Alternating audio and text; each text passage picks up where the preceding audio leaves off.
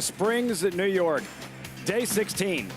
We honor a special horse today, supremely talented, part of a legendary rivalry, the great Alydar. Last year's winner is back, Art Collector, ready to defend his title, 7-5 morning line, Alydar favorite. Trained by Bill Mott, could be a big week for the Hall of Famer. 2 wins yesterday, Art Collector going today, and on Saturday, Mott will unleash this colt, Olympiad, on a collision course with Life is Good as the countdown continues to the Grade 1 Whitney. Listen to this, even the horses are excited. This is Saratoga Live, brought to you in part by America's Best Racing. For the love of the race, visit americasbestracing.net today.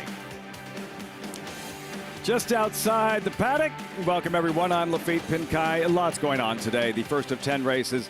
Just around the corner, we pre-apologize for all the reminiscing likely to take place. Not easily avoidable when you're talking about a racehorse as great as Alydar. The 10th running of the Alydar is the feature this afternoon, 8th race.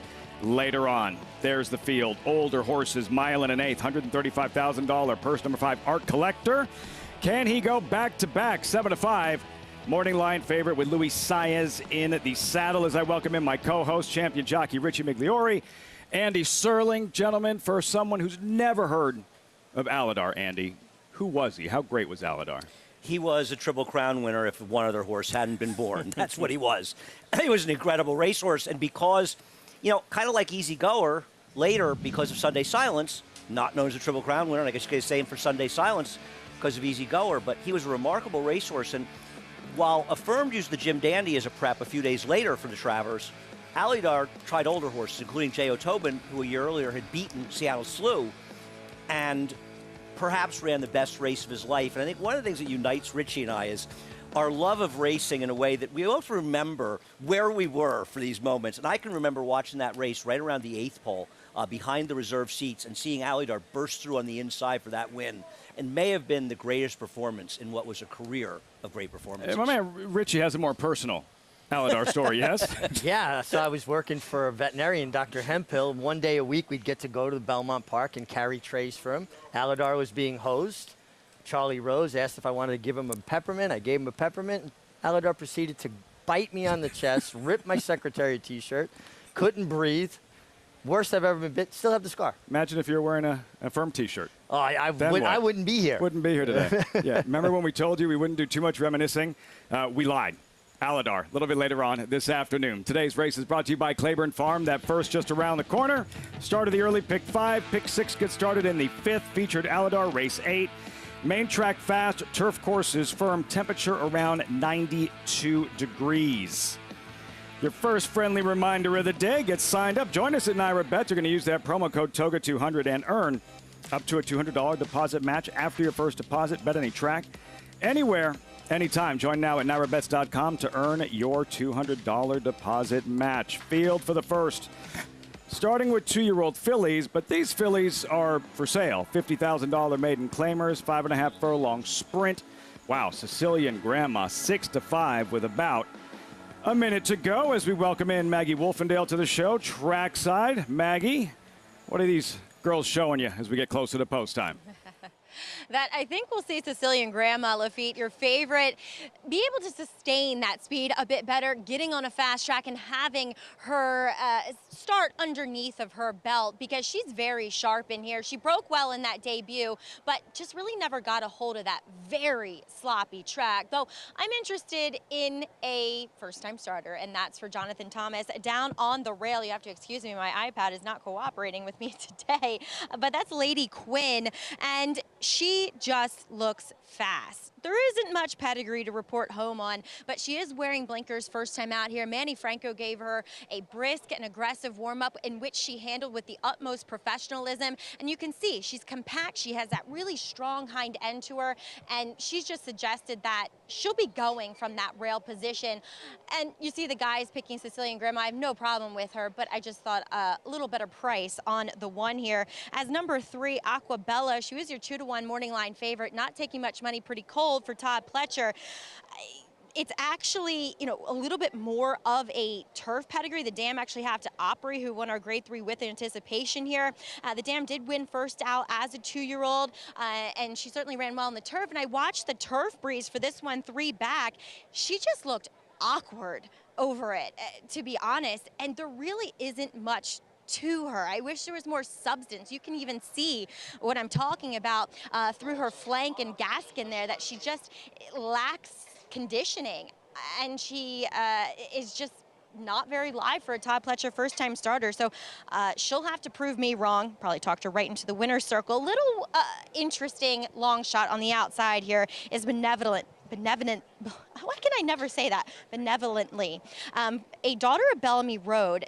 Not much in the first generation, but the Dam was have to diversify, who won our Grade 1 Whitney here, and he was by Bellamy Road. They debuted this filly on the turf, and she broke slow that day. Looked as though she was almost crossfiring, and that crossfiring means when a horse is on one lead with their front legs and a different lead in their back legs, and she was kind of switching back and forth between leads behind. So I'm wondering if getting on the dirt suits her. She's more bred for it. She looks more like a dirt horse, and she's very physically mature. And furthermore, she just looks so much fitter with that race under her belt. Look for her to fill out some exotics, Lafitte.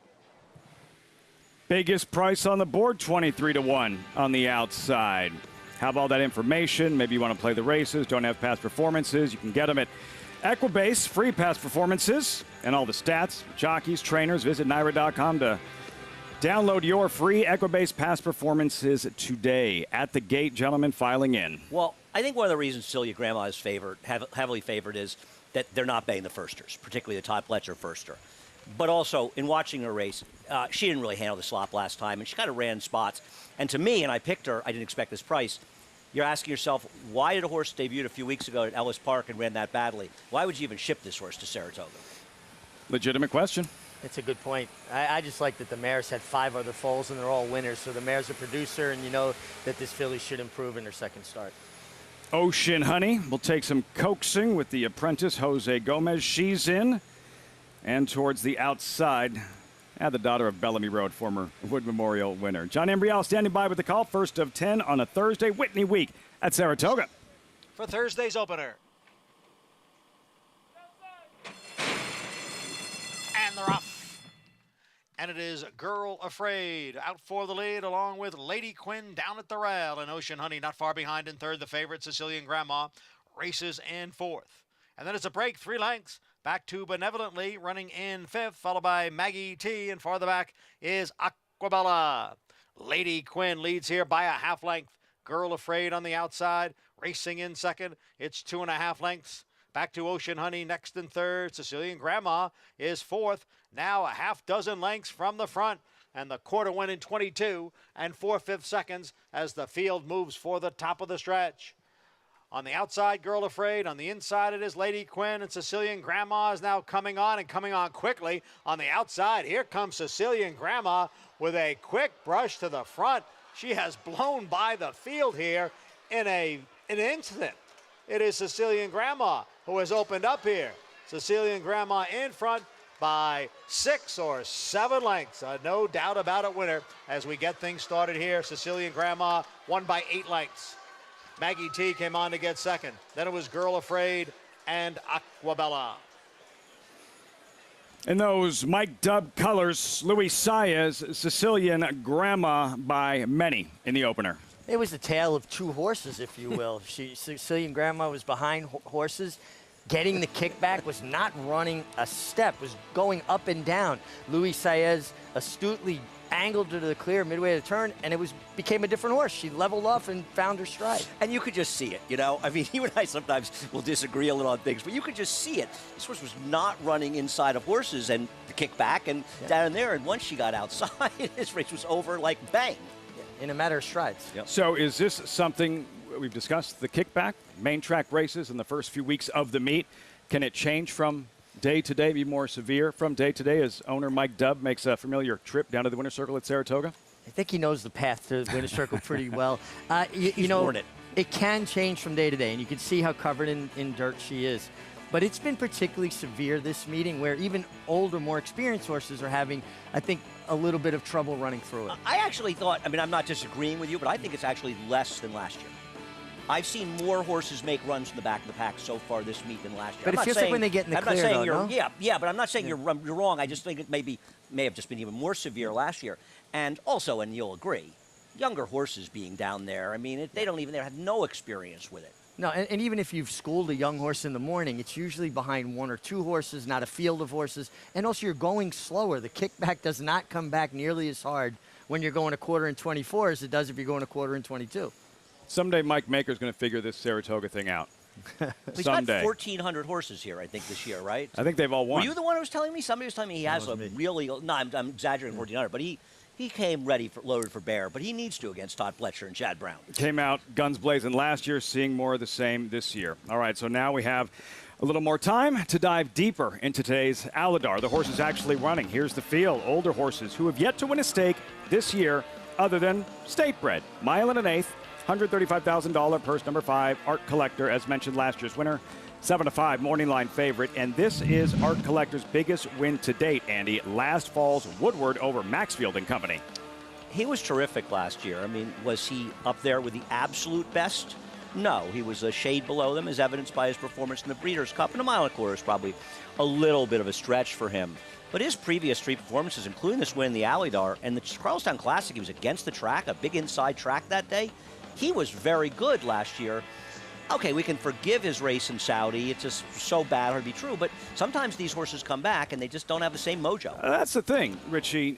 Struggled in the Saudi Cup, stuck in Saudi Arabia for weeks, travel complications, missed about 3 weeks training, hasn't raced since. So what are you expecting from Art Collector today? Well, it is a question he has to answer, but I do like the sharp blowout for him, 35 and change. I like that he's had fairly uninterrupted work tab since he's gotten back, and he's a Grade 1 winner, and he's eligible for this because he hasn't won a sweepstakes this year.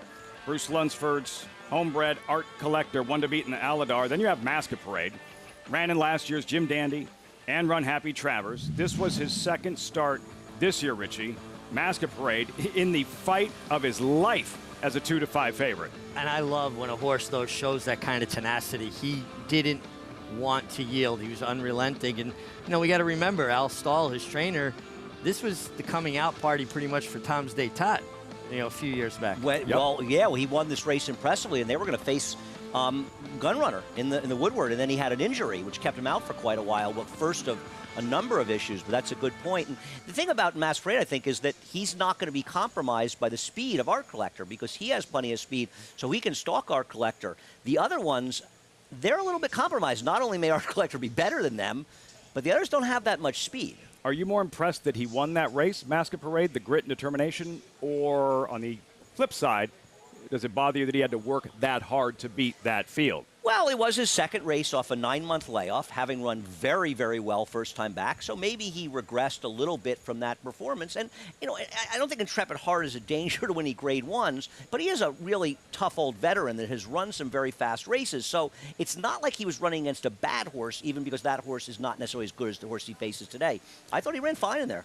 Alydar, race 8, post time around 5:05 Eastern as the water truck goes right behind us. Perfect timing. Sicilian Grandma into the winner's circle. Mike Maker, Luis Saez, Michael Dubb, Michael Caruso.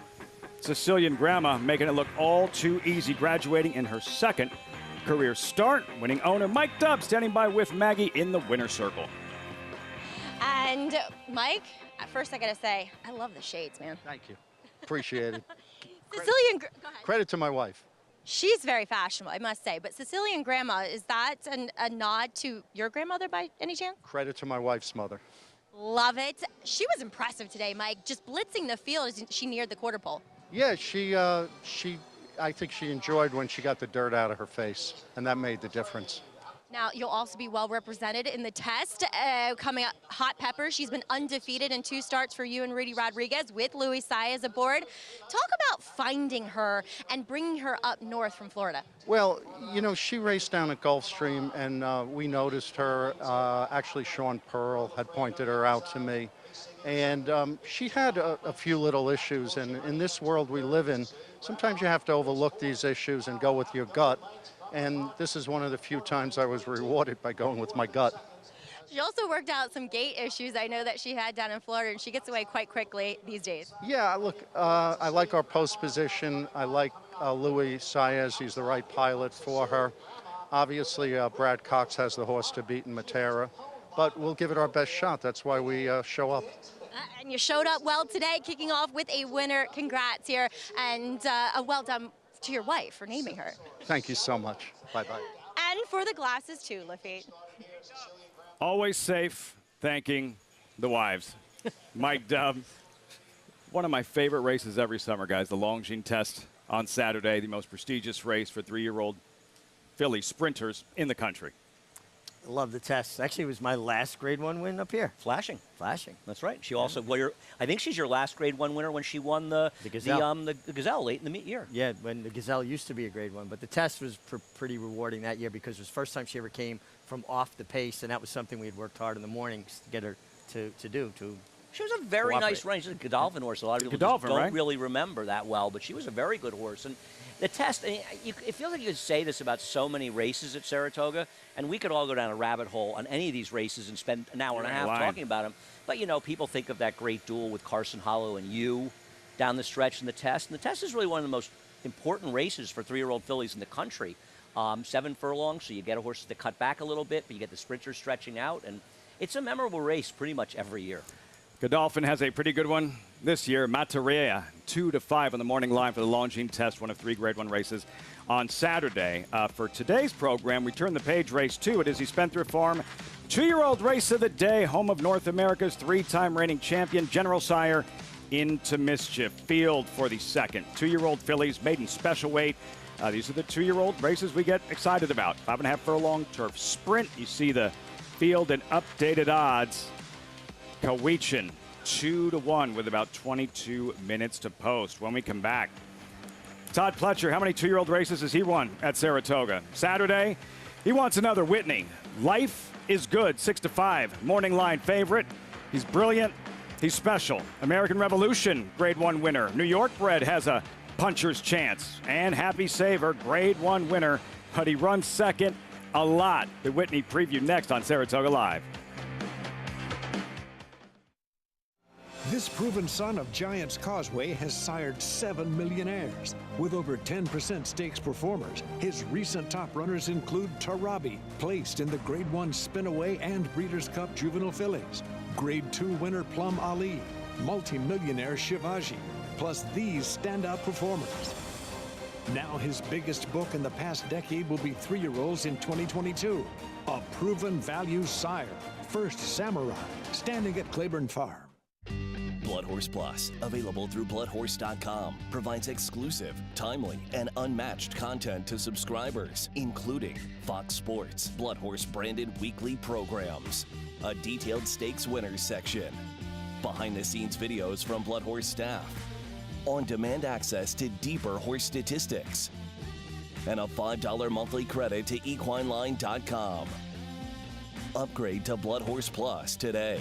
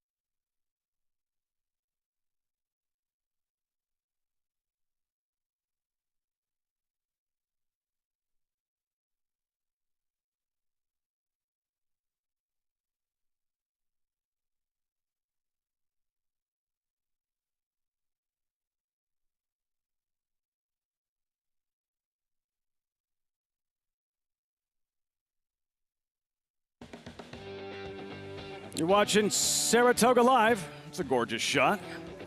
Spa feels like the spa on this Thursday afternoon, as always. Coverage brought to you in part by Claiborne Farm, 100 years, doing the usual, unusually well. The Whitney isn't quite that old, 94 years of history, so let's take you inside the numbers, by the numbers of the storied Whitney. Who was fastest?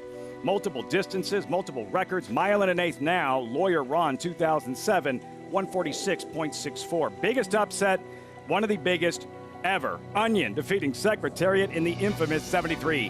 Whitney, most wins, a pair of three-time winners, Discovery in the 30s and Kelso in the 60s. Most wins by an owner, Green Tree Stable, six-time Whitney winning owner. Most by a jockey, pair of Hall of Famers with 5, Pat Day, Jerry Bailey, Bailey pictured with Medaglia d'Oro, 2003. Most by a trainer, John Gaver Sr., 5-time Whitney winning trainer. As mentioned, 6 ladies have won the Whitney. Silver Bullet, Lady Secret in 86. 2 years later, the Perfect Mare Personal Ensign in 88. Whitney winners in the Hall of Fame, that should surprise no one. 20 of them in racing's Hall of Fame. The Whitney, by the numbers, the history speaks for itself. Gentlemen, when you think of this race, we already touched on Alydar back in the 70s as a memorable Whitney. What other recent, somewhat recent Whitney comes to mind? Well, we have such love for commentator here, and a lot of people think of him winning a second one in 2008, but I thought his battle in 2005, and we actually talked about this yesterday, with Eventual Horse of the Year St. Liam, is one of the most incredible performances I've ever seen in this race, and even really any big race. No, Gary Stevens aboard here, basically milking every last ounce out of commentator. He set fast fractions, but he was game. St. Liam keeps running at him. He's stretching for the wire. It just felt like he wasn't going to let St. Liam by, though. Yeah, and a lot of people say, oh, he was able to control in the front end. He went 23, 46, 109. Let me tell you, the next time a horse does that in a mile and eighth race here and somebody says, oh, he was loafing along in the lead. Give me a break. Yeah, that's fast fractions for a mile and eighth here. Gary knew how to ride a speed horse. Gary Stevens going to work. Something special about a fast race horse who's just tenacious and won't let anybody. Like, you're not beating me today. I don't care who you are. St. Liam, Breeders' Cup Classic winner, Horse of the Year that same year. And he had every chance to get by him. I know that Rick Dutrow, his trainer, used 2 rabbits to be commentator in the Woodward, but he wasn't at a disadvantage in that race. He got beaten fair and square. 95th running of the Whitney on Saturday. For someone, this one will become their favorite. Fields run yesterday. Breeders' Cup Challenge event. Winning, you're in for the Breeders' Cup Classic. Grade 1, mile and an eighth, $1 million purse. Number 6, Life is Good, 6-5 morning line favorite. Let's meet the field, shall we? American Revolution, New York bred, Grade 1 cigar winner last December. Has the talent to be a contender, but he feels like, for the same connections as the favorite, entered as an insurance policy in a very possible scratch. Louis Saya's ride, seeking a first Whitney win. Number 2, Hot Rod Charlie, second in the Breeders' Cup Juvenile at 2, second in the Belmont at 3, second Dubai World Cup at 4. Hot Rod Charlie has 4 wins to his credit, but over $5 million in earnings. Was outgamed in the Salvatore Mile by Mind Control. First off the bench, coming back from a runner-up finish in Dubai World Cup. He's tough. He shows up. He seems to me like he's got to show he really wants it more at crunch time. Number 3, Zoomer. Like, hey, I was just claimed, and now I have to do what? I got to say, he's a big long shot for a reason, and he's a rank outsider. But his last race he got claimed out. It was a very good effort, but not necessarily good enough to compete with these. Onion did beat Secretariat in the Whitney. Suppose anything is possible. Number 4 is Olympiad. Second choice, razor sharp, winner of 5 straight. And undefeated since stretching around to 2 turns. He was good sprinting, but I think he was good sprinting just because he's talented. He found what he really wants to do, and that's go longer and around 2 turns, and he is very much the horse to beat. Bill Mott has never won the Whitney. Had the quadruple check that one. Surprising. Number 5, Happy Saver, 2020 Jockey Club Gold Cup winner, but not much since. Well, you can say he was second to Flightline in his resume, and he's a good horse. And he's the kind of horse, if things fall apart, maybe he picks up some pieces. I want Richie to expand on how he thinks Olympiad is the horse to beat. Well, Life is Good has to beat him. Number 6, Life is Good, insanely talented and training exceptionally well. A very good horse, a horse that has speed, is going to try to run them off the feet. He does things very easily. I'm going to go out on a limb and say I think the mile and eighth is the equalizer. I don't think that he's as good going a mile and eighth as he is going shorter. Oh, I think this is a fight for him. And this is a very competitive race. I don't disagree that Olympiad can win. I think Hot Rod Charlie has a real chance to win as well. I don't think any of us will be surprised when Life is Good just goes out front, runs fast fractions, much like Commentator did, and they can't catch him. But I also don't think we'll be surprised if it doesn't work out for him. This is going to be a great horse race. Don't you think you'd feel that much stronger about Life is Good? Not that there's any reason not to be confident, but if this was Gulfstream, all right, as opposed to Saratoga here, where it's just a much more fair racetrack. Well, I think Gulfstream certainly aided his cause, and he got a 1 1/8 there, and he ran fast fractions. And listen, he's training sensational. We showed his work several times yesterday, and I mean, he's a horse that has a great appetite for his training, his workouts. He's very fast. A 1 1/8 Saratoga is demanding.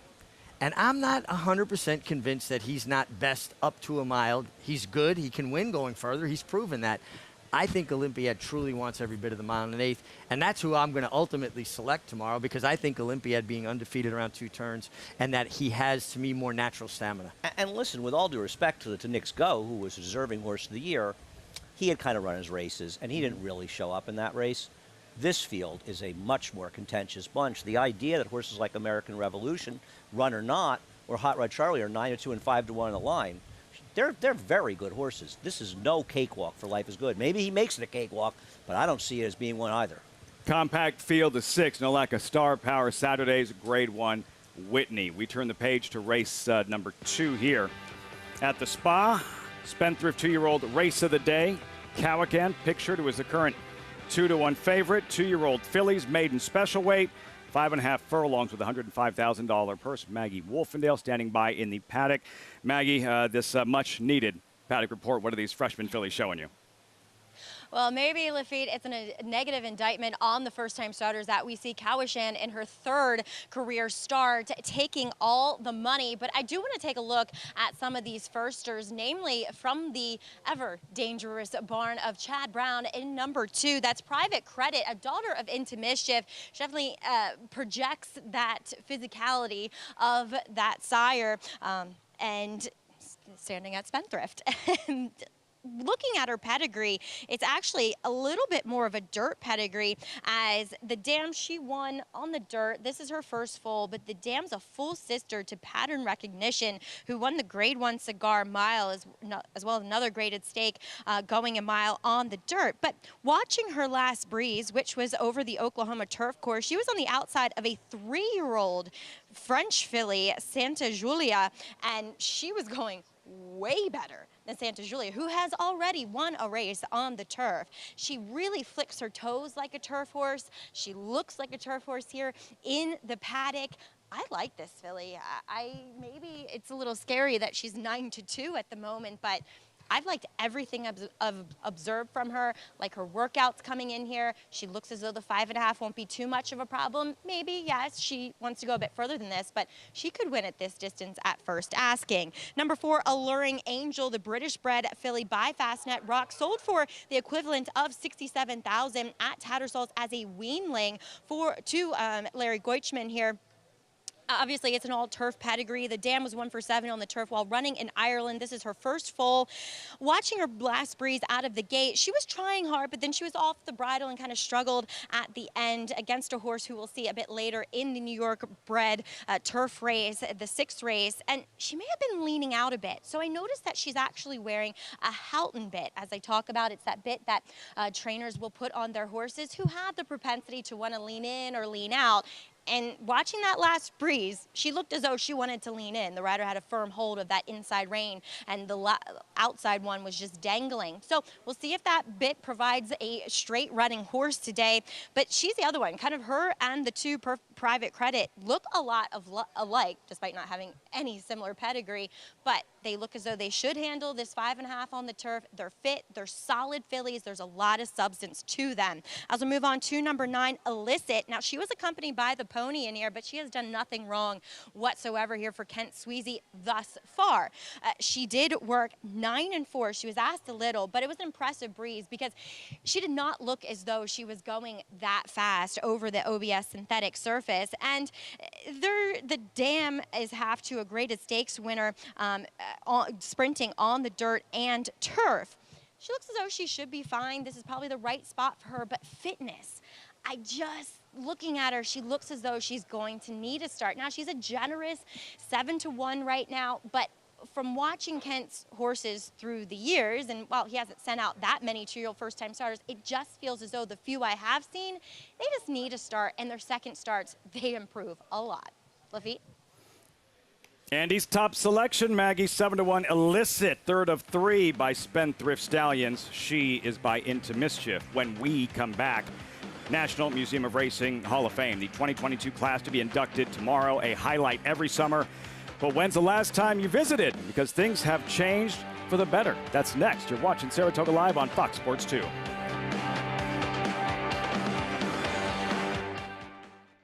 Introducing a stallion, as top class as they come. In 22 career starts, he won or placed in 12 graded stakes, competing in 15 grade ones, earning over $1.7 million.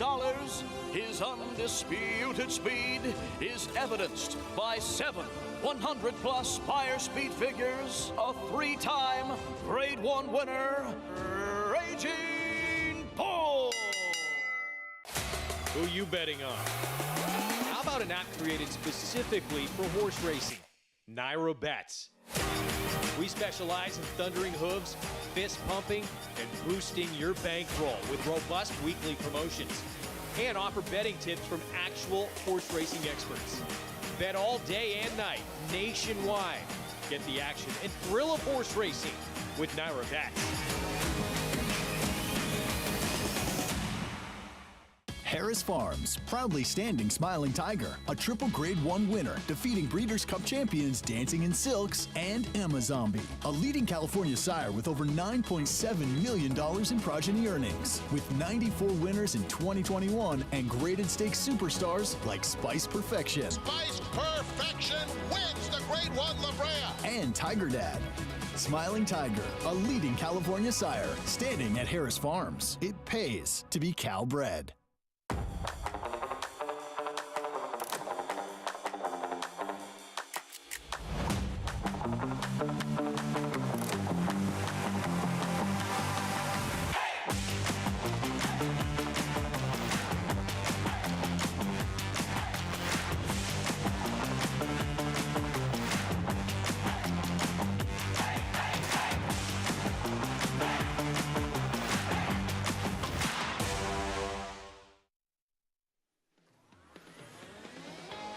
Welcome back to Saratoga Live. Congress Park. Very zen. Richie, go there Monday, Tuesday, get nice and centered. Prepare for another work week at Saratoga. I love Congress Park. It's just a jewel in the center of Saratoga, a little oasis. And been here in the winter. Actually, you've gone sledding in Congress Park. Sledded many, many times as a kid. Designed by the same person who designed Central Park in New York City. Goes hand in hand with your Naira Bets account. Bet any track, anywhere, anytime with Naira Bets. Get started at nairabets.com today. Riders up. Olmsted. I want to say that's the Olmsted is who designed. I think you're right. We're full of useless information today. And it's early. This is your top pick. There he is. You're going to tell our viewers why. Well, this in a horse, moment. Illicit, had a superb work, 9 4/5 the 2-year-old sale. Paid an awful lot of money for this horse. The dam was 2 for 3 on the turf for Christophe Clement. You can hear the viewers clamoring for the showdown. Play against your friends, fellow fans with the showdown. Free to enter handicapping contests following the New York Racing on our program. Place your picks now. Watch your name climb the leaderboard to earn real prizes. Get started at nairabets.com/showdown. Spendthrift 2-year-old race of the day.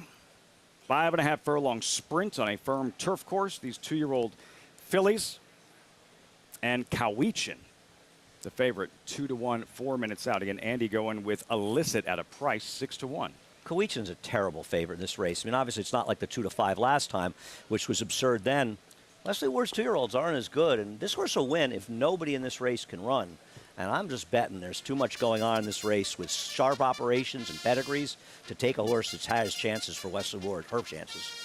Call to post. Wesley Ward will have Golden Pal rolling tomorrow in the Troy Post Parade. And there's a look at Peota Sisters, 10-1 drawn inside with Flavian Pratt. Yeah, Pilatus Sisters named for part owner Jim Pilatus, a family connection. This horse, not really a big turf pedigree.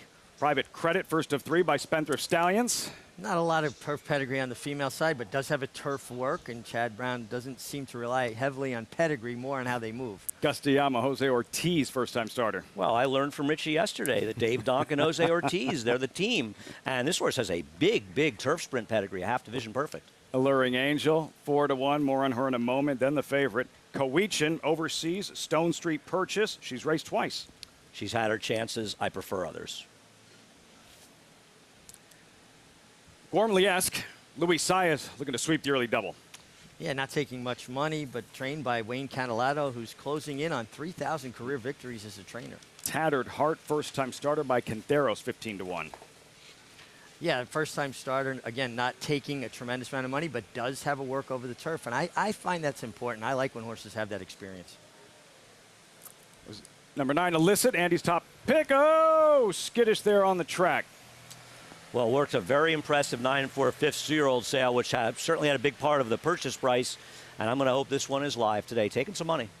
Factor this wants to go back to the paddock, got her turned around, draws in off the also eligible list. Yeah, now she has not had a chance in the turf yet, and the Factor, the sire, has been a decent enough turf sire, but there really isn't much turf on the dam side. A Minnesota bred. Minnesota bred, yeah. Eventful post parade. These 2-year-old fillies, not surprising. Also want to remind you that you can take home your share of $10,000 today when you play with Naira Bets. Hit the late pick 5 at Saratoga, and you win a share of $10,000. This bonus is available to new and existing players. All you have to do is opt in at NairaBets.com. 10K hit and split. 2-year-old fillies warming up. There's Alluring Angel, English filly, first-time starter. Arad Ortiz aboard, Richie. Winstar jockey standings. Ortiz seeking a 4th Saratoga riding title and trying to create some separation from the pack. Yeah, and a deep, very talented pack it is. Joel Rosario, Luis Saez. Nobody's going away quietly. And Saratoga's not a sprint anymore. It's a marathon, 40 days. But Irad's got a lot of live horses to ride. And I think Alluring Angel's got a look. I like the way she warmed up. I'm going to ultimately pick her for the way she warmed up. And I like the fact that Lafitte, she had these 2 turf workouts, showed Jorge Abreu what he needed to see, then had her gate work done on the dirt. I think she's very interesting and taking some money. Arad Ortiz, not messing around. Friday, Saturday, 22 races at Saratoga, riding in 19 of them. The favorite, Cowichan, Andy, Stone Street filly, $485,000 purchase. She does have the experience we touched on. And this was her second start, Cowichan. Late June, Belmont is a 2-5 favorite. She's hemmed in throughout, and this just kind of stays there. Yeah, I don't really ever feel like she had that much run. And I think if Joel had more speed, he would have been in front. And yeah, she's down the inside, and it's probably not the most comfortable spot. But when is she moving forward? And I just feel as though we get to Saratoga, you're probably going to see more and more better 2-year-olds up here. And Wesley Ward's horses usually get it done early, and he does not have the 2-year-old crop that he has had in prior years. World-class connections. I wonder with the blinkers off if we're not going to see Joel Rosario ride her a bit differently, get her to relax more, maybe take her back and come with that one late run that he likes to produce. Try something different. Something different. Yeah. She's been laying up close, and even though she had a bit of trouble, she didn't have a tremendous amount of run. I think that maybe turning her style around a bit could change things for her. 2-1 favorite, Cowichan, crossing over to the turf course momentarily. Maggie, what about the filly who draws in from the outside, number 11? Factor that. Yeah, also a filly, Lafitte, that has experience, has 2 races, much like your favorite, but she's not as exposed. Her races have come either on the good dirt surface last time in an off-the-turf race or the synthetic, and I wrote in that off-the-turf race, definitely more turf. So she gets it here. Now, I don't love the way she's acting, but on the flip side, because she kind of seems a little bit nervous, but On the flip side of that, she is a filly that has shown speed in her first 2 efforts, and that's kind of what you expect from a speed-type horse, for them to be, you know, just a ball of energy, and that's what she is. And despite coming back here on relatively short rest, she has held her conditioning really well. She's a big, mature girl, and I think this is the right spot for her. Now, let's take a look at Dave Donk's charge in here, Gustiamo, as she is, the guys were saying, has a lot of turf pedigree, especially on the bottom side, and being by Claiborne Stallion Blame, it's kind of, as far as distance is concerned, it could go either way. I mean, Vision Perfect, he ran well as a 2-year-old going long. More of his accomplishments later in life came sprinting. She's small, she's handy, this is fine for her to debut in. She comes in here really fit, and that's the one thing I've noticed about Dave Donk's 2-year-olds this year, is that they have been more defined, and it just seems as though he has put more miles into them than maybe what he has in some previous years, and we're seeing a lot of success for him across the board in whatever race he's running in. So she's a bit interesting here at 10-1, Lafitte, given that pedigree and given the fact she looks ready. Gustiamo, Maggie. David Donk, Richie, Jets, Jets.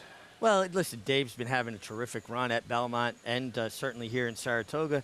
And of his last 11 wins, Jose Ortiz rode 7 of them, Johnny Velasquez rode 3 of them, and Luis Cardenas rode 1 of them. So the fact that he's reaching out for Jose Ortiz elevates this horse in my eyes. It's always done. When they reach out for the top jockeys, it always elevates them. Yeah, for but me. he came with the data today to support the theory. Yeah, the data may be recent. I look at a long series. But regardless, this horse is a half division perfect, who is an exceptional turf sprinter, and there's a lot of pedigree there. There's pedigree on this horse. There's pedigree for the 9. I'm going to focus on those 2. I'm live. I used 2, 3, 9 to pick 5, and hoping one of them gets there. But I like the 9. I'm live in the double with this one. Illicit. That eye-opening breeze in April. $525,000 purchase. Kendrick Carmouche aboard. Andy's top selection, 6-1. Richie going with Alluring Angel. All set for the Spendthrift 2-year-old race of the day. Johnny I standing by. It's post time.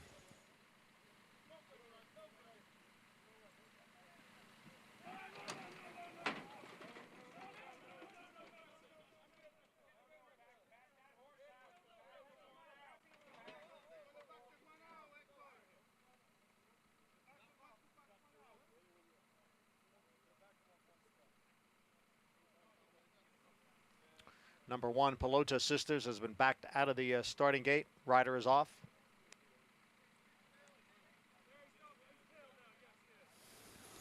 Rider off, Pelota Sisters here. Flavian Pratt, there he is. Not unexpected. First-time starters, 2-year-old fillies doing this in the afternoon for the first time. Yeah, she acted up, reared up. She was taken out of the starting gate, examined by the track veterinarian, deemed okay. She'll be loaded back up, and you're prepared to go in a hurry. And what's key, everyone else remains calm. We'll try it again. Take 2. John Embriel standing by. And they're off. And going out for the lead is Illicit. And down on the inside is Private Credit, who's running in. Second Factor, that's on the outside in 3rd. Followed by Gormley-esque next in 4th. And Coichin, the favorite, is sitting in 5th. A little more than 5 lengths from the front. Down on the inside is Pelota Sisters in 6th. Alongside is Tattered Heart in 7th. At the back of the pack are Alluring Angel and a tough-to-handle Gustiamo.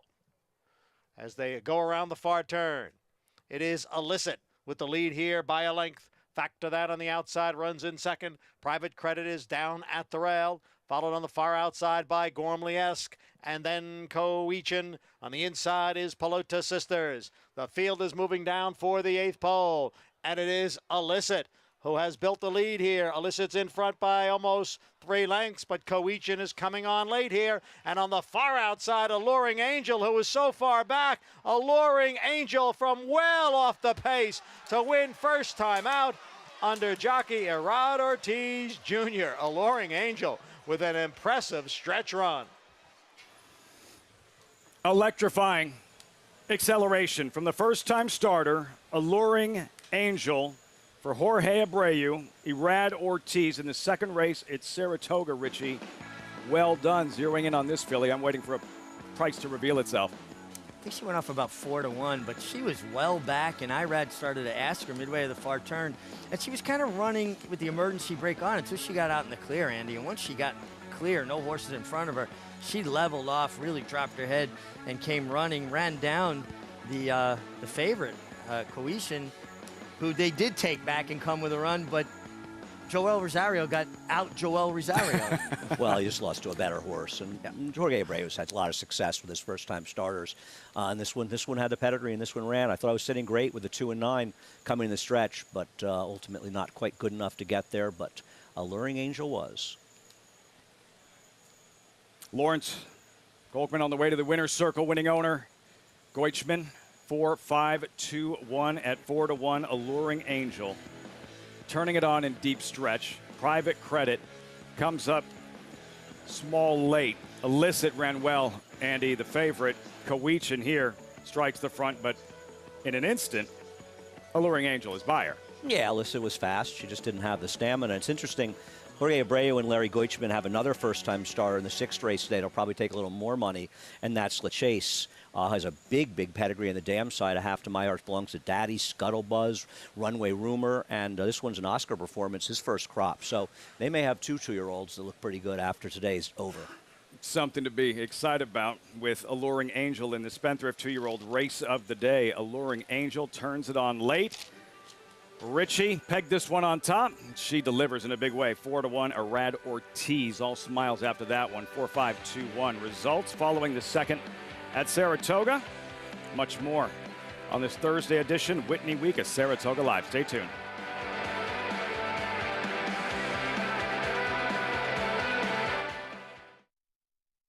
Every breeder hopes to leave a lasting genetic legacy. It's one of the few true paths to immortality. The importance, permanence, and legacy of Alapa is best understood by the influence of Prince Palatine. To put Prince Palatine's significance and that of the farm into a proper perspective, every stallion at Alapa traces their parentage back to Prince Palatine, Hill and Dale at Alapa, where the obscure becomes obvious.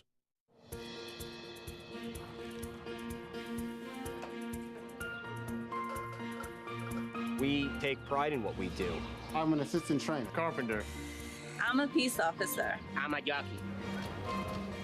I'm a gardener. I'm a groom. I love what I do. We are New York Racing. New York Racing helps support my small business. It's extremely important to the New York economy. This is like a big family. We are New York Horse Racing.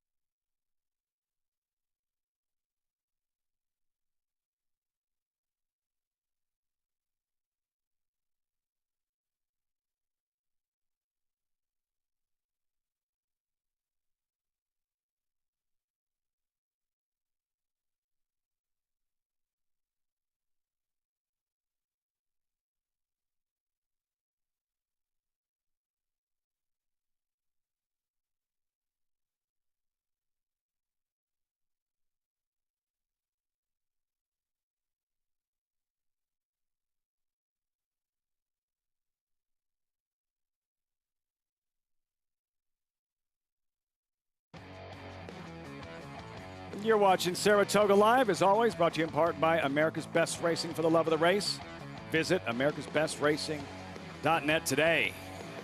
National Museum of Racing and Hall of Fame be packed tomorrow. 2022 class ready to be inducted. Meantime, Alluring Angel the English filly in her U.S. debut, electrifying in the stretch. What a turn of foot. When she got out in the clear, she really lowered her head, dropped, and sprinted home. I think this is going to come up a pretty good race, though. I mean, the filly you liked, Illicit, showed very high speed, and she can improve off a race like that, Andy. I don't know. I wonder how much stamina she really has. You feel like a horse like Illicit today was the day she's supposed to get it done. We'll see. They can always improve. I'm not coming back with it.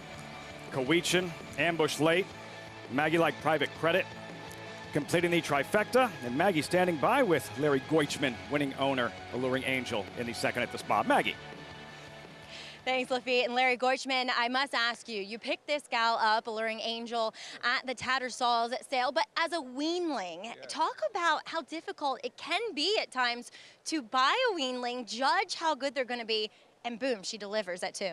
Yeah, it was quite a challenge, but I was stuck indoors. You have to remember, this was in the height of COVID, so I had nothing else to do.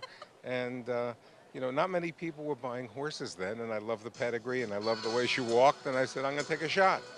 And here she is. I mean, it's incredible, too, and you have a breeding operation, and we often see you keep your fillies. Did you buy her, too, with the thought of adding to your broodmare band? Absolutely, absolutely. Wonderful pedigree. You can't get better sire, broodmare sire, than Fastnet Rock. He's a champion horse, champion sprinter. Gotta love it.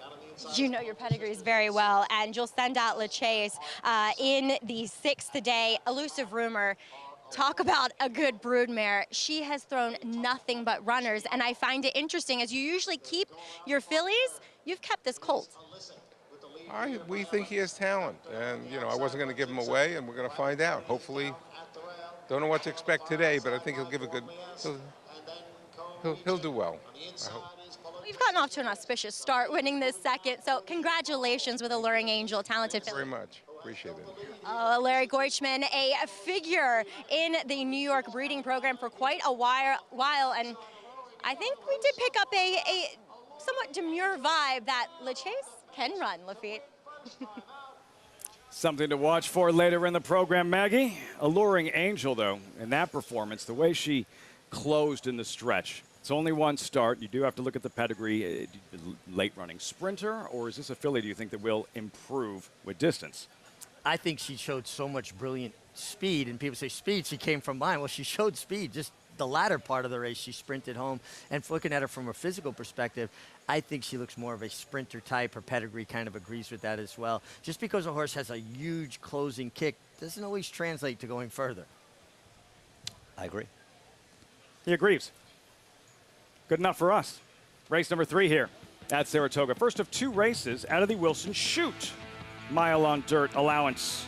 And while the current favorite is Boston Post Road at the bottom, you take a look at number 4, Mille Foy, who is trained by Hall of Famer Bill Mott. More on the Hall of Fame in just a moment. But this weekend stakes schedule for the Whitney, 11 total stakes races. Tomorrow, a pair of graded events. Hall of Fame, Troy on Saturday, 3 grade 1 races, Whitney Longines Test and the Caesars Saratoga Derby. 3 graded stakes races to make it on Sunday. Sensational week of thoroughbred racing at Saratoga. What else is new? And there are so many different layers that make Saratoga what it is. The fact that the National Museum of Racing and Hall of Fame is like literally right across the street. And maybe you have been there before, but if you haven't visited lately, chances are it's changed quite a bit since then.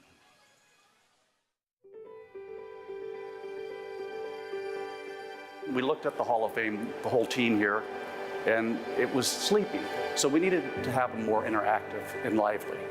And our goal was to be the best sports Hall of Fame in the country. And we sought out the best people to help us achieve that goal. Well, it's a race day gallery. This is kind of get the people ready for the main event, which is the track and the races. And so this gets the excitement built up before they go in and see the film. So you can explore the different tracks that were in existence and still are in existence.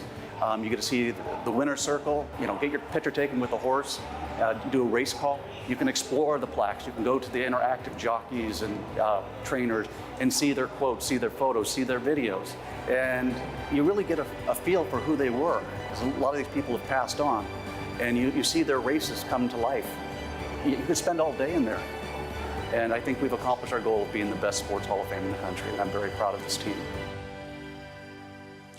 It's a great way to understand why we get so excited about races like the Whitney around here at Saratoga. For a racing fan, that's a must experience, the Racing Hall of Fame across the street. That's fantastic. You feel the history as you walk in the doors, and now that they've made it so interactive, and you can click on a screen and watch horses, compete. And I think about that Forgo Arby's Boy, Foolish Pleasure. Was it the Suburban or the Brooklyn? Lord Ribot. Lord not Ribot. Arby's Boy. That's right, Lord Ribot, right? But it was, the Suburban. Yeah, at Suburban Aqueduct, yeah. in July with that huge crowd there. It's actually available on YouTube, that race.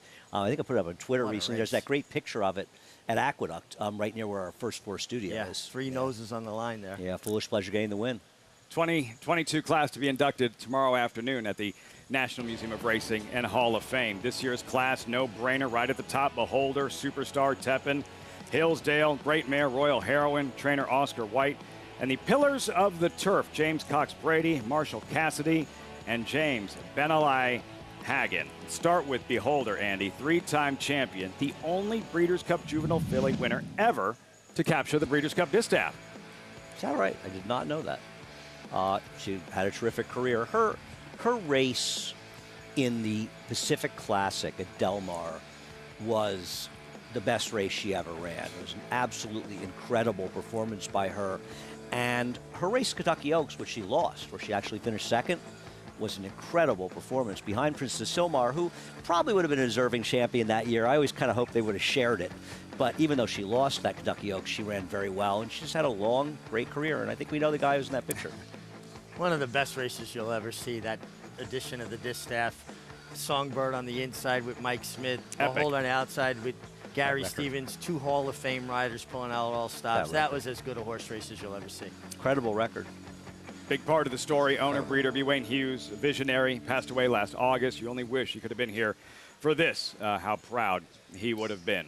And Tepin, Richie, six-time Grade 1 winning mare, including that Queen Anne hit Royal Ascot, and such a popular mare. This victory, sensational in the 2015 Breeders' Cup Mile over the boys at Keeneland. She was just so good. She put herself in the right spot. She didn't need any particular kind of ground. She could handle it hard. She could handle it with cut. She just showed up. She didn't find excuses. She found ways to win, and she was brilliant. She did relish this course, particularly that day at Keeneland. But she had a tremendous career. And, when she went over to Ascot, as opposed to so many people that go over there with horses that really can't win and they're sort of happy when they run sixth, she had accomplished everything. She didn't have anything left to accomplish, and going over there, and she was incredible that she went over there and won. And she's probably good she went over, because I remember Adjusted Game was won that year by a Bill Mott horse by 7 lengths. I'm not sure even Tepin could have beaten her that day. So they made all the right moves with her. Such a popular mare, must-see every time she raced. That Breeders' Cup Mile went off the charts good, owned by Pat Masterson, trained by Mark Cassie, Julien Leperoux aboard for all 6 Grade 1 wins. A salute to the Hall of Fame class of 2022. As for the Hall of Fame stakes tomorrow afternoon, 3-year-olds running a mile on grass. Take a look at the field. Morning line, number 3, Wit, turf debut. Number 5, Stolen Base, American turf winner. Number 9, Tis the Bomb, with Tepin's jockey Julien Leperoux. Tepid, morning line favorite, Andy. His last win, Jeff Ruby Stakes at Turfway, when he blasted a field that included eventual Derby winner Rich Strike. It's hard to know exactly who he is, because his, third place finish in the Breeders' Cup Juvenile last year? Second. Third, second. I think he was second, he got too. paid. Yeah, he was he got paid if he bet him. Yeah. Right, I'm sorry. Finished was second. a result of the race collapsing in the late stages. Not that it was a bad effort. He got about as ridiculous a trip in the Belmont Derby as any horse could get, and they're not going to run him back in the Caesar Saratoga Derby. They're going to run him here. He's tough. I think he might be the horse to beat. I'm very interested in Sugar McGay's horse, though, breaking right inside of him. It's a good race. It's a very good race. Richie, some big efforts on grass, as Andy alluded to. The Grade 2 Bourbon win, the runner-up effort in the Breeders' Cup Juvenile Turf. What are you expecting from him tomorrow afternoon? Well, I agree with Andy. He just had a no-chance trip last time. So hopefully he gets himself in a better spot and gets, I think, a little bit more of a legitimate kind of pace and trip to take advantage of. He's talented. I think you can put a line through.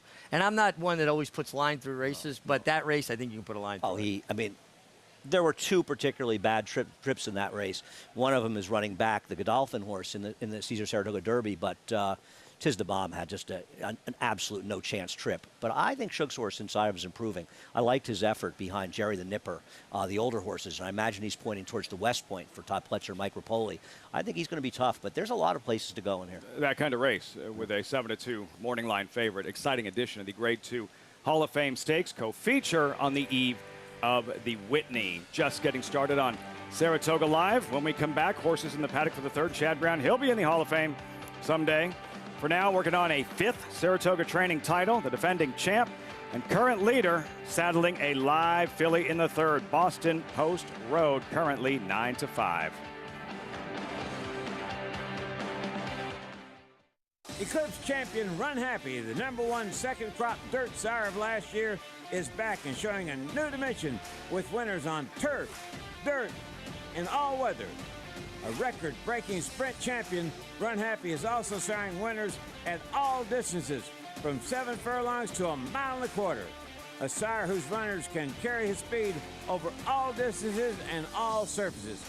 Run Happy, price for value, and standing strong at Claiborne Farm.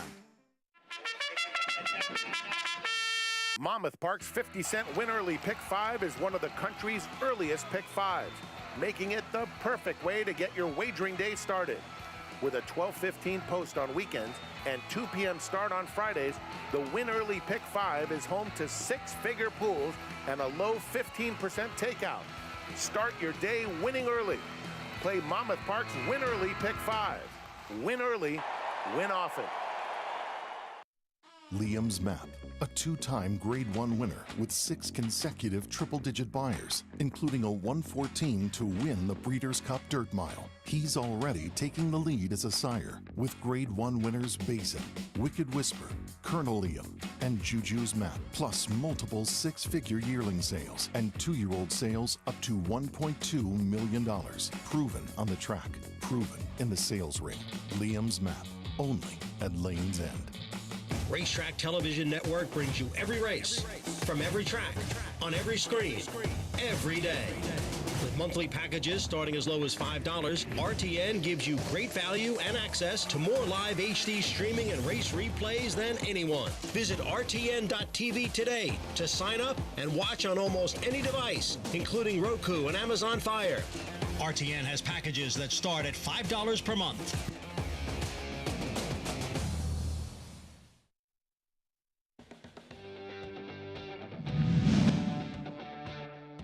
And here's Domestic Spending on the outside, along with Colonel Liam. So it's wide open here. It is Domestic Spending. Domestic Spending has the lead in deep stretch. Late run on the outside from Gufo. Domestic Spending held on. Wild finish, 2020 Saratoga Derby. Andy, Domestic Spending holding off a swerving Gufo at the wire. And he was such a terrific horse, Domestic Spending. He is back galloping, I believe, and hopefully going to make a comeback. But good to hear. Unfortunately, scratched the next year as one of the potential favorites in the Breeders' Cup Turf, but a tremendous horse who just had some scintillating performances in his 4-year-old year. In 3 runnings of the Saratoga Derby, the favorite has yet to hit the board. Something to keep in mind. Caesars Saratoga Derby. It is the America's Best Racing's race of the week. Field for the 4th running on Saturday. 2nd leg of the Turf Triple Series. 7 are back from the Belmont Derby, including the winner, number 9, Classic Causeway.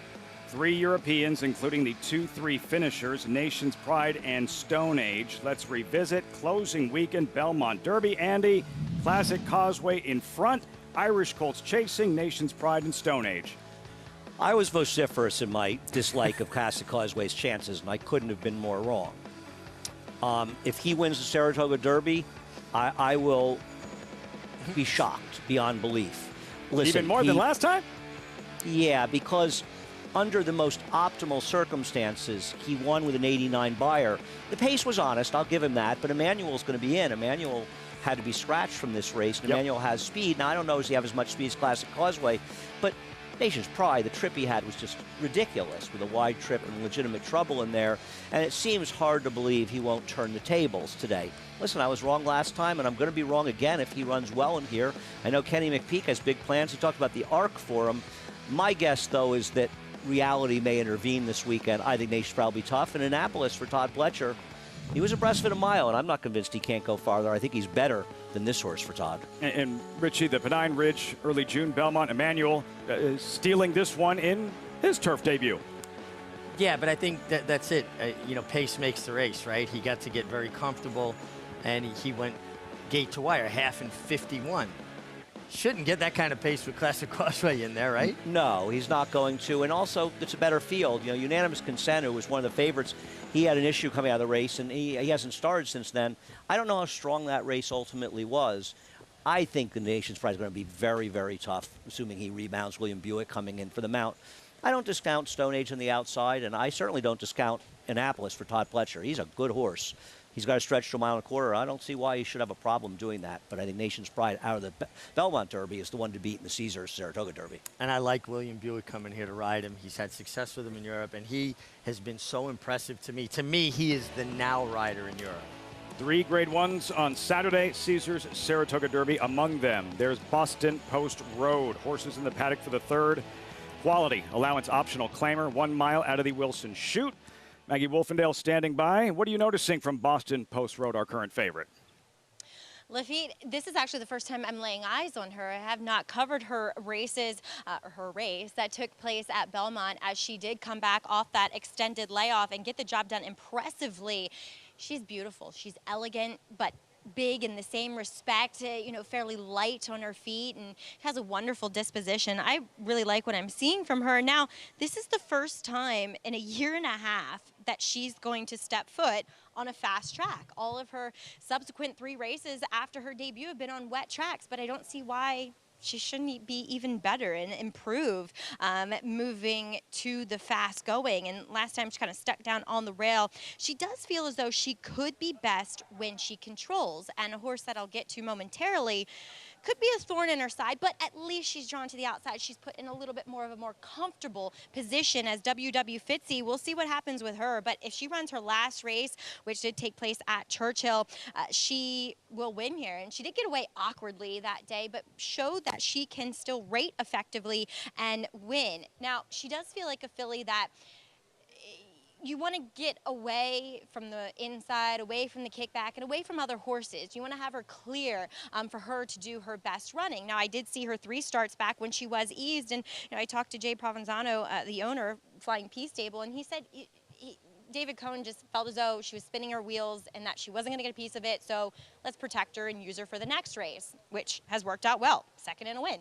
And she comes in here, and relative to that day, 3 starts back, she actually looks more fit, defined, and so despite coming off a little bit of a freshening here of nearly 2 months, she looks ready to go for Robertino Diodoro as a horse I was saying that is likely to play out as the speed is number 3, Played Hard. We saw her last year as a 3-year-old, and she broke her maiden quite nicely, tested her hand in a respectable field in the Grade 1 Alabama subsequently after that. But she's always one that didn't necessarily carry her weight, but she's kind of framed that way. She's a very tall, leggy, spindly type of filly, but if anything, she has put on a bit of conditioning. Now, the front wraps do go back on for this 3rd start off the bench. A lot of times, you know, Churchill, it's not quite as of a deep track, so I think that's probably why they were off and they're back on here, because this is a bit of a deeper track that will lead to a horse often maybe running down a bit. They get that more of that abrasion on their fetlocks, but I like what I'm seeing from her. And Lafitte, it's interesting. While at Belmont and Aqueduct we run out of a chute going a mile, I feel as though speed might be okay here because they don't have to run as fast, because you still have to make a bit of a turn and slowing down into that kind of dog leg that you make out of this Wilson Chute. Sounds good for Played Hard, Maggie. And quickly, let's circle back to her most recent, Andy, late June Churchill.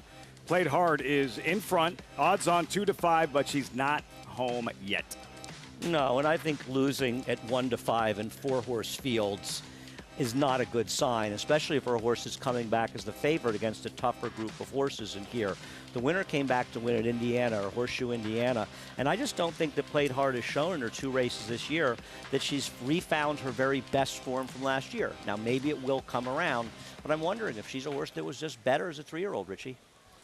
It's a very good question. Maybe she didn't make the step, but I also wondered, Lafitte, she did win off the bench, ran hard that day, and I don't think that they did her any favors by going so slow on the lead last time. It just kept everybody in the race Let her rip. Use it. But there's other speed in here, and I prefer WW Fitzy. I think if she shows up with her good race, she's the horse to beat. WW Fitzy, Andy's top selection. You'll see her in a moment. There's Flash and Dynamite, 7-year-old mare, Florida bred, 13-time winner. Yeah, but she's up against it. She's got to run her very best race to have a chance to get any kind of piece here. WW Fitzy, Illinois bred, arrives off a win at Churchill. Yeah, an 11-time winner and a 6-year-old mare that's hickory and tries hard every time. Played hard, late on the scene.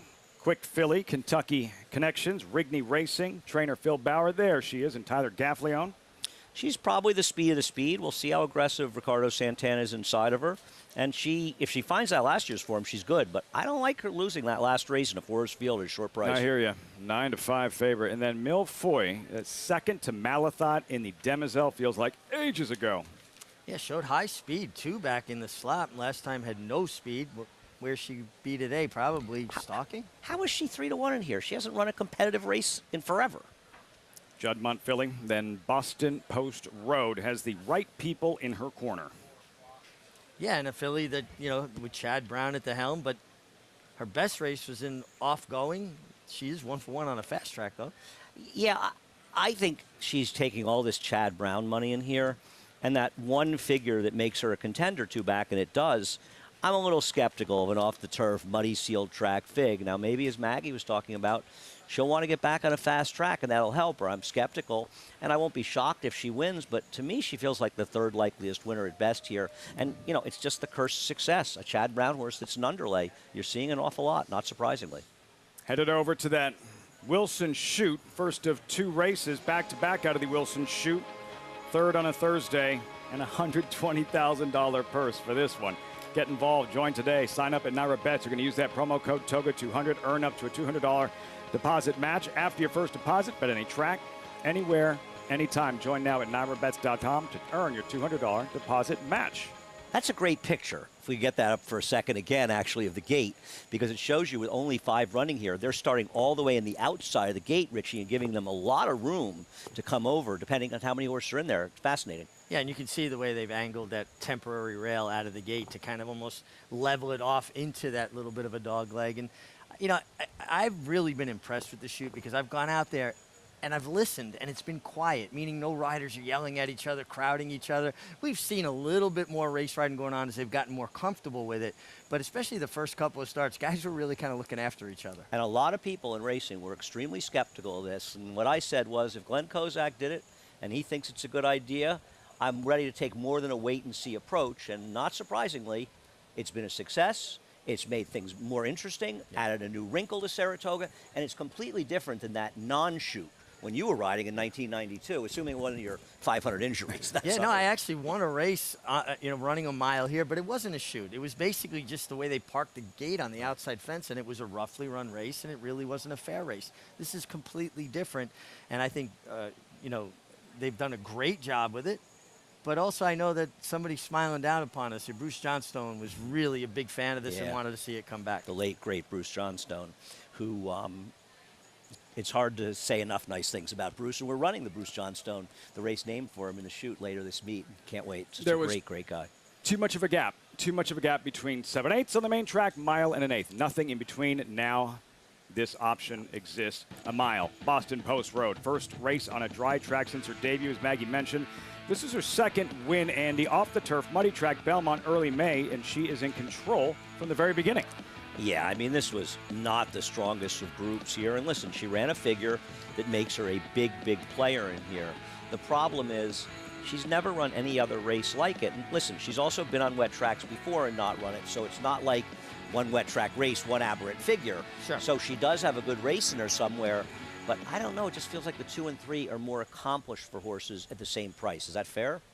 I think it's very fair, but I will tell you, the more I watch her warm up, the more she's making. I mean, and it's a Chad Brown horse, so you expect her to look tremendous. Well, Chad Brown makes me look foolish sometimes in these things, saying he's overbet, because there's so many categories he has where he has a positive ROI. You have to ask yourself, is he really overbet at the end of the day? Chad Brown atop the standings, day 16 of 40. Usual suspects, Todd Pletcher, Christophe Clement, Mike Maker already with a win today. Brown in search of a 5th Saratoga training title. Maggie, we're still looking at Boston Post Road. What have you noticed from her as she continues to warm up for this third race?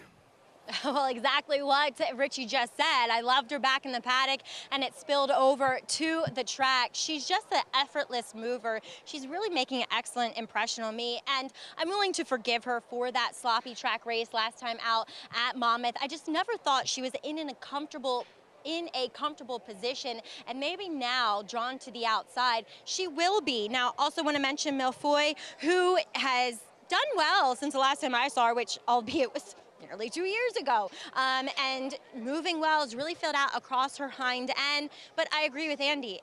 Her last race is a little tough to forgive, although she got away slowly and chased from the outside, whereas the winner was an upset victor and set the pace, where the pace just kind of held together. So maybe you could use that as a slight excuse. And you guys mentioning Bruce Johnstone, this race named for the affable Eddie Brown, who was an assistant clerk of scales for many, many years, guys. Just a great guy, Eddie Brown, you know, wonderful person, a lifelong racetracker. What a personality, what a character. I'm so missed. Really a gentleman. I was fortunate enough to do a podcast with him a few years ago. It's available if you go to NYRA.com to our Across the Board podcast, but you obviously spent years and years with him. At the gate for the third, first of two from the Wilson Chute. John Embrial with the call. Race 3 live from Saratoga. And they're off. From the inside, Flash and Dynamite and WW Fitzy played hard, was away well, up the Wilson Chute and rounding the far turn. Around the clubhouse turn, that is, with Played Hard, the leader here. WW Fitzy now moves up, and WW Fitzy is the leader. Played Hard is running in second. Boston Post Road is next in third. Then Flash and Dynamite in fourth, and Millefoy is the trailer in fifth. The opening quarter was run in 24 and 3/5 seconds as the field races midway up the backstretch. WW Fitzy by a half length. Played Hard on the outside is second by 2, with Boston Post Road racing in third, about 4.5 lengths off the lead. Down at the rail is Flash and Dynamite, and alongside is Millefoy with a half mile to the finish now. And the leader is WW Fitzy. Played Hard in second, the half in 48 and 1/5 seconds. It is WW Fitzy by 3 parts of a length. Played Hard on the outside in second. Boston Post Road moves up on the outside from third. Then Millefoy and Flash and Dynamite. They're coming for the quarter pole now. And it's 3 of them across. In between horses, Played Hard. Boston Post Road on the outside. And WW Fitzy down at the rail. Past the 3/16 pole. And here is Boston Post Road now to take over the lead. Played Hard continues to battle hard on the inside. It is Played Hard and Boston Post Road. And the two of them are in a heated battle here as they come on for the finish. It's Played Hard and Boston Post Road on the outside. It's a head bob. Very tight. Played Hard, Boston Post Road, noses apart on the wire. I don't know. Bang, bang, finish in the third. Saratoga, Played Hard, Boston Post Road hitting the wire simultaneously with heads bobbing. Boston Post Road cruised up on the outside, Played Hard, fought back desperately on the inside, and its noses up and down on the wire. It depends who gets the bob. It sets the bob. There's the bob of the 6, bob of the 6, bob of the 6, bob of the 2. Head bob, all the top beat. Yeah. Game performance, though, by the number 2 in this race. Played Hard. She came and she played hard in there, and that's a big improvement for her in her third start this year. But Boston Post Road ran much better than I expected her to. She ran a winning race, just couldn't get by the game number 3, but played hard. She had played hard, Richie, and Played Hard just kept digging, and in the end would not be denied. 3-6-2-4, Played Hard by that much over Boston Post Road, two of the best young riders in the game, slugging it out. Tyler Gaffleone along the inside, Flavian Pratt on the outside, and that's just heartbreaking when if you've got the outside horse or you're on the outside horse, just to lose all of that last bob. We've all been on both sides of those kind of photos. It never feels good. But they both ran very well. Played Hard really, she was gutsy in here. This is a very good race by her. WW Fitzy, obviously, she did run a race today. In third, WW Fitzy, 3-6-2-4. Another look here, Richie. Boston Post Road. And you were saying something about the confidence with Flavian Pratt. aboard Boston Post Road, something he did as an indication that I have a lot of horse left. Well, he was cruising up to the leaders, and then he slowly, calmly pulled his top pair of goggles down, almost like a rider needs something to do when they got a lot of horse. And I got to be honest with you, I wonder if Boston Post Road didn't get there early and easily enough where she almost got to wandering a little bit. I'm not discounting what Play Hard did and how hard she fought, but I thought the other filly maybe kind of, said, well, where's my company? And run with this horse. I don't know. It's a very, very tight photo. Gaffleone on the inside, played hard, digs in, fights back by a nose, denies Boston Post Road. Whitney Racing, Phil Bauer, Kentucky Shipper to the winner's circle. Tyler Gaffleone played hard, 3-6, 2-4. Phil Bauer fired up, big hug, and that much more exciting when it comes down to that kind of finish. The difference between winning and losing is just that much. Played hard in the third at Saratoga. And when we come back, Mary Lou Whitney, the Grand Dame of Saratoga, a title well-deserved. 4 minutes isn't nearly enough to encapsulate everything she did in this town for this sport, but we're going to try. Her story is next.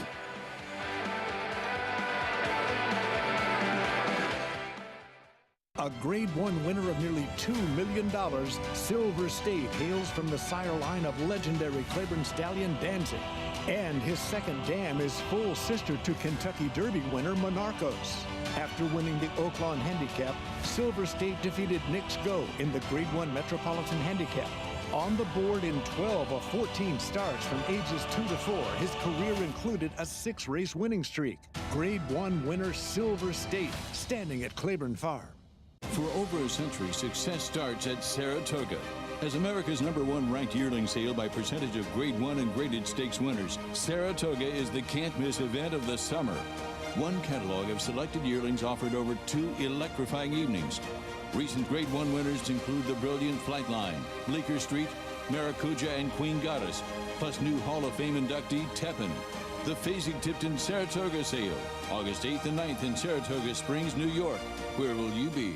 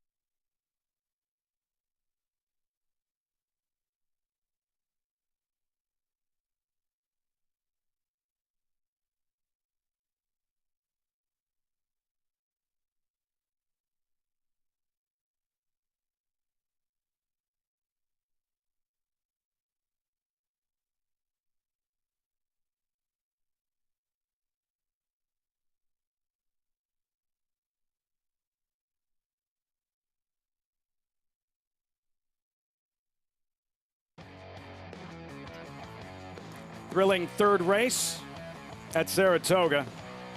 Boston Post Road outside, played hard by that much.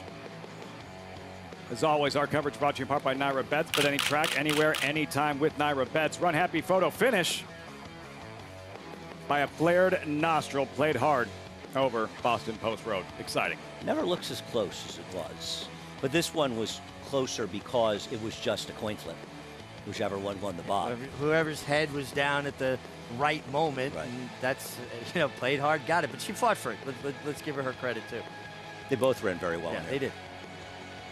Results are in. Played hard. 8-5. Wow.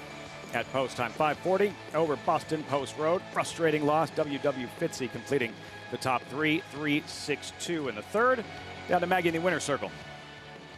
So pleased to be joined by winning conditioner Phil Bauer, as well as Caroline Bauer here in the winner's circle. And Phil, we saw her last year dominate a maiden special weight field as a 3-year-old. Today, she had to battle. Talk about how game she was to the line.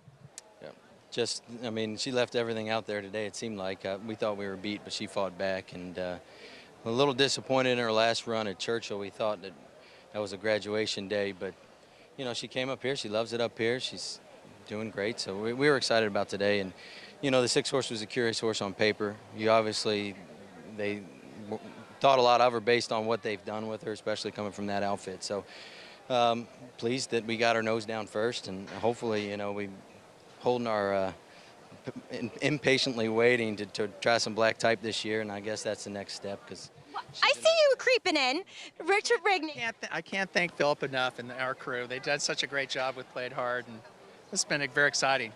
We didn't get to see you last year. I was always asking, where's your owner? Where's your owner? And you're a big supporter, obviously, of Phil here. And as he mentioned, black type for Played Hard. Do you have a race in mind?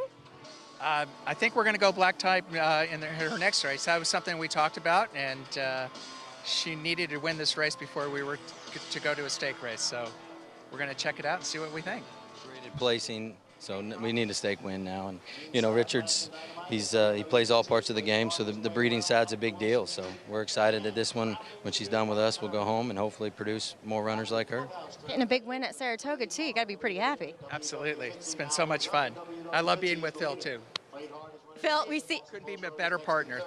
We see you well represented once again here at Saratoga with a stable of 12. Best of luck. Congrats for getting this win here. Thank you very much. Phil Bauer Played Hard. Lafitte does feel as though she likes it here at the spa. Who doesn't? Played hard. Phil Bauer, and you could sense the pride, guys. Not just the win here at Saratoga, but the way she was willing to dig and fight and claw for that one. Nothing like winning a race, but when you have a horse that's so game and fights back and you feel like, all right, we're beat, and then they come back and they snatch that victory, it's thrilling. There's no better way to win. Especially the relief that you won the photo, because you're really just a coin flip from misery. I mean, it's both sides of horse racing, right? You know, agony and the ecstasy, right? You win the photo and it's exciting, and you lose it and your horse ran just as well, and you're so devastated that you're so close to that win at Saratoga. If I was in a photo, I would take forever to come back because I wanted the numbers to be posted before I got back. I hated circling around waiting for the numbers. Well, you were involved in one of the closest dead heats I've ever seen when you once went to Indiana and ran the Indiana Derby and were involved in the dead heat where you only won by about 2 feet. I mean, yeah, at least 4 or 5 inches. No, it was more than 4 or 5 inches. No, it was over a foot. How'd that happen? They called it a dead heat. I'm still baffled by it. It wasn't. Still baffled. Wow. It wasn't. Another story we'll have to. You saw the race? I saw the photo. I came to the conclusion before I spoke to you and have the same conclusion. Star Dabbler. Got a dead heat for winning by about this much. Something tells me Andy had a No, I didn't bet. wager. I was just rooting for my man. Come on. I'm not buying that like for it's a true, second. actually. What I am buying somebody is ran the fifth. respect for Eddie Brown here at Saratoga. Richie, and look in the jockeys in the packed winner's circle in this race in honor of his memory, Eddie Brown. Just a wonderful man that touched so many lives in such a positive way, and so knowledgeable about the racetrack and every facet of it. And you could talk to him about anything. And I remember having conversations with Eddie about his first summer as a kid in Saratoga, being here to see Native Dancer win as a 2-year-old. Oh, my God. For years, he galloped horses for Lefty Nickerson, amongst others, worked the parking lots, worked in the jockey's room, was valet to Hall of Famers from Angel Cordero, Jerry Bailey for many, many years, all kinds of top world-class riders, Steve Cawthon at one point. But the biggest indelible mark that he left was what a gentleman he was. Was what? I'm sorry, I couldn't. What a gentleman he was. Oh, yeah, nice guy. No, my little time around him. But, you know, he was one of these people that's so much the fabric of racing, right? You know, you think about people like the late Alan Jerkins, the late Eddie Brown. I think about Ralph Thoreau Sr., a guy who, when I was a kid, was the first racetracker that I met, and how much he told me about the game and the stories he told, and how much it helped me fall in love with the game. And Eddie Brown was one of those people. And they're people that we'll remember forever, but they meant so much to racing. And you could see that again, the packed winner's circle, all the riders and paying their respects to Eddie Brown, the race that lives in his honor, just completed here at Saratoga. Race number 4 is next, and back-to-back races out of the Wilson Chute, $25,000 claimer, non-winner is 3. Lifetime, number 5, My Sweet Wife, 9 to 5 with about 19 minutes to post. She was known as the Queen of Saratoga. We lost her just over 3 years ago, Mary Lou Whitney. If not for her, are we here today? That's something to think about as we celebrate Whitney Week and we celebrate the life and legacy of Mary Lou Whitney.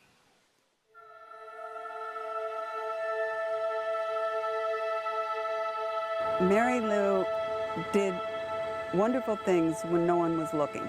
Once Mary Lou set her mind to doing something, there was no stopping her. She was a beacon of light in the community, not only in Saratoga, but I'm telling you, her power of being a champion and supporting those always in need, it speaks out around the world. I mean, really and truly, we owe Saratoga, as we know it today, to Mary Lou Whitney. The hospital, the dance museum, SPAC. Think of all the things that she has meant to this area. There was no reason why she had to do that, except that that was who she was. That was her nature. Our backstretch workers, they are the sports unsung heroes. These wonderful people work long hours in dangerous situations while often living in poor conditions. All of us should try more to improve their lives and advance their dignity. She means a lot to the backstretch. From her smile, from her genuine giving back. They will miss her coming into the backstretch appreciation dinners when she had to do bingo and she would just show up from the tent and everything that she sponsored through the backstretch programs. It's been 26 years. It's just one furlong away. They're coming down to the finish. Can Smarty Jones hold on? Here comes Birdstone. Birdstone surges past.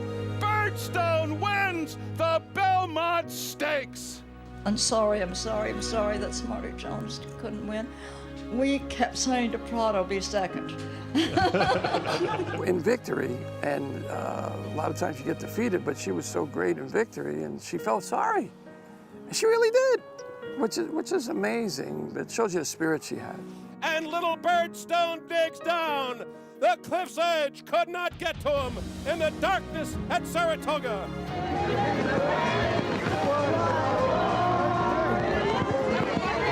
She fought. I mean, that's a good example for everybody. Don't give up. She just kept at it, you know, and she never wavered. So, great inspiration for all, especially me. The way she told everyone, these are our horses. It's our responsibility to take care of them, not just when they're racing, but afterward. I have never had a friend like Mary Lou before in my entire life, and I know I'll never have another friend like her. It didn't matter whether you were a millionaire or you were a guy walking down the street in sneakers, shorts, and a t-shirt. Everybody was a somebody to Mary Lou. Knowing these people and riding for them is an honor, a privilege, and something that I will never forget. I was very proud when I rode for the stable. It was to me like I conquered the mountain that I was trying to get up. Every once in a while, somebody comes along that makes a difference, and then somebody comes along that makes a huge difference. A tribute to her should last forever.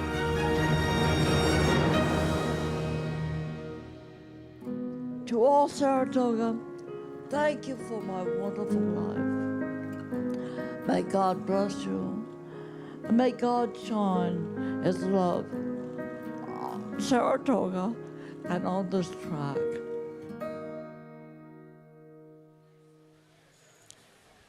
So very missed Mary Lou Whitney, and it's not hyperbole when we say that if not for her, we may not be sitting here right now today, and certainly Saratoga would not be what it is today without Mary Lou Whitney. What a lot of people don't remember, Andy, is that Saratoga was always given 40 days of racing.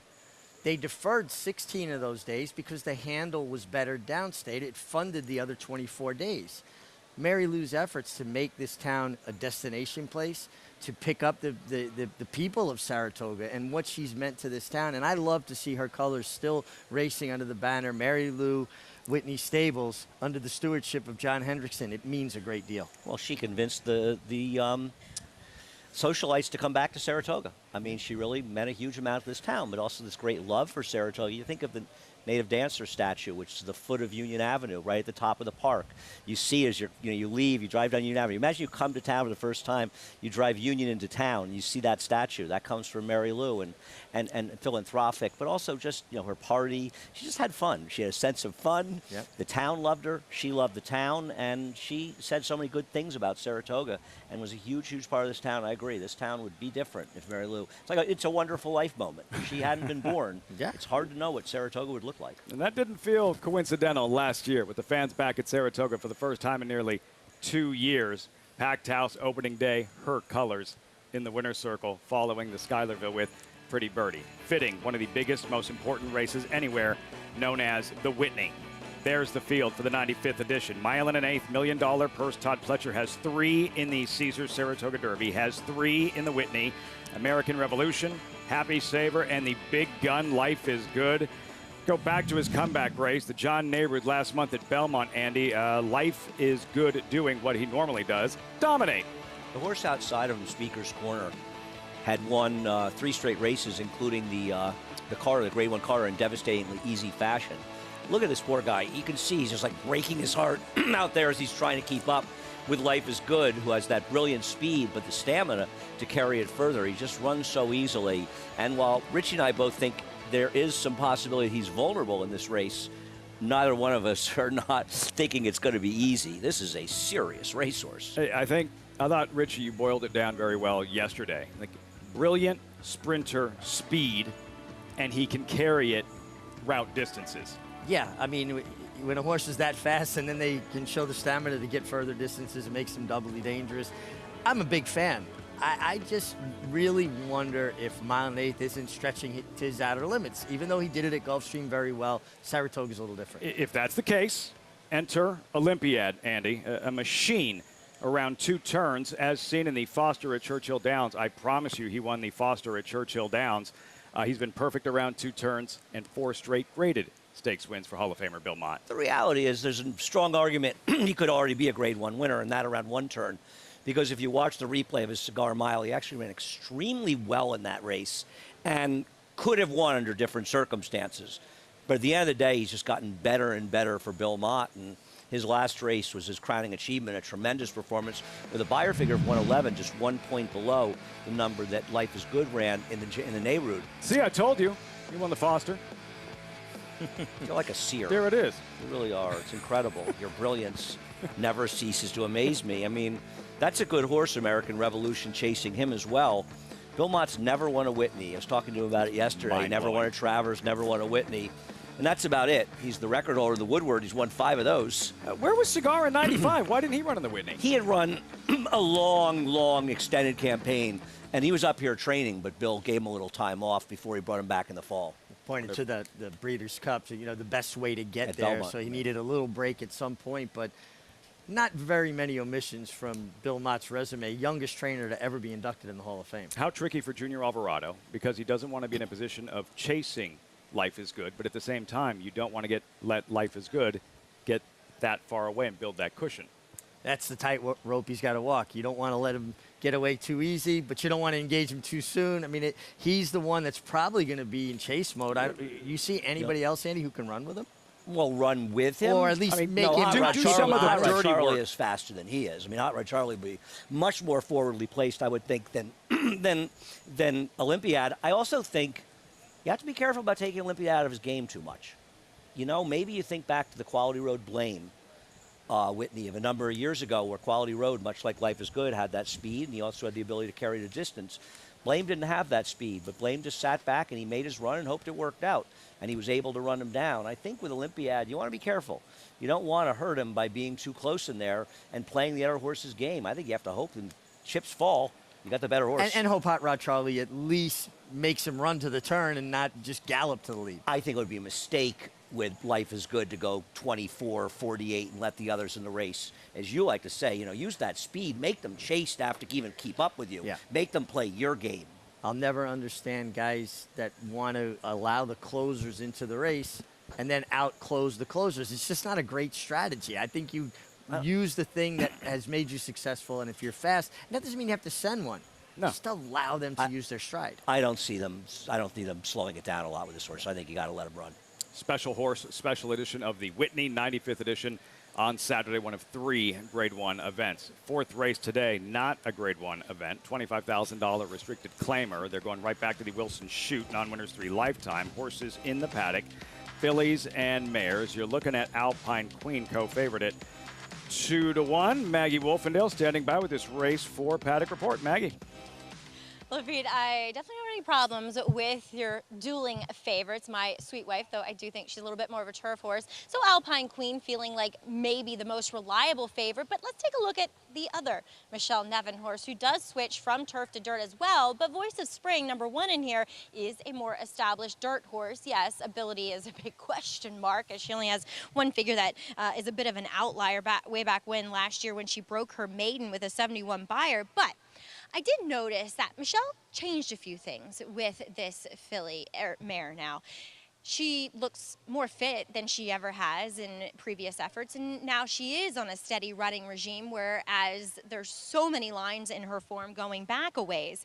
Also, she put glue-on shoes on this horse, and you see her form in that she absolutely despises a wet track, and the horses that have, somewhat compromised feet, they'll find that wet, hard tracks sting them a bit. So, A, maybe she's alleviated some of that, foot pressure, and B, she gets to do it on a fast track, which she likes here. So she looks great. I think she's a little bit interesting. Yes, you're taking her a little bit on the come because you don't know if she's able to run a fast enough race to win here, but I do think there's enough intangibles that add up to make her an intriguing proposition. Next, we'll move on to the other Michelle's horse, Michelle Giangiulio. We saw get a well-deserved win yesterday with Tiergan Raffinity, another gray horse. She goes second off the claim for Michelle. She'll cut back just a half a furlong here, but drops out of a state-bred allowance race. And this is one of the best times I've seen this filly's weight. She does struggle at times to carry her weight and her conditioning. And two, much like Tiergan did yesterday, she just looks like a happy horse. Whatever Michelle is doing up here at Saratoga, her horses just look as though they're thriving. So I think she's another player here in what is a fairly interesting race, Lafitte. Tiergan rolled yesterday. We'll see about Raffinity in this 4th race, Saratoga. Post-parade when we come back. Also, brand new episode of Kart Talk. This summer's editions have been strong, bar elevated. This week, John Velasquez closing in on 1,000 wins at Saratoga. Johnny V, Johnny K. Kart Talk later today.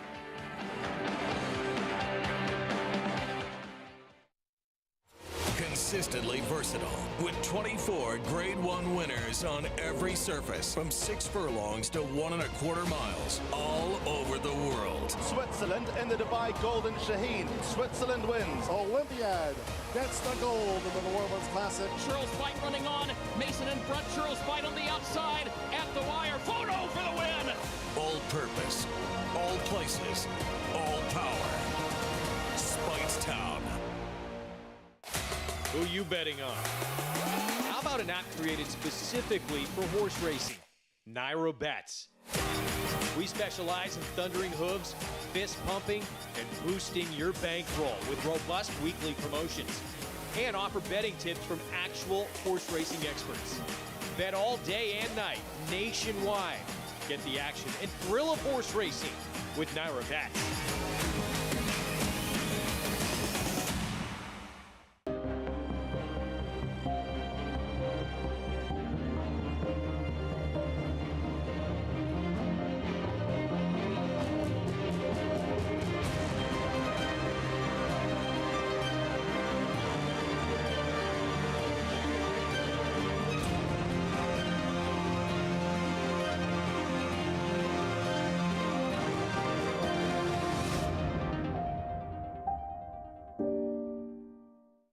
It's America's original sport, and no one covers it better than America'sBestRacing.net.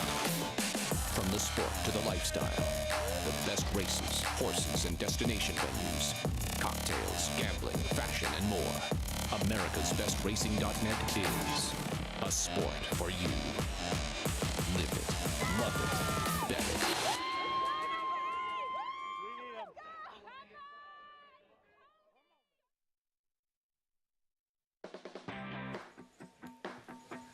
Saratoga Lake. Sounds perfect on a day like this. You're watching Saratoga Live, as always, brought to you in part by Run Happy. Eclipse champion with record-breaking speed. Run Happy is now the sire of winners on all surfaces, dirt, turf, and all weather. On dirt for this fourth race, Wilson Chute.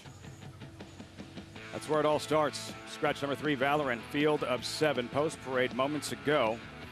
Racket and take a look at how these fillies and mares appeared. Arriving front side, there's Voice of Spring back to dirt where she's won both of her races.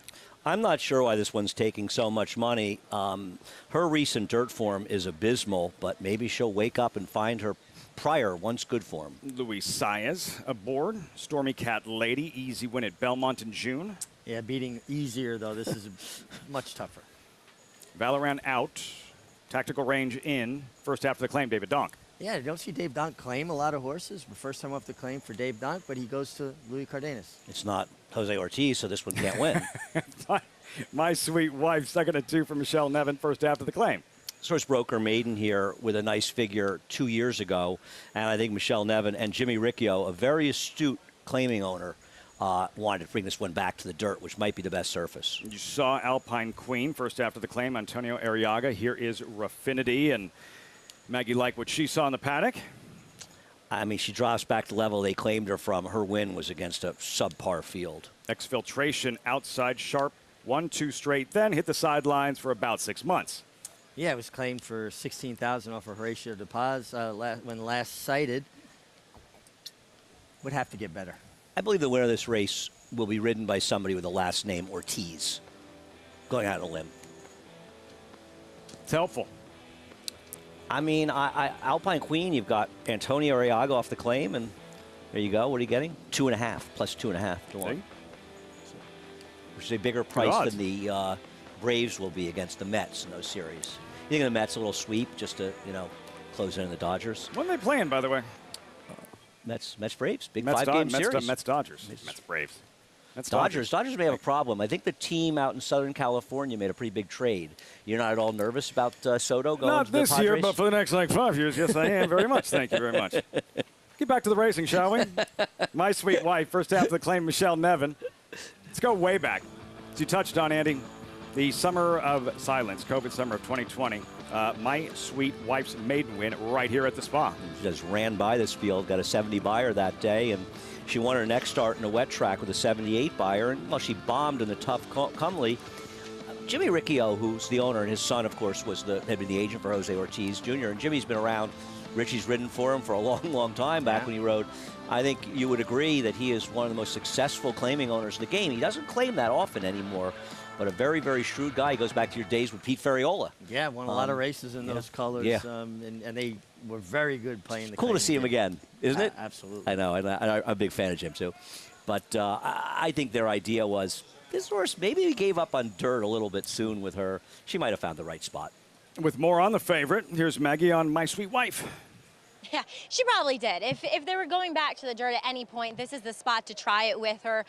Look, as I mentioned, she is wearing glue-on shoes, but it's a fast track, so she should be able to handle this quite nicely. She's a filly that's always made a great physical impression. She's always carried her weight well and her conditioning, and she's just always looked ready to go, much like she does here. She strides out well. All things good for your 2-to-1 favorite. Now, Alpine Queen, what happened? Now, we haven't seen her show up in 2 months plus since the claim, and she stopped. I mean, she looked as though she was going by Scott Elia that day, and she just hit the proverbial brick wall.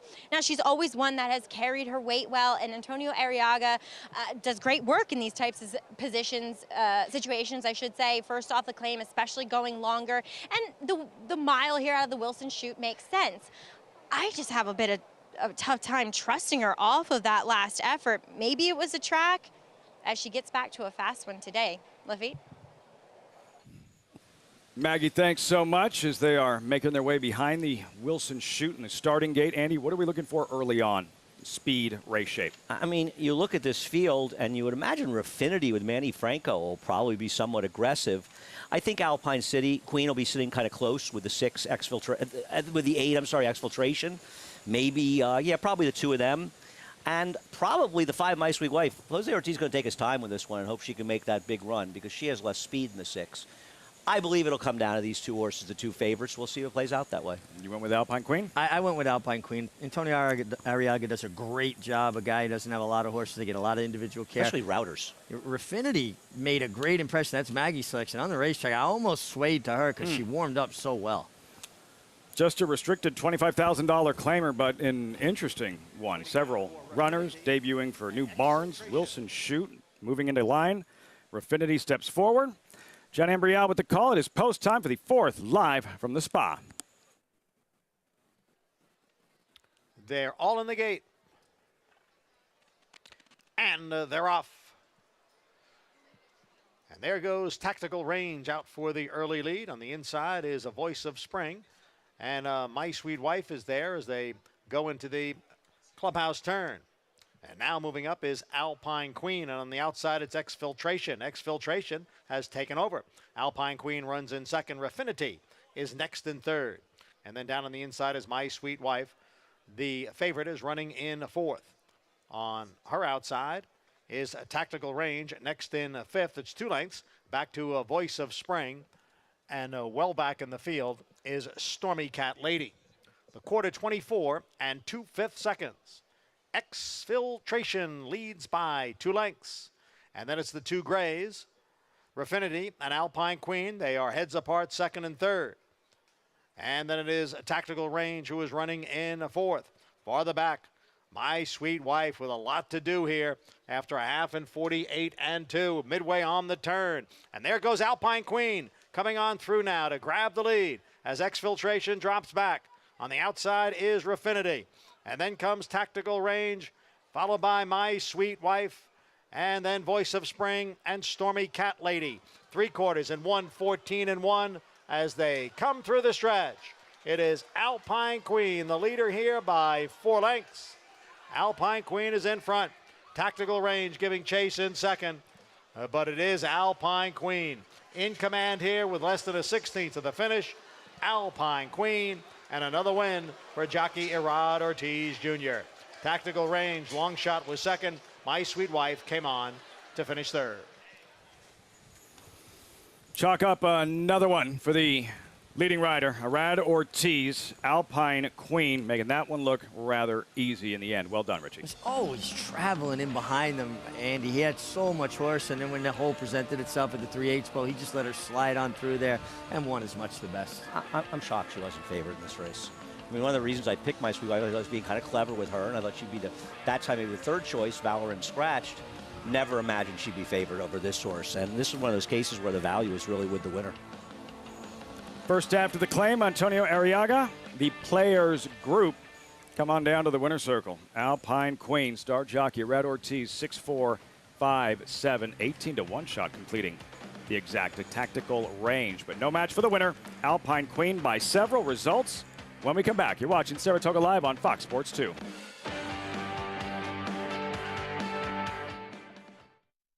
He was just put together like a machine, and he had a great mind. Everything about him was what you'd want. Tis the Law pops the cork in the champagne. Tis the Law is going to win the first leg of the Triple Crown. I've never seen him get tired.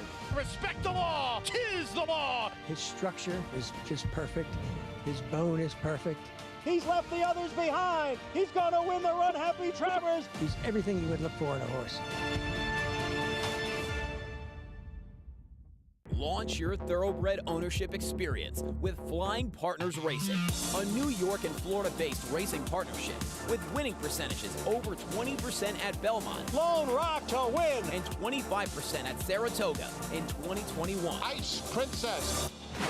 Limited opportunities available now, with yearling partnerships coming this fall. It is Tell Your Daddy. Meet the Flying Partners team at our open house. Visit flyingpartnersracing.com to learn more.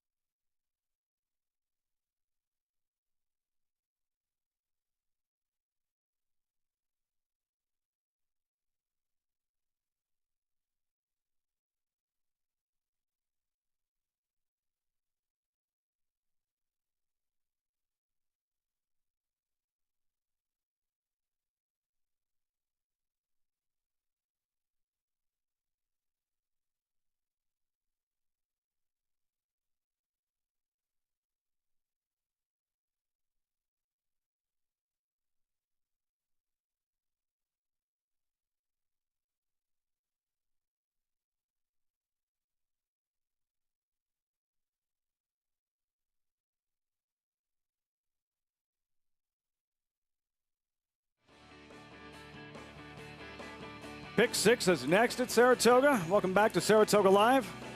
Race 4 in the books, Alpine Queen. Richie, you've had 2 winners this afternoon, both with that gentleman in the saddle, Irad Ortiz, Alluring Angel earlier at 4-1. Alpine Queen here, 5-2. I'm just riding on Irad's coattails. I mean, he's doing so well. I'm not chasing an empty wagon. Normally they're underlays. This horse is not an underlay. This horse is an overlay at 750. It's ridiculous. This horse. You're baffled by the wagering in this one, Andy. Yeah, I'm stunned. I mean, I really can't. I was very surprised that the 5 was favored over the 6 in this race. It never occurred to me. Works for you? Yeah, absolutely. 5-2 I thought was square. Listen, good run, too, from the first time off the claim. Dave Dunk, runner, tactical range. Dave's having a tremendous year. If they're not winning, they're running well. 18-1, the dollar exacta, 6-4, $31, 6-4-5 in this 4th race at Saratoga. Pick 6 starts here. Race 5, $20,000 maiden claimer. Andy Milan and 8 3-year-olds and older. How'd you see this one unfolding? Who graduates today? Well, I mean, sort of a 3-horse race, the 2, 3, and 8 in here. I prefer the 2 Mystical Curlin breaking towards the inside, but it's hard not to have a strong opinion. But he did have a very wide trip last time out. Irad not riding, so Richie has to go back and handicap. He is riding in the Longines Test on the 5 November rain, the most prestigious race for 3-year-old sprint fillies in the country. And Madureira, Richie, 2-5, rightfully so, based on what she did in the Acorn on the undercard of the Belmont Stakes, sans Echo Zulu, who was scratched at the starting gate. Yeah, I mean, this was just a gallop for her. She was in front every step of the way, very comfortable, finished nicely. There's going to be more pace on here in the test, though, don't you think, Andy? Yeah, I mean, she is a horse that's rated in the past, but break from the inside, she's kind of in a spot where she's got to use that speed. She's still way the horse to beat. Madureira, odds on in the Longines Test on Saturday. We will pause, take a deep breath. They'll get that gate in the right spot, and we'll welcome in a new audience. The ultimate accolade for a racehorse is to be named Horse of the Year. To be enshrined to the Hall of Fame is to achieve immortality. As a stallion, genetic immortality is defined in 2 words: breed shaper, plain and simple. 2-time Horse of the Year and Hall of Fame inductee, Curlin, is just that. Breed shaper, Curlin, the classic sire.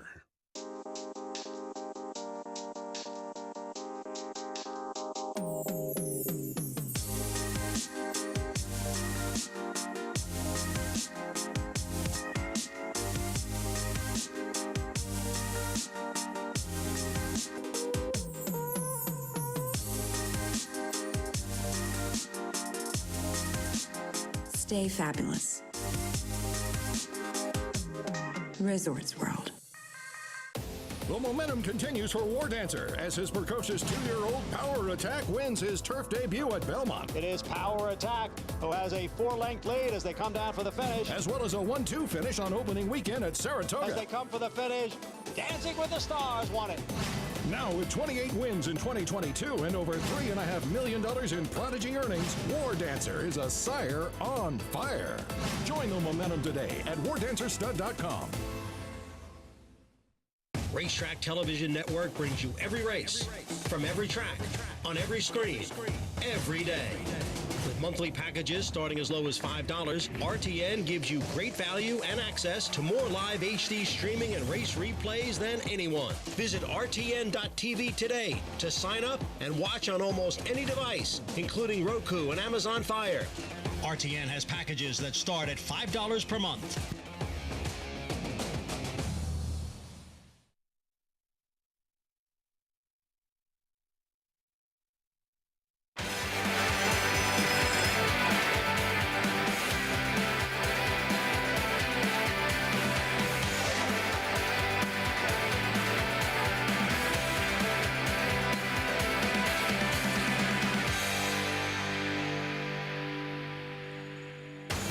Welcome to our viewers on Bally SoCal.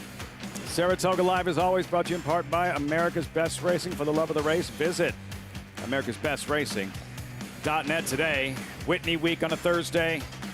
Spa feels like the spa on this one. It is a warm Thursday afternoon. We still have the Pick Six coming up alongside my co-host, champion jockey Richie McLeory.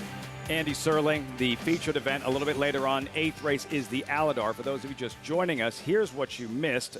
Richie's had the hot handicapping hand. Let's go back to the second race. Alluring Angel with Irad Ortiz. And watch how this one unfolds. Alluring Angel so far back, rounding the far turn. What a run she put in. Really eye-catching. When she got out in the clear, she really leveled off, dropped her head, and smoked home. I mean, this was impressive. I feel a lot like Joel Rosario has had an enormous effect on all the riders here riding turf sprints because he's such a brilliant turf rider, the best I've ever seen. And I think people are starting to emulate him. I'm not saying Irad wouldn't be a great rider without Joel, but the way he stayed on the rail, the way Joel does, and he waited the stretch, and he angled out for that clear run, that's vintage Rosario. That's the Rosario move. Yeah, making that 3/16 of a mile run, right? Get out in the clear and Copying bang. him, too, the way it's been working. And now this slugfest in race number 3. And he played hard on the inside. Boston Post Road on the outside. And Boston Post Road looks like she has her measure. You know, if you had played hard, it was never in doubt. It was easy. You weren't worried at all. If you had Boston Post Road, you're sick. Agony and the ecstasy, right, of the game right here in the head bob. They even out in the end. On the inside by this much. Played hard. Determined. Resolute. Not to be denied. And Richie, just a fun race to watch. Wasn't a stakes race, but just a fun, exciting race between two of the best young riders, slugging it out in the stretch. Tyler Gaffley on Flavian Pratt. Anytime you see two horses try as hard as those two fillies did and two riders that were just giving impeccable rides, that's what Saratoga's about, the best of the best. Yeah, horse racing is thrilling. It really is. I mean, it just is. I mean, you never know. I mean, whether you bet on the race or not, whether you're involved with the horses going down the stretch, you see those two horses trying so hard, battling out down the stretch. They might be the best horse in the grounds. They might be the lowest level horse in the grounds. It's still exciting. And what you pointed out, too, their strides almost getting in sync, except for the heads coming up, but their strides were locked in step, and that is always fun to watch. It's very cool. No, it's a great game. And we have an exciting feature a little bit later on. Race number 8.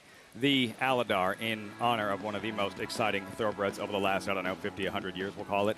Alydar, older horses, $135,000 purse, mile and an eighth, Scratch King Fury. So a field of 5. An Art Collector, last year's winner, is back, 7-5 on the morning line. This was last fall, Richie. Art Collector in a dominant performance in the Woodward at Belmont Park. Yeah, Art Collector's a Grade 1 winner. He's eligible for the Alydar because he has not won a stakes race this year, but he's a very accomplished horse. He is coming off of a layoff and a long ship around the world, but he's a good horse. If he runs his race, he's going to win this race unless somebody improves markedly over any race they've run. But listen, just because he was very good last year is no guarantee he'll be as good this year. He hasn't run since a bad performance in Saudi back in February. Been a long time. I have the confidence he will run well, but there's always that lingering doubt. Yeah, he was stuck in Saudi Arabia for a while, a few weeks, missed like 3 weeks of training. So now back in the Alydar trying to defend his title. If it's not his day, Andy, then who?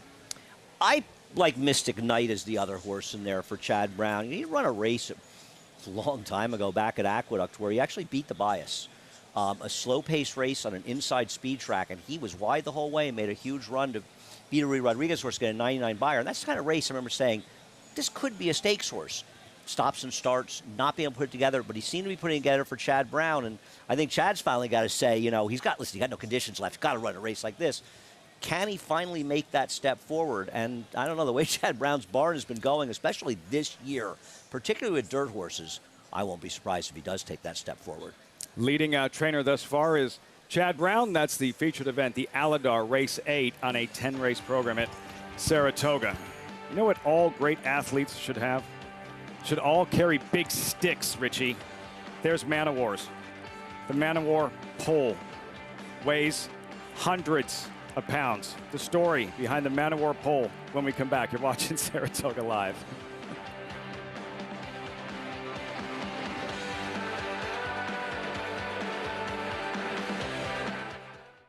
Eclipse champion Run Happy, the #1 second crop dirt sire of last year, is back and showing a new dimension with winners on turf, dirt, and all weather.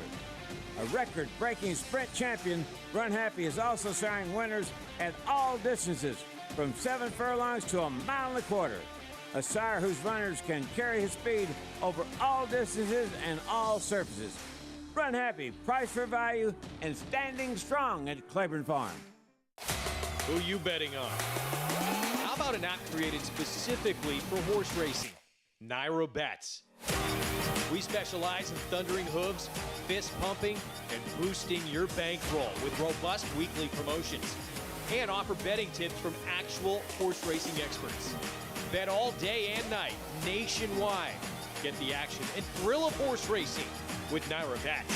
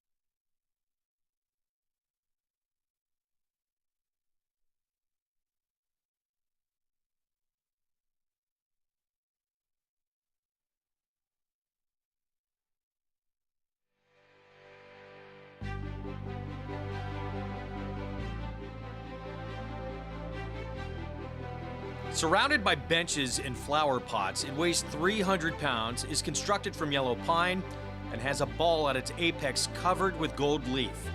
It is the Man O' War pole and greets all who enter Saratoga's main gate. John P. Greer never left Man O' War's flank after the champion set grueling fractions in the Dwyer Stakes at Aqueduct. John P. Greer briefly headed Man O' War at the 8th pole. The Chestnut shrugged off the challenge to stop the clock in world record time. In 1959, Naira dedicated a white and gold pole shortly before the facility's grand reopening after a 3-year, $34.5 million renovation. It was the pole where Man o' War surged past John P. Greer. The Man o' War pole stood in Aqueduct's backyard until video lottery terminals were installed. It was restored and relocated to Saratoga in 2010. After all, it is a clear court where Man o' War learned to accept a saddle and rider. Saratoga is also where the Chestnut captured 5 stakes during his legendary career. Grand Central Station has the clock, Old Yankee Stadium has the bat, Saratoga has the pole.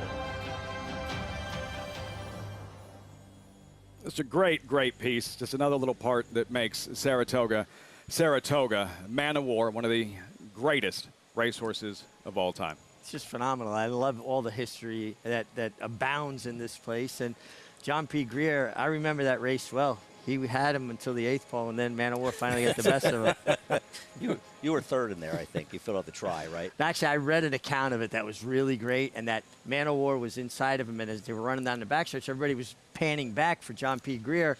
He was head and head with him, but they couldn't see him because Man o' War was so much bigger than him. Yeah. Well, it's amazing. Yeah. And that pole was in the back at Aqueduct. I always liked the backyard at Aqueduct. It's kind of an area that nobody really knows about anymore because of the changes there. But we spent a lot of time out in the backyard because they used to run there. They used to go there in July before they came up here. And been a lot of good days at Aqueduct. We'll be back there actually early this year, so you'll want to spend a little time outside. Absolutely. Another part of the Saratoga tradition. We have the Pick 6 coming up, race number 5. $20,000 maiden claimer, mile and an 8, 3-year-olds and older. One more baby favorite at the bottom, currently 2-1 with the horses in the paddock. We check in with Maggie. And Lafitte, it's kind of odd in here looking at this group of horses that are going to contest over the mile and an 8th because they all are the same physical prototype, kind of long, big, lumbering, probably a little bit on the slower side, horses.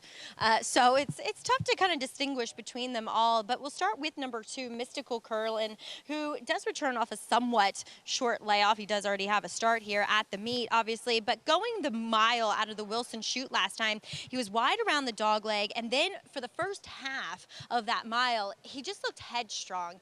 And I always say it, fighting with a horse is going to do more damage than kind of letting them go a bit faster than you intend to. So I think getting out to a mile and an 8th here around the 2 turns, I know it sounds counterintuitive, but maybe they do seek the lead from that inside position and let him dictate things. I don't know. That was just my thoughts. He looks good in here. He was acting up when they were saddling. You always got to pay attention with the heat. Sometimes when horses act up in this heat, it's an indication of heat exhaustion, but he's settled now. He's sweating properly. No concerns there. As we'll check in with number 3, Sensible Jim, who Joe Sharp picked up out of his last race for the 30. Now, hometown hero. He came back to win with the 75. There were a couple other next time out winners to run well, too.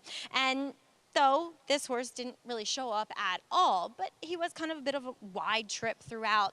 And Joe does well with his horses off the claim. And if I was just picking horses blindly upon appearances, this would be the one that I want here. Just big, good-looking horse, well conditioned heading into this effort here. Looks as though he should actually appreciate the stretch out to the mile and an 8th, whereas last time it kind of felt as though he may have been rushed off his feet a bit. So another one that could and should be forward in here. Number 5, Neko. He is a wild card trying the dirt for the first time. Candy Ride, they can do anything. The Dam, though, she was all turf. And the siblings have won on the dirt, but they have preferred it actually with a bit of moisture in it. Looking at him, yeah, I would prefer if there was a bit of moisture in the racetrack, but he should be able to handle the dirt at this level for Jimmy Jerkins. And typical of Jimmy's horses, they're so brawny and so robust. They all carry their weight particularly well, and they do tend to get fairly sharp.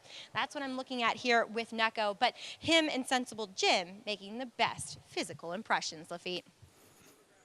Neko Maggie at 6-1. Richie, you give him a look today. I do. I mean, the mare has thrown a 4-time dirt winner, so there is some dirt in the pedigree. He's dropping to the lowest level after 2 turf starts and adds blinkers. You know, if you're looking for somebody, you know, a new face, a fresh face, he'd be the fresh face to me. Well, he's the stranger among the group, and I think as a handicapper, you always want to look for the stranger. You may not ultimately want to bet on the stranger, but you want to know who the stranger is if there is one. Sure. Trainer Kenny McPeak who has a Mystical Curlin, number 2, current second choice. And this weekend, there he is, McPeak trying to engineer another massive upset in the Caesars Saratoga Derby, as he did in the Belmont Derby with Classic Causeway. Here is the field for the Saratoga Derby, 11 deep. And for the front-running Classic Causeway, 8-1 on the morning line. Number 9 has a couple of Europeans to deal with once again, several exiting the Belmont Derby. A few weeks ago, closing weekend at Belmont Classic Causeway in his turf debut, the theft of $1 million race, holding off the Irish Colts late, Nation's Pride and Stone Age. The easiest way to get a good trip is to be in front. And when they've taken the rails down the turf course for the first time in almost a month, you're on the best, freshest ground down the inside. And terrific ride, nice theft, and a great move by Ken McPeak, one trainer who is never afraid to look bad. Never. And as a result, sometimes looks very, very good. Can he do it again? No. I think there's more pace on in this race. I don't see him, when horses aren't respected, they get easy leads. He won, he'll get more respect this time. Nation's Pride was a better horse on this day, I thought. Nation's Pride gets a clean trip and runs the same race, he will win. Annapolis. Andy, your thoughts on his chances for Todd Pletcher? Pletcher with a trio in the Whitney and a trio in the Caesars Saratoga Derby. You don't want to call the morning line favorite the wild card, but the reason you might say it in his case is he's one of the few and really the only strong contender that didn't run in the Belmont Derby. Can he stretch to 1.25 miles? I don't see why he can't. This is a very talented horse that we saw break his maiden here last year for Todd Pletcher. He's dangerous. He was good last time, and he put some hurt onto some okay horses. All good turf horses possess acceleration, a turn of foot. He showed a devastating turn of foot here. He was held up behind horses, but he got room. He lengthened his stride, and he really finished. And, that points him out, that he has that eye-catching acceleration. This race has been tough on the handicappers, just the fourth running, but the first 3 years, the favorites off the board in each of those. It's been tricky. And then the Europeans that ran 2-3 in that Belmont Derby, and they're going to be tough coming right back. Yeah, I mean, just remember what the legendary Harvey Pack said. Saratoga, not the graveyard of champions. It's the graveyard of bad handicappers. And I guess the Saratoga Derby so far is proving that to be the case. I enjoy nothing more than when a champion's running, bringing up the graveyard of champions to Andy Serling. Like, I enjoy Nobody remembers all the many that won here. They act like they all lost. Man of War lost here. Secretariat There may have been lost mitigating here. circumstances. American Pharaoh lost here. Strange things happen. He was from time due. to time. He was due at Saratoga. Post-parade, there's Mystical Curlin, Julien Leperoux, who will pilot Classic Causeway. Yeah, very logical. I like his draw, and I think dropping slightly in class should be very tough. Sensible Jim, first after the claim. Joe Sharp. Joe Sharp, not great numbers stretching out the claim. Still in this field, should be considered a contender. Lefties War, outsider 14-1. Yeah, adds blinkers, but last time he was seen for maiden 20 on dirt was well beaten. Trevor McCarthy aboard. Number 5 in Necco here in the Apprentice, Jose Gomez. Never been on dirt. It makes him the wild card in this race, an expensive horse. He just doesn't have any dirt pedigree, so I don't know why he's supposed to improve off his mediocre turf form. Nordic Light, Dylan Davis, 6-1. Yeah, another one dropping in class, maybe getting down to the appropriate level. Towards the outside, River of No Return, Manny Franco. Interesting that George Weaver tries this horse long again after he tired so badly in his debut. I thought they might consider cutting him back. Weaver had a winner yesterday in the nightcap. One more baby, the favorite, 2-1. Louis Saez looking for a second win this afternoon. Yeah, I don't like this horse's draw. He's drawn outside, short run of the first turn. He's going to have to find a trip. If he runs his race 2 back, he can win. But the problem with him is he's got a couple of good efforts and a bunch of mediocre ones. And as you say, that outside post, mile and eighth here, does horses no favor unless you give the kind of ride that Irad Ortiz gave in the Curlin, which I think so far is the ride of the meet. That was brilliant. That was a brilliant tremendous ride. ride. Start of the pick 6, maybe a little Casa Amigos with your pick 6, gentlemen? I got a Casamigos shirt. You guys are jealous. But is it signed? Nick, you want to sign it? I'll bring it here all tomorrow. those bottles. I signed the them all shirt for you already. to sign it. No, I don't want to sign your shirt. I signed Give you $1. 10 maybe. 5. Lee Einseidler's Casamigos, Jocks and Horses, the signing. It's awfully cool to have one of those. Lee is a great man. Lee is a great man. Truly a great man. Lee I love Lee. is so generous, and he's the man. He really steps up consistently for PDJF, for Thornbury Retirement, so many different causes. Are yours the one with the X on it? No, it's just MIG. M-I-G. MIG. X. $50. Charge $50. For signature, well, right? for his shirt, it just went up. That's and you will get an I'll X. just put an X on it. No one ever will believe you signed it. Adelphi tomorrow. The event at the Adelphi tomorrow. Yeah, very, very cool. At 6 to 8 tomorrow at the Adelphi on the eve of the Whitney on Saturday. Look at the favorite here. One More Baby for Phil Bauer. Same connections that struck earlier today, Whitney Racing. Yeah, the 2 is I think the Mystical Curlin's now gone to favoritism. You know, the funny thing about this Second horse, choice, yeah. his race 2 back would make him tough in here. He ran a big fig, but he's just not reliable at all. I watched his last race. Yeah, he had a little trouble early. He was awful. I mean, they were riding him in the backstretch. He had nothing. But Phil Bauer is one of those guys that's been coming here, though, for a few years now, and he has brought the right horses here, and he's found the right field, but he got the wrong post. I don't like the post. I mean, I think the horse certainly can win. I just don't, you know, I'm going to go towards the inside with the 2 horse. I think you said something really smart, wise about, about trainers learning the kind of horses that will compete well here. And it is a learning curve. If you haven't been embarrassed in Saratoga, you haven't been involved in Saratoga, whether you're betting or handicapping or training or riding. It's a tough, tough place, and everybody takes their lumps here. And the other thing you talk about the post, this horse being the outside, Mystical Curlin, he was 4 wide in the first turn, 4 wide in the second turn before finally angling over the rail, and now he draws the 2 post. So he is the opposite of the 8. He figures to at least be able to save all that ground. So it has to make his life easier. Yeah. He's the 2-1 favorite. Second choice, One More Baby. Maggie, Whitney Racing, Phil Bauer seeking that second win this afternoon.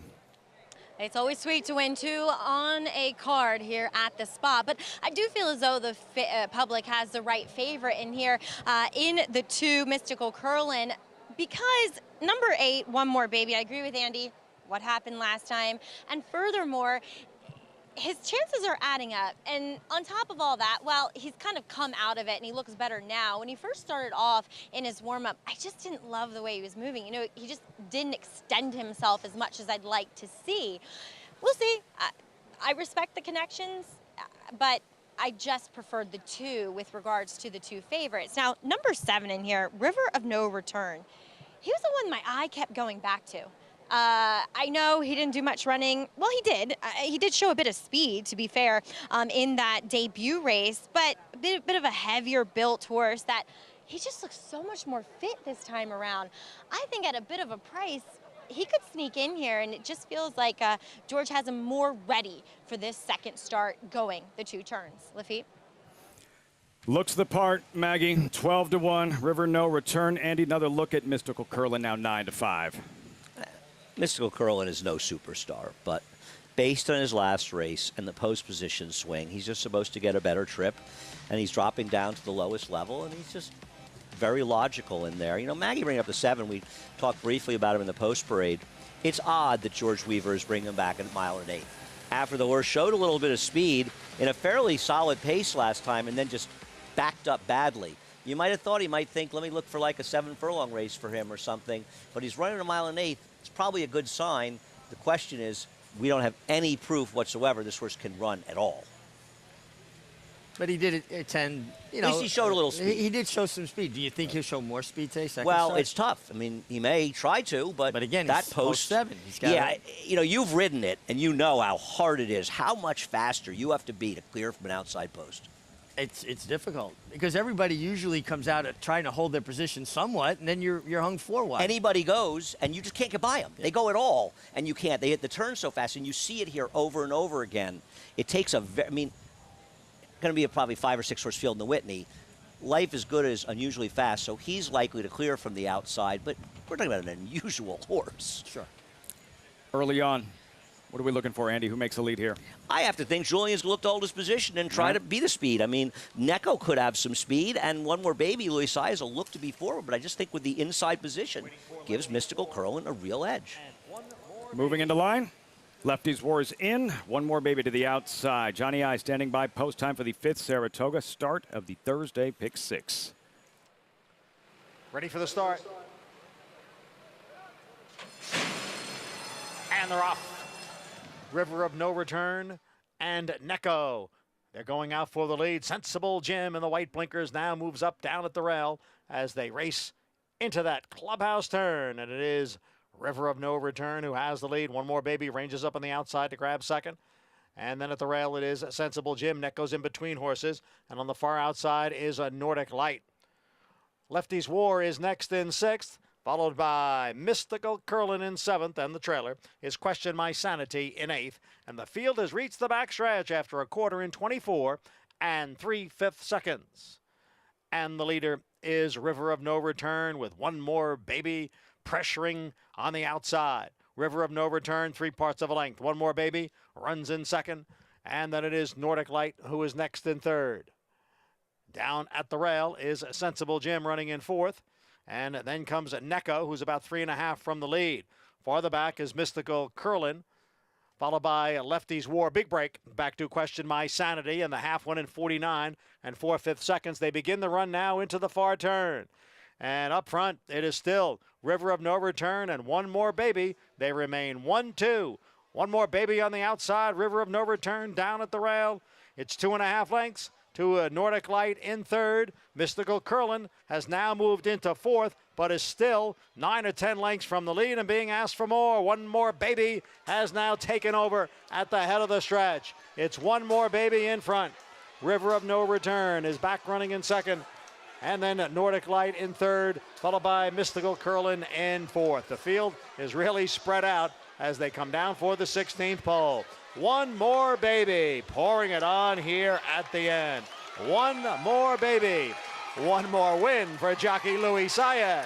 And it's going to be close for second. Mystical Curlin may have gotten up for the place. It'll be a photo for second with River of No Return. They're going to enjoy this one. Whitney Racing, Phil Bauer, second win in the afternoon. Another win, Luis Saez. One More Baby. Not exactly what we thought we'd see from the start. No, I mean, I kind of assumed that the two horses would show more speed than the horses that were aggressively handled and got forward position, dominated the race. The 7 was able to clear the George Weaver trainer, River of No Return, and that allowed One More Baby with Luis Saez to follow his path over. Absolutely. I mean, I think, listen, I don't know. You know, Mystical Curlin maybe just didn't run today, but he did get up for second. It does feel like he did get up for second. It's just a little bit surprising. Even if you're not ending up in the front, you got to ride from the inside. You got to hold that position, and not just that, make it harder for the horses outside of you. But give Luis Saez credit. One thing about Luis Saez, he will be aggressive. He was aggressive here. Guys inside, except for the 7, weren't, and he ended up sitting in the catbird seat. Yeah, you can count on Louis to get his position going forward. Yep. Summer every jockey dreams of last year. Richie Luis Saez, an Angel Cordero riding title, Travers victory, essential quality. Absolutely. And Luis Saez has been so impressive to me. The way he's handled so many different things, obviously being disqualified in the Kentucky Derby, could ruin a lot of careers. He was able to keep his head up and go forward and continue to improve and continue to ride well. I was surprised to read that Wayne Lucas was unhappy with his ride in the Alabama Coaching Club, excuse me. And I understand he was up close early, but so was Nest. And she was the horse he had to beat. And I got she was a little bit wide in there, but geez, I thought that was a little unfair to Luis. No bigger fan than we. I love Wayne Lucas. What wasn't he happy? What wasn't he? I don't really know for sure. I read in an article. I think it was Dave Grenig wrote about it. I was really surprised. And look, nobody likes to bash a jockey more than I do, but I got to tell you, I'll agree with that. Yeah, I'll agree with that. I was surprised. I looked at it and thought, what did the guy do wrong? I mean, the horse came empty. He got strung along, 4 wide into the first turn, but that was circumstance. That wasn't his fault. I agree. Yeah. Those are 3-year-old fillies. We have older horses in the Alydar a little bit later on. And for trainer Bill Mott, could be a big week. A couple of wins yesterday. Of course, he has the Big Horse Olympiad in the Whitney. He's never won a Whitney. Surprising. He also has Art Collector coming up in the Alydar, looking to go back-to-back. That's in the 8th race, the feature. That'll wrap things up for Andy, Mig, Maggie, and myself. Greg Wolf standing by with the rest of the crew, with the rest of the program on Saratoga Live.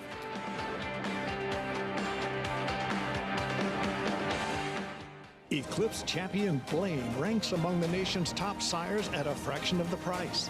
His recent top runners include these standout performers.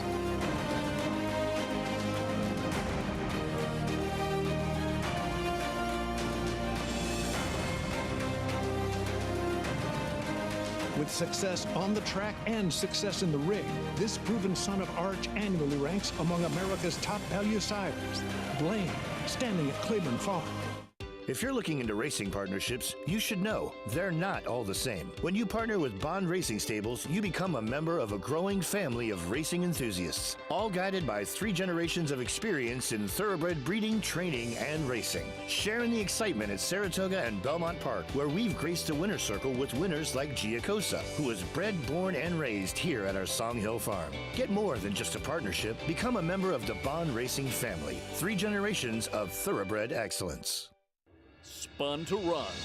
In the Breeders' Cup Dirt Mile, he defeated a loaded field that included multiple Grade 1 winners Omaha Beach and Improbable. His brilliant speed figures were among the fastest of any 3-year-old at a mile or more. And he hails from the legendary Danzig sire line. Multiple graded stakes winner, millionaire, Breeders' Cup champion, Spun to Run, standing at Gainesway.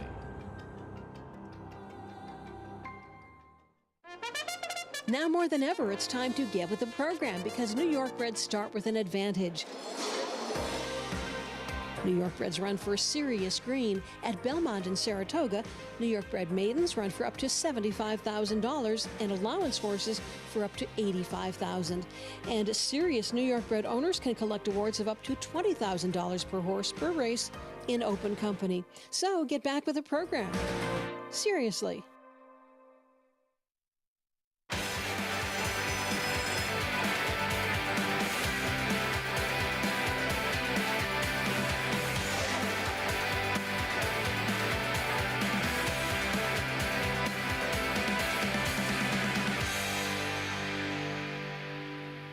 Welcome to historic Saratoga Racecourse in upstate New York as we continue our live coverage on Whitney Week. He was perhaps the best horse never to win in the Triple Crown. Alydar second in all 3 legs in horse racing's greatest rivalry, remembered in today's feature race. Hall of Fame trainer Bill Mott, he has a big weekend ahead. Saturday, Olympiad gears up for the Whitney. Today, Mott sends out the horse to beat in the Alydar. That is Art Collector. Can he get back to his winning ways?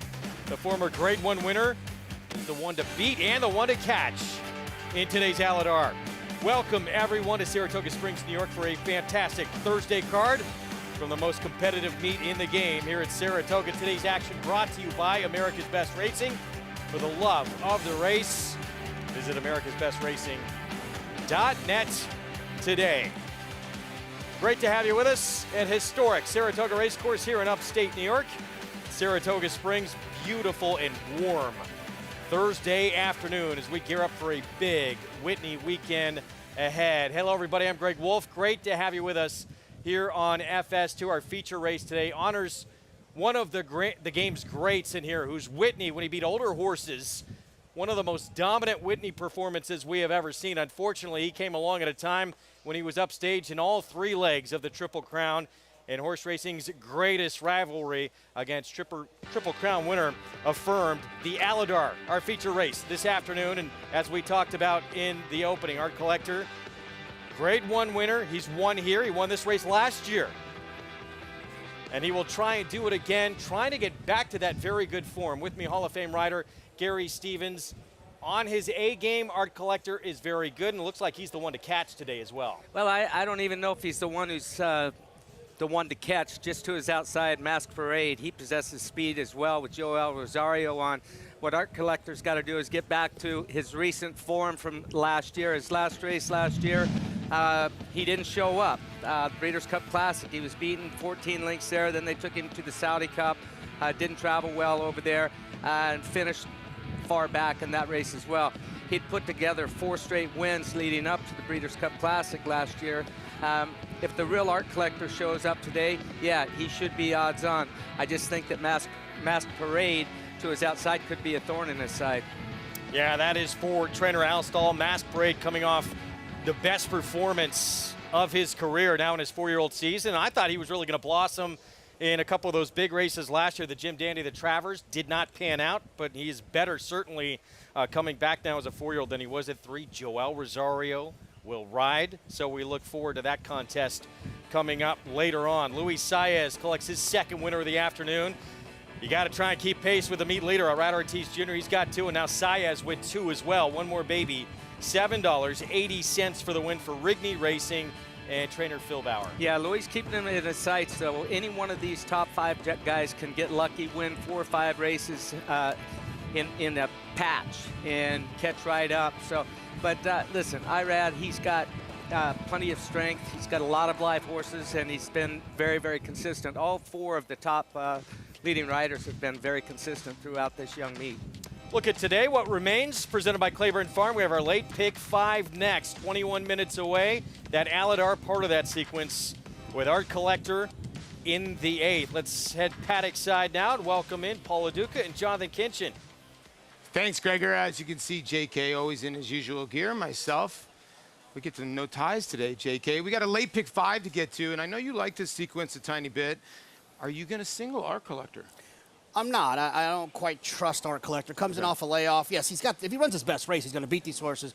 But I think there's an opportunity to beat him. But to get started in the pick 5, you got to attack this maiden special weight race right now. The 5 Fire King, a first-time starter for Christophe Clement, taking a lot of money here. Yeah, the 5, 7, and 8 are the horses that are taking the money in the picks. Now, if you like somebody else, obviously this is a wide-open race, Jonathan. How'd you approach this first race? Yeah, look, I feel like this is the type of race you can hit the all button, but I'm going to just try to get skinny and go with the 3 likely horses that are taking the most money. In these maiden races, a lot of times the board can help you. 5, 7, and 8 in the second leg. 3, 6, and 7, the 3 Spicy Marg, shown a lot of speed in the past. The 6 Mail Order ran extremely fast last time. And the 7 Always Late feels like a horse that could be closing. Like I mentioned in that allowance, excuse me, in the Alydar, I'm going to use the 1 Mystic Knight and the 5 Art Collector. I wanted to have both of them on the ticket. And then in leg 4, I like the entry of the 2 and the 2B. A Tone, the 2, and Maxwell Esquire stretching out for Mike Maker, and the 9 Big Everest, obviously a fast horse. And then I'm going to use 4 horses in the last. I like the 1A the most, but you get the 1 as well. The 3 are Reposado Loca, the 7 Miss Domina, and the 8 Fast Corey. You know, we can both hit this. We have similar numbers. I go a little bit deeper, obviously, in this first race because it's going long on the turf. But I'm 1-6 in race. I'm going to single Art Collector in the Alydar in race number 8. 1-2-9. You saw Jonathan had 2-9 in there. I was flirting with 2-9. I threw in the 1. Then 2-3-4 in the last $54 ticket. The 1 horse I would maybe throw in the last, I like the 2 a lot in there. And the 1 Stuck on Kitten is a confusing horse to me, and I ended up leaving out Greg because Luis Saez was been on that horse before. He goes to 3 horse in the last. I think the 3 is a live horse for Rohan Crichton. Yeah, I agree with that. It's a horse who's getting on the turf for the first time from a dam who won 260,000 plus sprinting on the grass, was multiple stakes placed. We're going to take a timeout. When we come back, Mystic Knight, Mask Parade for Chad Brown and Al Stahl respectively. Can they pull off the upset in the Alydar against Art Collector? We'll be back.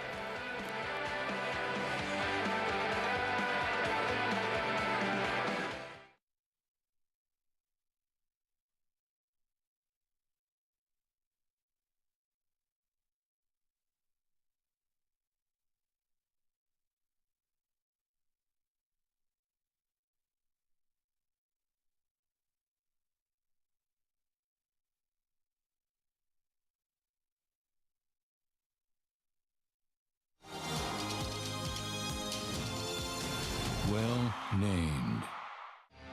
Adelphi Racing Club, offering a truly personal racing experience.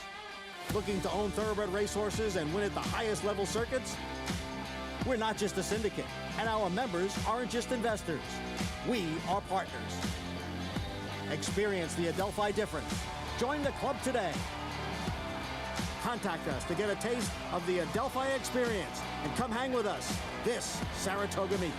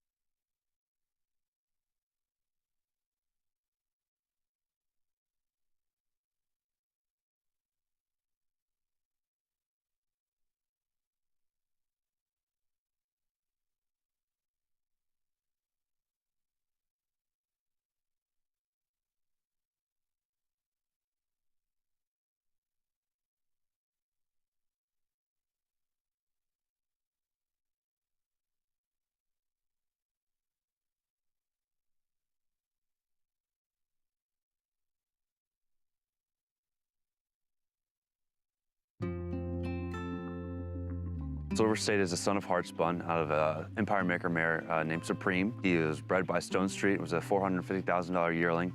He's a really good-looking horse. He was a winner of the Grade 1 Met Mile last year at Belmont, defeating Horse of the Year Nick Sco. He reeled off 6 wins in a row, which is almost unheard of in today's horse racing world, but won the Oaklawn Park Handicap.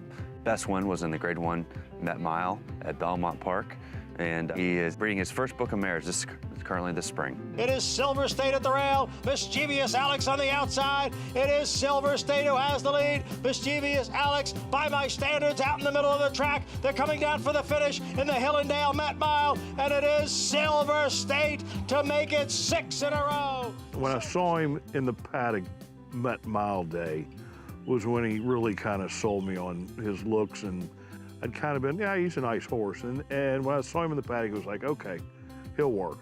And then when he won, it was like, it really worked. And being by Heartspun, the family he has, made it that much more exciting. And the fact he'd been 6 for 6 up to, through there, it was a good idea. And once he got to the farm, he's been very popular. I had a pretty large wager on him to win the Met Mile because I thought 5 to 1. I mean, I knew Nick Sco was in the race. He's obviously a very good horse, but I just thought Silver State it looked like he was on a roller. And it looked like he was going to continue, which he did. He beat Nick Sco, which everybody knows who Nick Sco is, and that was even that much more exciting and, another feather in his cap. The Met Mile has a rich history of making stallions, and we hope that Silver State will continue that trend. The day we started showing him, he came in here and looked like $1 million, and everybody that came to see him fell in love with him. Well, I don't know what they expected, but once he got in here, I mean, he probably came in and got off the truck and looked as well as any horse we've had come in a long time. He's such a good-looking horse. He's about 16'3". Everyone that has come to look at him has just loved his physique and physical. He's a gorgeous horse. He's dappled out right now, looks tremendous. He's got a great book of mares that we're excited about, and he's going to have a really big chance of making it as a stallion.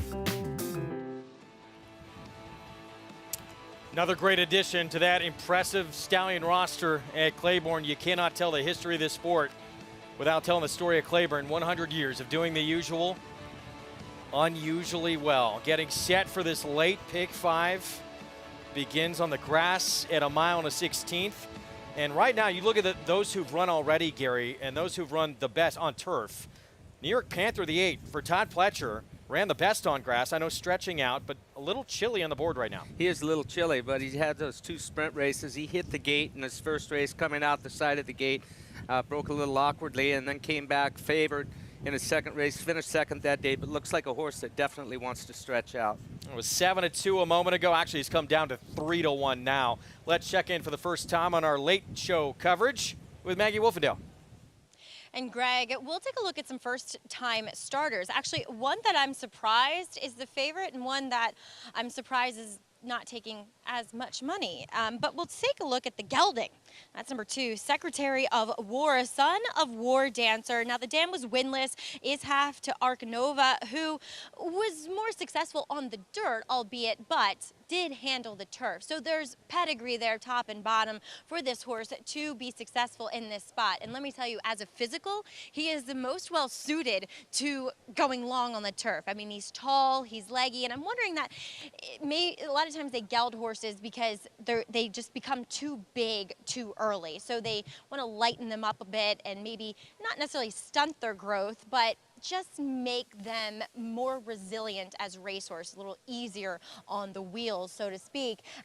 Very well prepared, an elegant horse, has this very swift and smooth type of walk to him, is wearing blinkers first time out. I don't love that, but with Jonathan Thomas, we do see a lot of his 2-year-olds wearing blinkers in their debuts. Now moving on to number 5, Fire King, as he is taking the money. He's 5-2 right now for Christophe Clement. He did lead the work in his last, I believe, or maybe 2 back, for a horse named Thutmose, who is humongous. I mean, I can't wait to see what Thutmose looks like in the paddock, because it's not like Fire King is that small. But the one thing I will say about Fire King is that he actually looks more like a sprinting type. And watching that work in which he led Thutmose, he did stay on and he did gallop on, but I'm not sold on him going long first time out. I actually would have felt a bit more confident maybe going shorter, but he's well turned out here.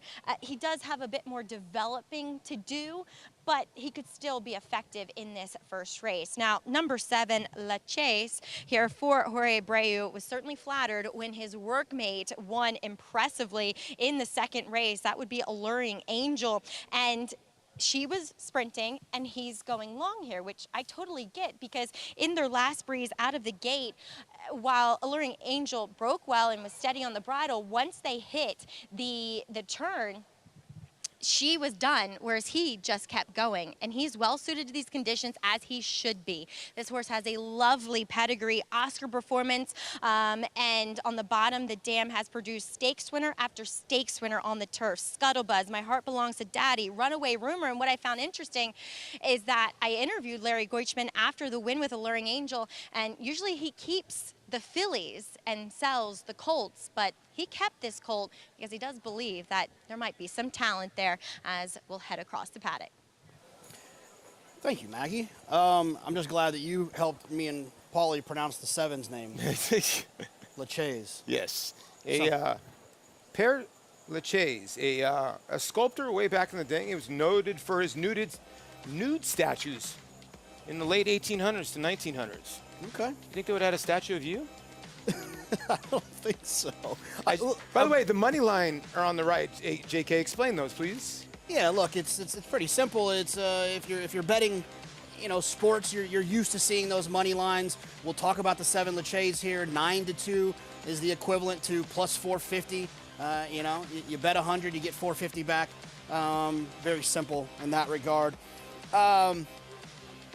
I like this horse. This horse is taking some money for sure as a first-time starter.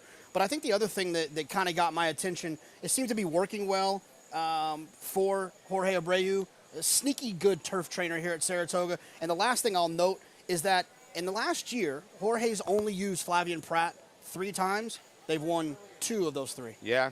And listen, in race number 2, Jorge Abreu had a filly that just came out of nowhere, out of the clouds to win. So he's already got a win on the card. So he's in really, really good form.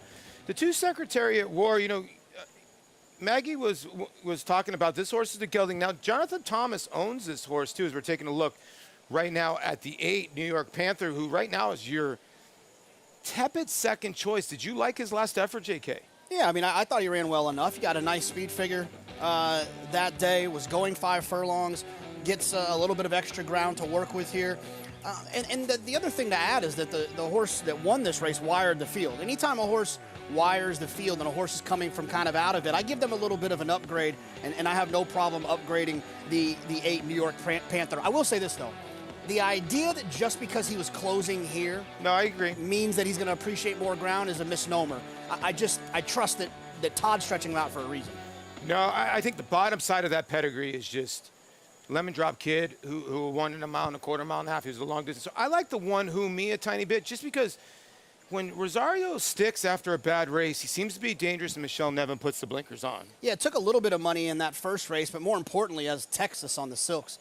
The outline of Texas, so you have to be in support of that. But did take a little bit of money. You get Joel Rosario instead of Manny Franco. I don't know if Manny decided to take off or if they decided to switch to Joel. I'm not really sure. Manny did ride last time, but did take a little bit of sneaky money for a trainer that only wins at 7% with first-time starters. Well, 5, 7, 8 on the board is who they're betting, Wolfie, but there's a lot of sneaky pedigrees, and I even know that you like the 9 a tiny bit with that pedigree. Yeah, 14-1 on Twirling Charlie. That second dam, multiple graded stakes winner on the grass, grade 1 place, trained by Bobby Frankel back in the day. So, yeah, there's some intriguing pedigrees, certainly, in this first leg of this Pick 5. You could play the sequence, pull up and over $500,000 by getting signed up with NyraBet. Still get 200. That code to use at sign up. Go to nyrabets.com, download the app, and bet any track, anywhere, anytime, including this late Pick 5 coming up. Here still is our favorite, Fire King. Christophe Clement going to the meets leading rider here. Rod Ortiz Jr. looking for number 3 today. They come down Champions Way. We'll see. We were talking about it off air, Gary. Dam was, one sprinting on the grass. The second dam was a dirt sprinter. We'll see what we get here. Take a look at Luis Saez, what he has left. Already 2 today, 19 wins at the meet. He's started sensational just like last summer. Yeah, he has. It's tough to keep up with IRAD right now, but Louis been extremely consistent so far this meet. Continues on a roll today. So we'll keep our eyes on those two. Joel Rosario right behind those two. As we start with Who Me, and here is Joel for Michelle Nevin. Yeah, broke slow last time, puts the blinkers on, could improve second time out. Secretary of War, first-time starter for Jonathan Thomas. Yeah, I'm surprised at 11-1. Owned by Jonathan. He's been known to roll out a good one here at Saratoga. Provision, George Weaver, first-time starter, has Saez. Yeah, not taking a lot of money here. You do get Luis Saez. George, always sneaky with these types. Second dam was graded stakes placed on the grass. Here's El Quemado. Rudy Rodriguez still looking for that first winner. Yeah, this one by the Preakness winner, Cloud computing out of an R-Tax mare. So a little obscure pedigree, 40-1. Just one winner so far for Cloud Computing from 17 starters. This will be the second turf starter. Fire King was favored, slight second choice now for Clement. One of the advantages of being here in Saratoga is you're allowed to see these 2-year-olds work on the turf. Fire King has had 2 nice works on the turf. Jackson Heights for Orlando Noda has Trevor McCarthy. Yeah, this is the horse on the bottom side. Should be able to handle the distance. Whether he's good enough will remains to be seen. Here's the one who's a sibling to Runaway Rumors, stakes winner, graded stakes placed. Like we talked about, Flavian Pratt has ridden 3 times in the last year for Jorge Abreu, 2 wins. 2 sprints in the stretch out for New York Panther. Yeah, dangerous horse. And I can understand why the public is going here, but how far back will this son of Freud be? That 9 we talked about, Twirling Charlie. Didn't take a lot of money on debut and didn't do much running. Might appreciate at a distance. And Uncle Marty on the outside, first-time starter for Linda Rice with Jose Lezcano. Kind of seems sneaky. 10-1 on the line, 11-1. Lezcano back on the horses for Linda Rice. They're very dangerous together. They're dangerous on the turf. I just think the draw, if this horse had a different draw, I think, Wolfie, I think this horse would be like 6-7-1. All right, right now 11-1. As we're 3 minutes to post. Here's this 7. And we talked about the dams. She's produced Runaway Rumor, Scuttlebuzz, who's a stakes winner. My Heart Belongs to Daddy, who was so good on the grass as well. There's a lot in that pedigree to say this horse is going to love it on the grass. Well, I'll tell you what, Oscar Performance, his daddy, has started out. This is first-year sire, his first runners on the track this year. He had a winner earlier today, and he's consistently getting winners right now. It looks like he's going to be all right as a sire as well. Flavian Pratt will ride. Here's the 5 Fire King. Second choice at 3-1 and a first-time starter. Going up against some others, most notably New York Panther, who has experience. Well, I like that he's getting action. He opened up, he was 5-2. He was the favorite, 3-1 right now, so being bet on. As well as the 7 horse they're betting on at 7-2. That was his morning line. But Fire King, I thought it was interesting that Maggie said that he looked a little more like a sprinter than he did a route horse, but it's Christophe Clement training and Irad Ortiz riding. Dam was a sprinter. Second dam was a sprinter on dirt. So that might be why it has the look of a sprinter as well. And then here's the 8 New York Panther. This will be start number 3, and that second start on turf, again, was the best of the bunch on grass. Yeah, I'm like JK. If it's Todd Pletcher that's stretching out, yeah, I liked this last race. I thought that he was trying, at least he was trying to run. It's not like he was just running flat, and looked good to me doing it. So I like the stretch out today. I think he's going to like it. Morning line favorite has become the favorite now. As we get a look at him with more New York Panther, let's go back to Maggie. Yeah, as you guys said, when it's Todd Pletcher stretching a horse out, no matter what surface, you can have confidence. And furthermore, New York Panther looks like a horse that should relish added distance. I mean, he's very long-backed horse, and I just think this is the right scenario for him. But a lot of times, these horses coming out of the turf races that we saw at Belmont are facing stiffer competition than what they are here at Saratoga. So that's one slight and very slight knock against him, as Number 9, Twirling Charlie. You guys brought up the pedigree. This horse was in a fog first time out, to be honest, and he broke slow that day. He is so much sharper, so much fitter. He's a big, scopy, mature-looking animal that suggests that getting out to a mile and a 16th is only going to aid his chances. I think he's pretty interesting. I know on the surface of things it doesn't look as though he did much running, but I'd be willing to forgive him. He's just so much more clued in second time around. Now, number 10, Uncle Marty, did work with a horse of Linda's that ran yesterday in a turf sprint by the name Collaboration, a filly. And for me, watching the work coming into this race, she was going better than him. And I talked to Linda on the way out of the paddock. She said, honestly, I was hoping for rain and to run this horse on the dirt. I just wanted the distance for him more than anything. So I feel as though, as she also said, they're just going to give this one a run and look for him to improve with the start under his belt. All right, Maggie, thank you.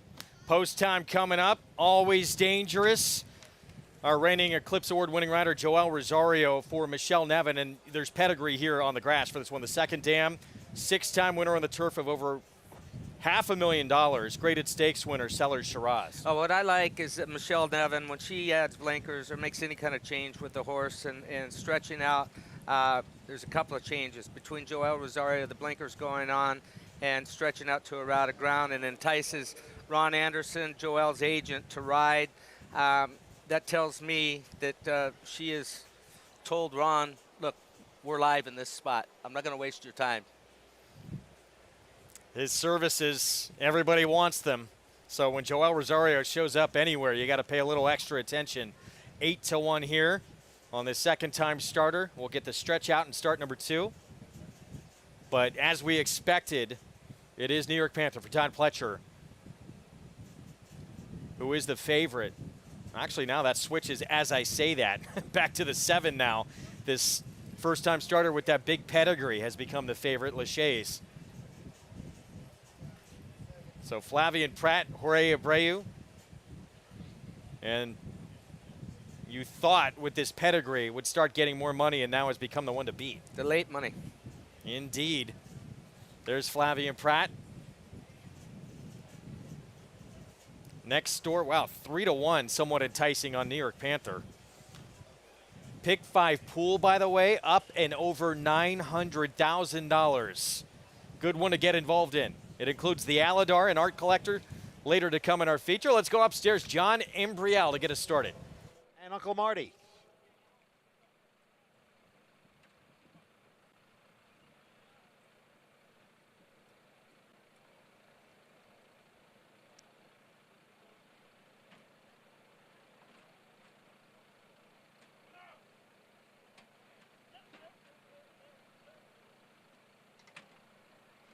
They're all in.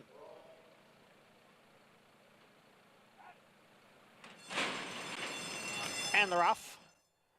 Number 10, Uncle Marty, veered out at the start and is at the back of the pack. There is Provision going for the early lead with Lachey's on the outside and Humi down at the rail. Secretary of War runs in 4th. New York Panther is on the outside and in 5th.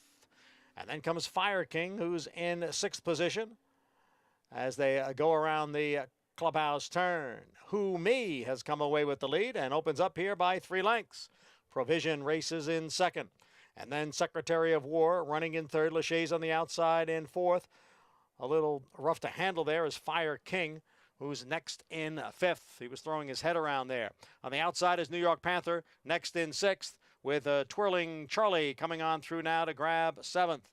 Uncle Marty's on the outside in 8th, followed by El Quemado, and the trailer is Jackson Heights in 10th. Half mile went in 49 and 3/5 seconds. Humi leads here by 4 lengths. Provision running in 2nd. Secretary of War, Lachey's, they're right together 3rd and 4th, with Fire King in 5th, and on the outside, Twirling Charlie. They're going around the far turn, and they're getting closer now to Humi. Humi still leads, but the lead is ahead. Here is Provision. Here is Lachey's on the outside, and behind horses is Secretary of War, then Fire King. On the far outside, it is Twirling Charlie. And then comes New York Panther. The field is in the stretch.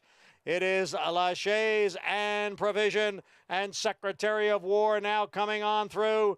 It is Lachey's and Provision on the inside. The two of them are right together, and Lachey's gets away right before the wire to win it here by a length and a half. Long Shot Provision was second, and Secretary of War finished third. Lachey's ready to roll first time out under Flavien Prat for trainer Jorge Abreu. Yeah, I love the way this horse finished up. A little green coming in the last 16th mile, wanting to lean in a little bit, but he really hit a gear when Flavien went to the left-handed crop, goes back to the right-handed, and he'll duck in just a little bit, tightening it up on both the horses inside, but no harm, no foul. He was going on and actually comes away a nice winner. Got great position early on. The 8-horse New York Panther, he was being encouraged going into the first turn, never was really involved, not liking things. Fire King, you're Johnny I talking about going down the backside. He was throwing his head a little tough to control first time out today, but he ran on nice at the finish there. Look for him next time out. Keep an eye on the outside there with the green cap. The red cap, excuse me. Yeah, head on view. We'll see what this shows us right there. That bump on Provision. I don't know if they so much bump Greg as the 3-horse Provision kind of shied away when he got close to him. Flavien grabbed him pretty quick, but there was a horse down inside a Provision as well that Luis Saez had to protect him. Best horse won. I think order of finish was how they were going to finish anyway. 7-3-2-5 unofficially as we go to the Paddock set. Yeah, Wolfie, I mean, you know, look, I always defer to people like Gary in these situations, but, you know, I mean, the 7 did bump into the 3. Yeah. It looked like it was going to be a horse race towards the end. No one's arguing the 7 was best. But, you know, I would think that they're going to at least look at it. I would think they would look. I don't know if they'll change anything, but I think they'll look. The problem is, JK, is that you decided to take a day off yesterday and just, you know, relax. And a horse absolutely smashed another horse and herded a horse out 7 lanes, and they didn't take the horse down. 3 days ago, the 2-horse smashed the 6 about halfway across the track. They didn't take that horse down. They've been consistent, and what Gary says, if it's not going to change the outcome, they are not going to make a change in the outcome of the race. It was going to run 7-3-2. I agree with you. It's a fraction is an infraction, but the stewards here have been living by, if it doesn't change the position, it doesn't change the position. I'll see if we can take maybe another peek at it coming up, but no question, stewards are going to take a look at this here. Again, one more look. Lachey's. And, you know, Flavien Prat goes to this right-handed riding crop. Is that going to hurt his cause here, Gary? I don't think so. If you look, the contact was very, very incidental. The 3-horse more reacted to him coming over. If he would have staged, if the 3-horse Provision hadn't ducked away from that horse Shine over towards him, away from the whip, then yes, they would have made solid contact. But the 3-horse Provision actually shied away when the 7-horse made that abrupt left-hand move away from the riding crop. 2 first-time starters as well. We're going to take a timeout. When we come back, the big showdown on Saturday in the Whitney. Life is Good, one of the superstars in this sport. It's going to have some big competition. An Olympiad for Belmont has won 5 in a row and 4 graded stakes. We'll be back.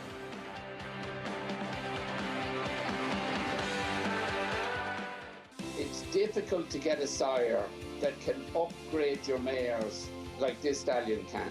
This horse does produce runners, very talented runners, 3-year-old runners, Derby contending runners. This horse is priced where anybody can afford to breed to him, and if you're trying to improve your mare, he's a horse that's shown he can do it. There is no younger AP Indy that moves his mares up like he does. Who you betting on? How about an app created specifically for horse racing? Nairo Bets. We specialize in thundering hooves, fist pumping, and boosting your bankroll with robust weekly promotions. And offer betting tips from actual horse racing experts. Bet all day and night, nationwide. Get the action and thrill of horse racing with Naira Betts.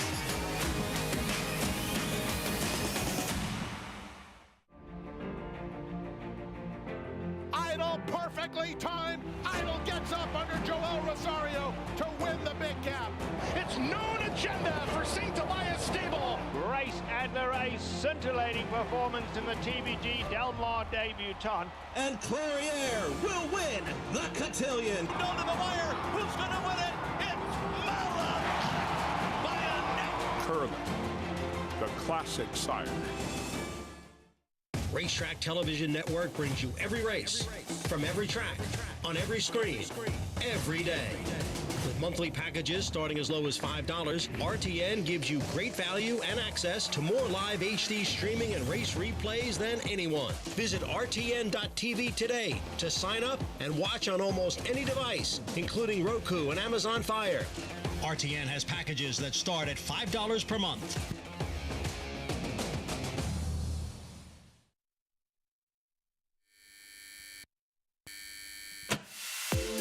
What an exceptional racehorse he was. A lot of class, a lot of quality. And what I'm seeing in his offspring is exactly that. They've been very consistent. They, favor the sire, and hopefully his babies will have the speed that he has. Look, they're built like they should have speed, but they also have the size and scope. I didn't just buy a sprinter today. I think I bought a classic type horse. Very athletic looking, his balance, he had a tremendous walk. Seemed like he had a lot of sense about him. Overall, just loved his presence. I always look at first-year sires, and of course, I'm a big Into Mischief fan. I just loved her scope, her presence. Beautiful filly. I love the filly. She's got a lot of stretch, got some leg under her. Looks like she's going to go the right way. I haven't seen one that I didn't think settled, had a good eye, good head, and looked like it had some sense.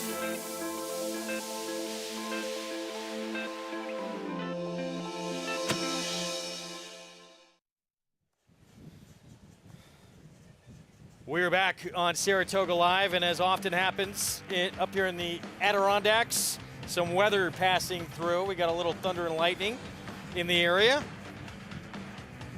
Some ominous skies. There was, for a brief moment, they did put the inquiry sign up here. It was a very, very quick inquiry sign that was taken down almost immediately, and the result stands. Lachey's with the win in race 6 to kick off the late pick 5. Yeah, and I just want to explain what's going on with the new HISA rules. This has been what their recommendation is, international rule that they use in Europe when there's inquiry in a race or interference at some point. Their feeling is that if the horse that you interfered with finished in the position that he was supposed to finish in, was going to finish in anyway, that there will be no disqualification. So that's something new that we're all dealing with, and I just want to put it out there. It's something that's new. All right, so no change there in race 6.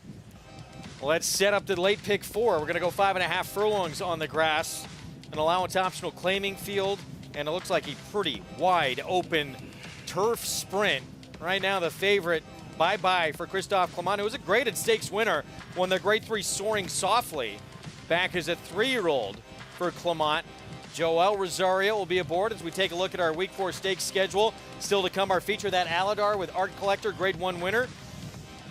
Tomorrow, National Museum of Racing Hall of Fame in the Troy. We get to see the great Wesley Ward sprinter again, who is for a 3rd straight year trying to win a stakes race here at Saratoga. 2-time Breeders' Cup sprint winner on the turf. Golden Pal, Skidmore, Quick Call winner. And here's the field for the Whitney, of course. Life is Good, Olympiad, throw Hot Rod Charlie in the mix, American Revolution, Grade 1 winner.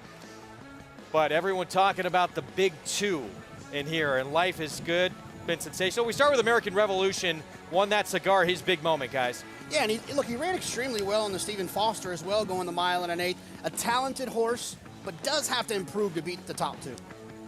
One of 3 in the race for Todd Pletcher. Hot Rod Charlie's had some big moments. What could have been, though, for him, perhaps? Yeah, what could have been. He's a really talented racehorse. Blinkers were going on. He's got $5 million in the bank, so he's not a slouch at all.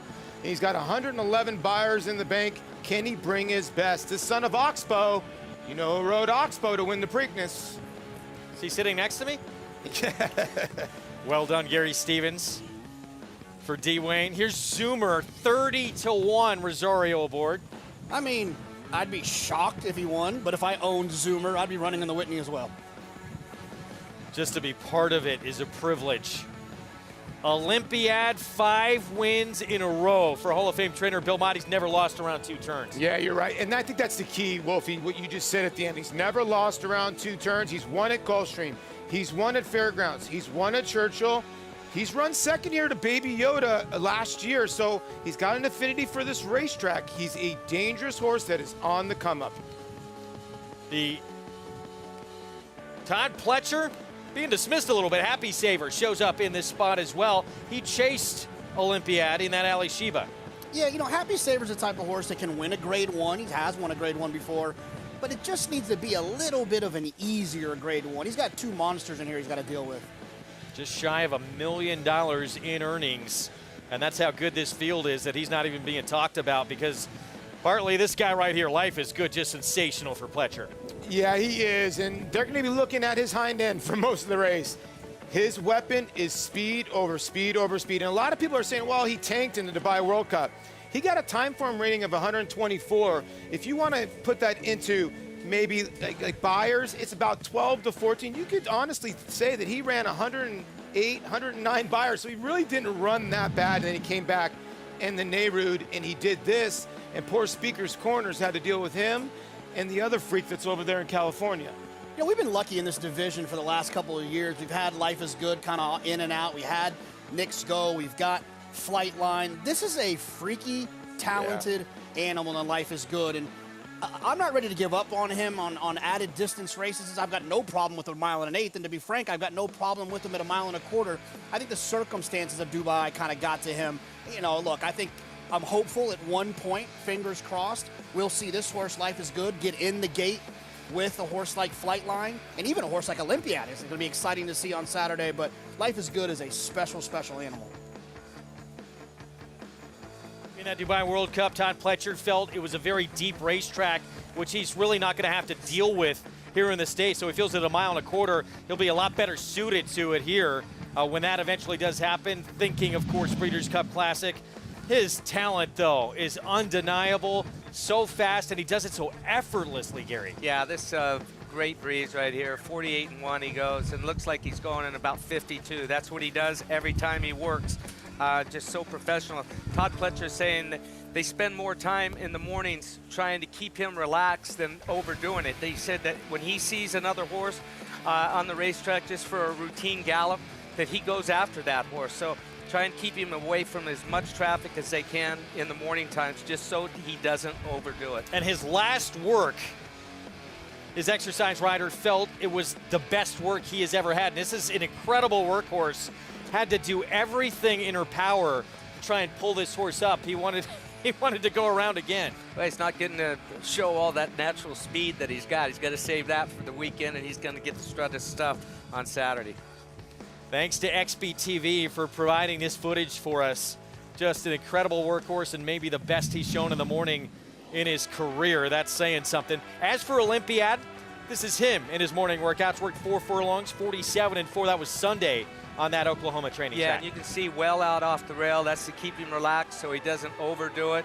Very little encouragement from the rider. He's striding out very nicely there, coming off of, what, four great wins lining up. Should be a good one.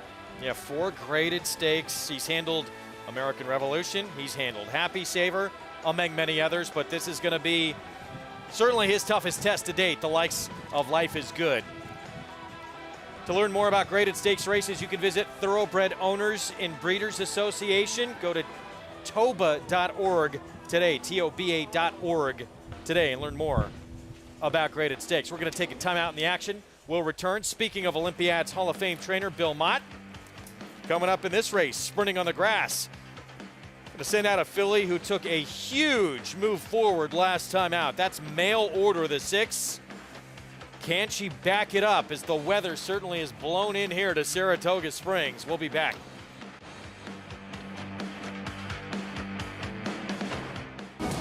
Coming down to the finish, and it will be Matole. level of racing that he's achieved is extremely rare. The quality fields that he's beat. That's what makes him the fastest horse in the world. The final time was a new stakes record. Matoli, he did it again! Matoli's a monster! Matoli wins the sprint! Oh, what a horse he is! The mighty Matoli! Experience the new Paddock Suite at Saratoga Racecourse. Enjoy Saratoga's newest hospitality area featuring a climate-controlled bar, lounge, and balcony overlooking the paddock. Reserve your table today at naira.com/Saratoga. New for Saratoga, the $3 triple play pick 3. Choose the winners of 3 selected races on the Saratoga card each Friday, Saturday, and Sunday of the meet to win big. Go to naira.com/triple play for more details.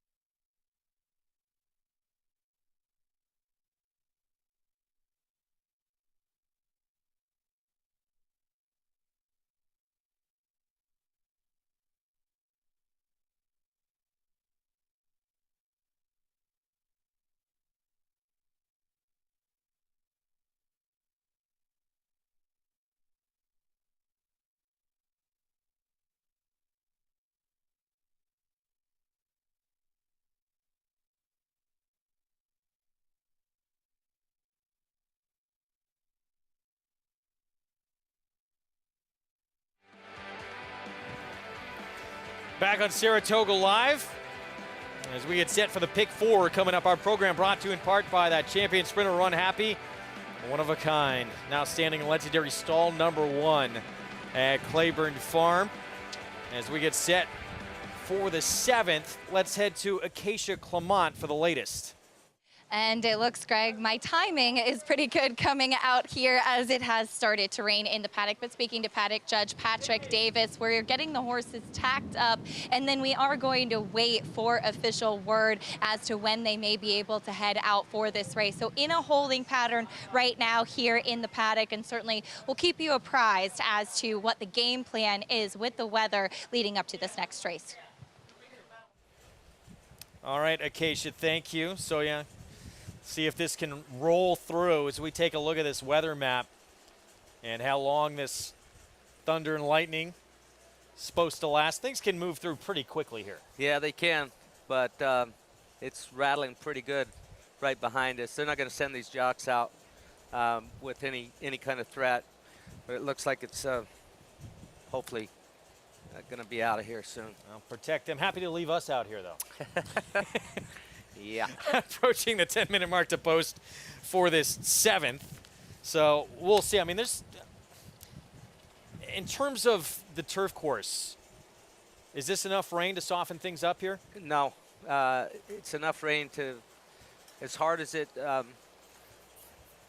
appeared to be earlier on in the day, very dry, what'll happen is it gets slick before it starts taking the water in, slicker. But it's raining in different areas. It's raining harder in the paddock than it is out here on racetrack side right now, but the storm is swirling right now. What was behind us at the 7/8 pole 20 minutes ago is now on the far turn over the tree line. We're seeing it, and it's just kind of stagnant right now. It's not Keep moving. on moving that way. Keep moving, please. Away from us. Want to remind everyone you can take home your share of $10,000 today when you play with Naira Bets. Hit the late pick 5 at Saratoga. You'll win a share of $10,000 bonus available to new and existing players. Got to opt in at NairaBets.com as we head over to the paddock. Well, you know who I feel for right now more than anyone is Greg, because when it starts raining and thundering, my man Gary gets shook up. Well, Gary gets shook up because he's got a lot of iron inside of him. Let's be honest. I mean, like I've had a lot of knee surgeries, but there's nothing compared to what Gary's got. So when he hears lightning wants to go. Now Greg's different. His Tresemme or his Aquanet might be hurting a little bit. The water might be getting on his hair. Well, I can't mess with him. It'd be a real problem if my hair got wet on this set. So I support Greg for that. As far as the race itself, I thought that the 3 was interesting. Spicy Marg. First of all, anytime Wesley Ward has a turf sprinter, I always feel like they get a little bit overbet because Wesley has so much success. But the one that I liked is the 12 that's running here, but the 6 today. The 6 mail order who ran extremely fast last time, the first time he got to go a little bit shorter. Excuse me. Yeah, she ran great. I'm surprised that when she opened up, she was not the favorite. I thought she'd be the favorite in this race. She's not really the favorite in the Will Pacer. She's about second choice, but I thought this was a great effort.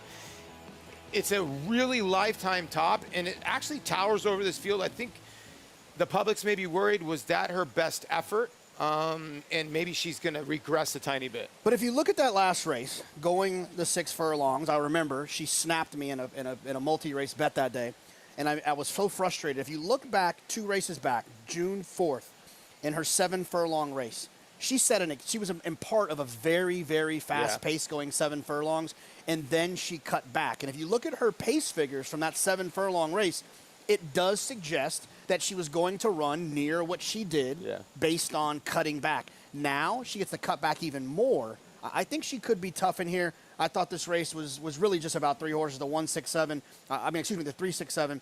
I think the 6 mail order could be tough in here. Yeah, and you were talking about Spicy Mark. She's the one that's going to be probably in front in here. Now, she's been in 12-horse fields, big fields. She won at Keeneland. Now, there's going to be probably a little give in the track if they actually run this race on the turf, but they're going to have to catch her. That's the bottom line. Yeah, when it comes to these turf sprints, I've always leaned heavily on horses that can find the front end. Now, she will have to deal with mail order who's to her outside, but to your point, I do think Spicy Marg is probably naturally a little bit faster. It's a Wesley Ward trained filly as well, so they're going to likely pop away from the gate. So if she wants the front, I think she can get the front. And to your point, and I like I said, I've never sat on a horse's back out on a turf course. If Gary says that the turf course can still take a little bit of water, it's not going to be soft yet, let's see how long this delay lasts and how long it rains, because then it could possibly affect. I will say the 3 Spicy Marg has run well on a turf course not listed as firm. Let's be honest with the fans too out here as well. So we're going to take a look at Secret Time, and I'll explain this after. This was John June 4th, and this mare cut back to 7 furlongs. 1 term for the first time, I think, forever. And wow, she came home with a wicked turn of foot. And the one thing I like about Secret Time, if you're trying to make a case for her at 8-1 right now, is although she got a huge setup last time, the pace fell apart and she came rolling late, call it a huge setup. It was her first time going shorter. It was her first time, and so maybe, just maybe, she's going to appreciate going even shorter. Yeah. And she's going to get some pace to close into. There's a couple of other speed horses in here, and maybe she'll get a similar trip with a fast pace to close into. We've been seeing a lot of these 7 furlong horses. And Keisha, what I was trying to explain to everybody is that also the Naira front office needs to figure out whether they want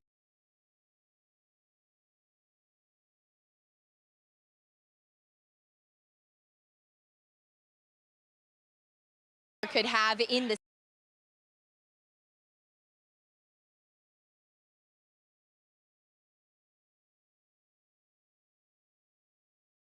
out for this upcoming race, and as of right now, still in that holding pattern. But we'll talk about a couple of the horses in the paddock here, as everyone except for the number 3, Spicy Marg, has stayed inside in the saddling stall, starting with 1 of 2 for trainer Christoph. One that is Bye Bye, who is your tepid favorite down to the inside. She's making the 3rd start of her form cycle, which should be the key for her as she's continued to strengthen up and get more fit with each of her subsequent starts. She was chasing a wire-to-wire winner who was the favorite last time out, did kind of run in place as a result of that. She's been accompanied by the pony in the paddock in here, which she has done in the past. She can be a little bit of a distracted type of filly, cotton in her ears, but even with this delay and even with kind of crowding in the saddling stall, she's handled everything really well and been pretty relaxed as far as pretty much all of the runners have with this delay, which you certainly do like to see. Bill Mott does send out 2 as well, including the 6 mail order, who had an impressive win last time out and also taking a huge step forward her 2nd start off of the layoff. She had the outside post last time. I thought that she pulled away really nicely, and it seems that sprinting is kind of the home that she has found, as early in her career before that extended layoff, she was going a longer distance, and she has a lot of size and substance to her. I can see the thought process with running her longer, but it does seem that her acceleration, the way she finished up going the 6 furlongs last time out.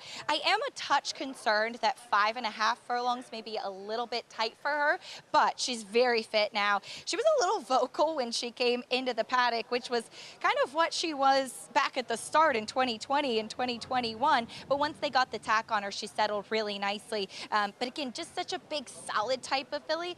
That's also a little bit of a concern if we do end up with a little bit more give in this turf course with the weather that we've experienced right now. The 3 Spicy Marg, of which I am a fan, also fan of the filly. She's the only one that has stayed outside in the rain. She's handled everything well. She's very quick. She's very light on her feet. You can see that. She's forward here in the paddock, and Greg and Gary will see if she can take them every step of the way.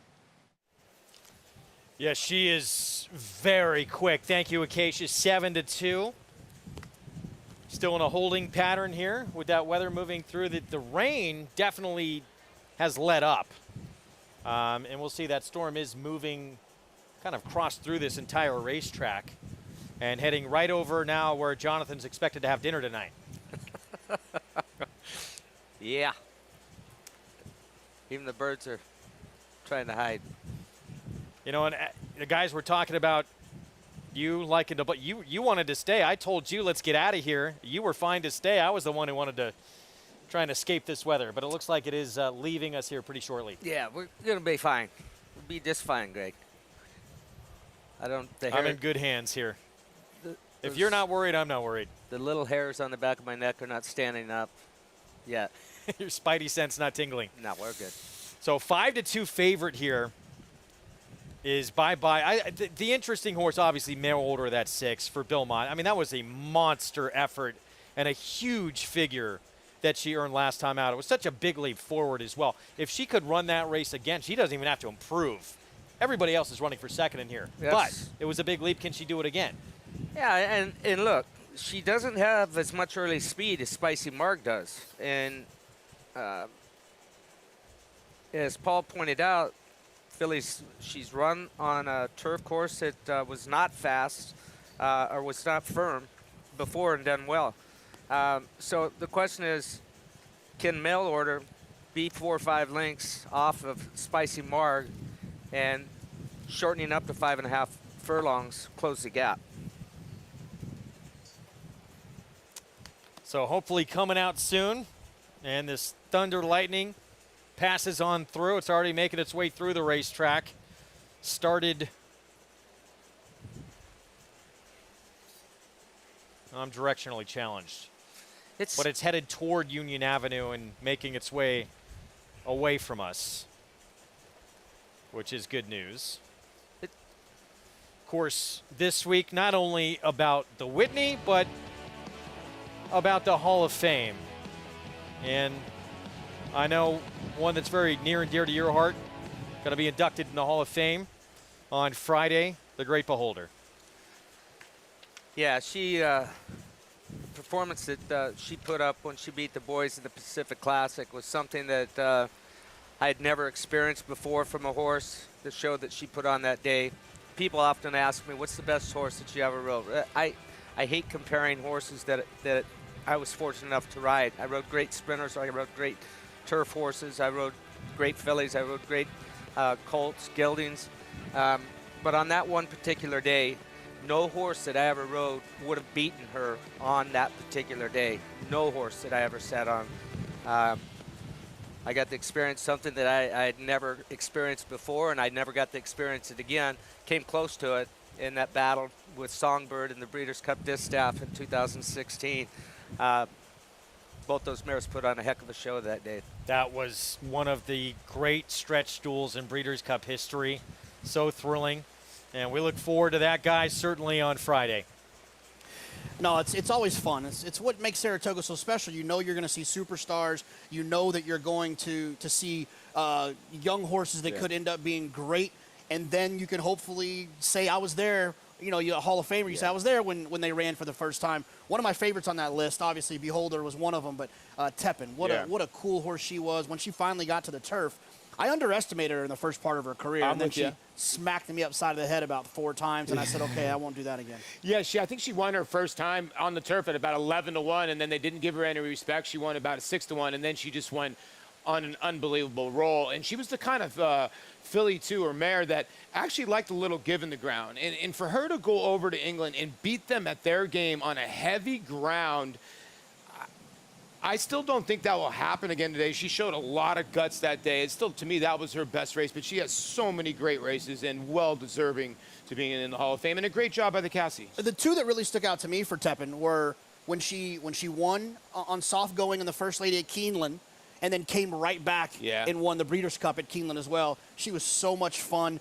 She wouldn't be mad about the weather right now. And a couple of other horses that talk about looking forward in this pick 4, we'll see what happens in the Alydar. Paul, Mystic Knight and Art Collector, do you think that either one of them will appreciate the weather and the track that they might get? Well, I was asking you this off air, like, okay, now this rain's coming down. Art Collector coming off the layoffs since February 26th. I was going to pose this question a little bit to Gary. Now, going a mile and an eighth, is it going to be easier over probably a sealed track by this is done, or does Mystic Knight close the gap? Because Mystic Knight's best races are on a wet track. Guys, I'll be honest with you. From the camera shots that we've got in the paddock, it appeared that it's raining a lot. It rained a lot harder on your side of the grandstand. I know that sounds crazy, but the sun is actually starting to come out now over here, and it didn't rain. It didn't rain that hard over on this side, at least down here at the 8th pole where our paddocks or our apron set is. They do have the main track sealed right now, and with the weather that's coming later on, or forecast to come later on, I would imagine they're going to leave it sealed. And you got a shot of the racetrack. If you know this Saratoga racecourse, storm started in those back barns there from the 1863 club down the grandstand the opposite way. They'd be coming down the stretch. And it's kind of moved out just outside the grounds of the racetrack. So it is moving away from us. Good sign as we wait for this pick 4 to get underway. And yeah, in terms of that Alydar, Mystic Knight, you look at his record, a win, 2 seconds on and off track, but he's going to be coming, you would think, from fairly far out of it in that Alydar. Yeah, we're getting an announcement right now. I think that they're getting ready to, horses are getting ready for the jockeys to mount up and get out here. Let's head back to Acacia for an update. And no jockeys out just yet, but once again checking in with paddock judge Patrick Davis, who's keeping all of the horsemen apprised under the awning here where everybody is trying to stay clear and out of the rain. I said about 5 minutes it looks on the radar. We could potentially see starting to move towards getting this race underway. And it was some pretty significant rain back here in the paddock, but they do have to wait and make sure that there is no lightning in the area as well before proceeding with the races. So we'll keep you apprised, Greg, but hopefully within a few minutes we'll be able to get underway. All right, Acacia, thank you for that. So in the meantime, we're going to take a short time out as this weather moves through Saratoga Springs, and we wait on the start of this pick 4. We'll be back with more Saratoga Live from upstate New York right after this. Stay with us on FS2.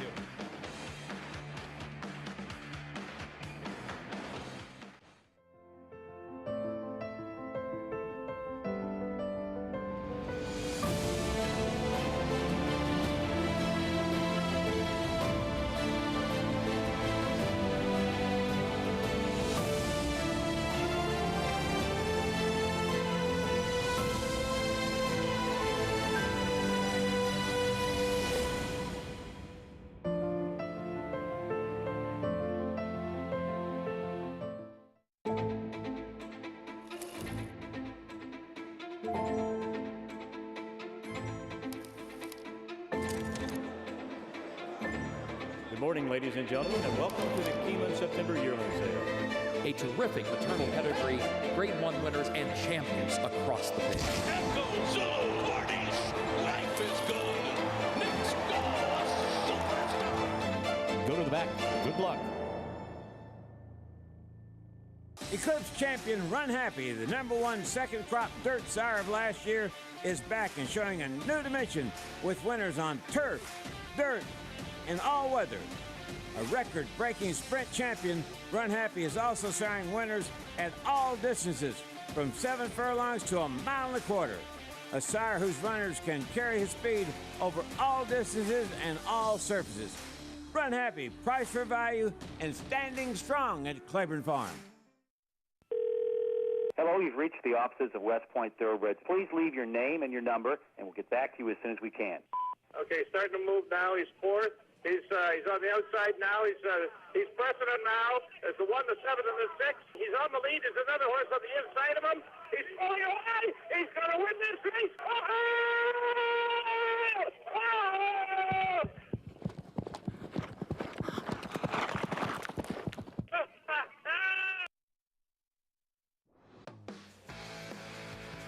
We're back on Saratoga Live on FS2, regional networks out in Southern California, waiting for this weather to move through before we get this pick 4 underway. We've been told it's about 5 minutes, waiting on primarily it's thunder and lightning to get through. The rain not an issue.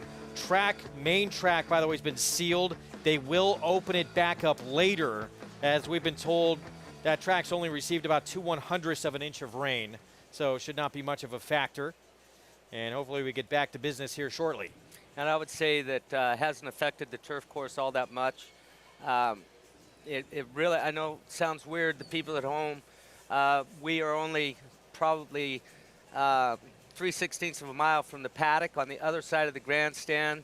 And again, it's raining over there, it looks like right now again. And there are no raindrops coming down on this side of the racetrack, on the track side.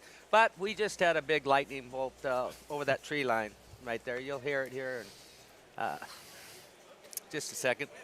Life in the Adirondacks. It won't be the last time we get this kind of weather. Part of the charm of Saratoga. As we're in this holding pattern here, guys, and you look, as we've been waiting for this, Paulie, JK, look who's become the favorite.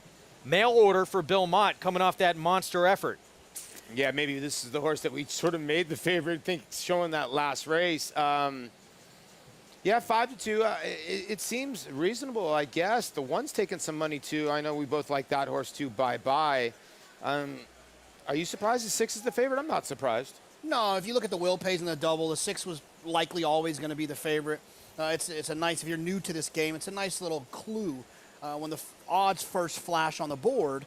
And, you see a horse taking money. If you look at the Will Pays of the double, because that pool is already closed, you can get an idea of who could potentially be favored, and it can help you kind of make your decision. So the 6 mail order looked like would always be the favorite. And from a speed standpoint, she's tactical enough, and she's drawn outside of Spicy Mark. So she doesn't have to force herself in any situation. The way she ran last time from the 12 hole, it seems like she likes kind of that stalking outside speed position. So she makes a lot of sense in here as the favorite. I think that her last effort was a real effort based on the conversation we had earlier about her pace figures. So I think she deserves to be the favorite. The biggest issue is, does she want to go this short, or was the 6 furlongs what she preferred?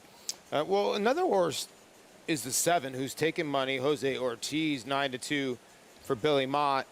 Another horse that is this what she wants to do this short. She was in the Galway last year, and she was just 30-1. Now, she got beat by Bye Bye, and she was 6th in that race. What I'll say about Always Late, and this is one of my favorite things to try to do in a turf sprint, is if you can take the best speed and the best closer, the pace won't beat you, right? If the pace is slow and you got the best speed, then you should be in a good position to win. If they hook up and it falls apart, you got the best closer, you're in a good position here. With the 7 Always Late, I feel like, and especially when they come from the same connections, right? Bill Mott's going to say, hey, you know, with Jose, be aggressive. Go to the front if you can make the front. And with Always Late, he's going to tell Jose, take back, make one run. You should have some pace to close into. Wolfie? All right, JK, Paulie, thanks, guys. Still in this holding pattern here as we get set for the start of this pick 4. Of course, it's Whitney week. No better time to remember the queen of Saratoga, whose impact on this town and this racetrack was immeasurable. We may not even have a Saratoga if it was not for the great Mary Lou Whitney.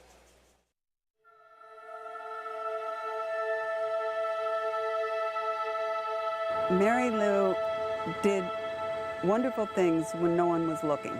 Once Mary Lou set her mind to doing something, there was no stopping her. She was a beacon of light in the community, not only in Saratoga, but I'm telling you, her power of being a champion and supporting those always in need, it speaks out around the world. I mean, really and truly, we owe Saratoga, as we know it today, to Mary Lou Whitney. The hospital, the dance museum, SPAC. Think of all the things that she has meant to this area. There was no reason why she had to do that, except that that was who she was. That was her nature. Our backstretch workers. They are the sports unsung heroes. These wonderful people work long hours in dangerous situations while often living in poor conditions. All of us should try more to improve their lives and advance their dignity. She means a lot to the backstretch. From her smile, from her genuine giving back. They will miss her coming into the backstretch appreciation dinners when she had to do bingo and she would just show up from the tent and everything that she sponsored through the backstretch programs. It's been 26 years. It's just one furlong away. They're coming down to the finish. Can Smarty Jones hold on? Here comes Birdstone. Birdstone surges past. Birdstone wins the Belmont Stakes. I'm sorry that Smarty Jones couldn't win. We kept saying to Prado be second. In victory, and a lot of times you get defeated, but she was so great in victory, and she felt sorry. And she really did, which is amazing. It shows you the spirit she had. And little Birdstone digs down. The cliff's edge could not get to him in the darkness at Saratoga.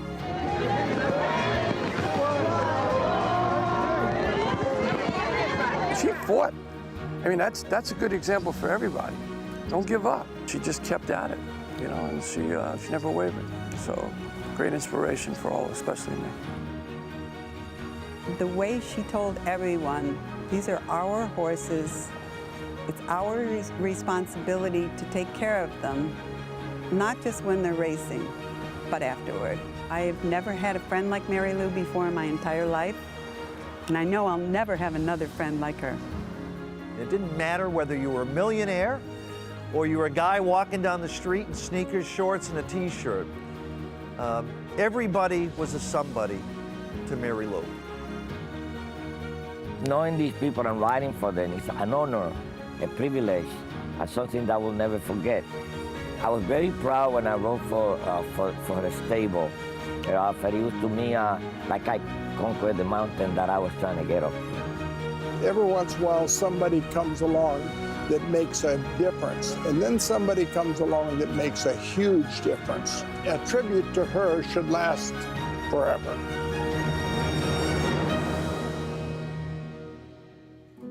To all Saratoga, thank you for my wonderful life.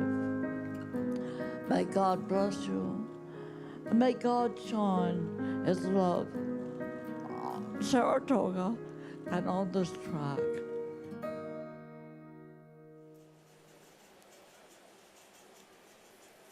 Unforgettable. The great Mary Lou Whitney did so much for this sport.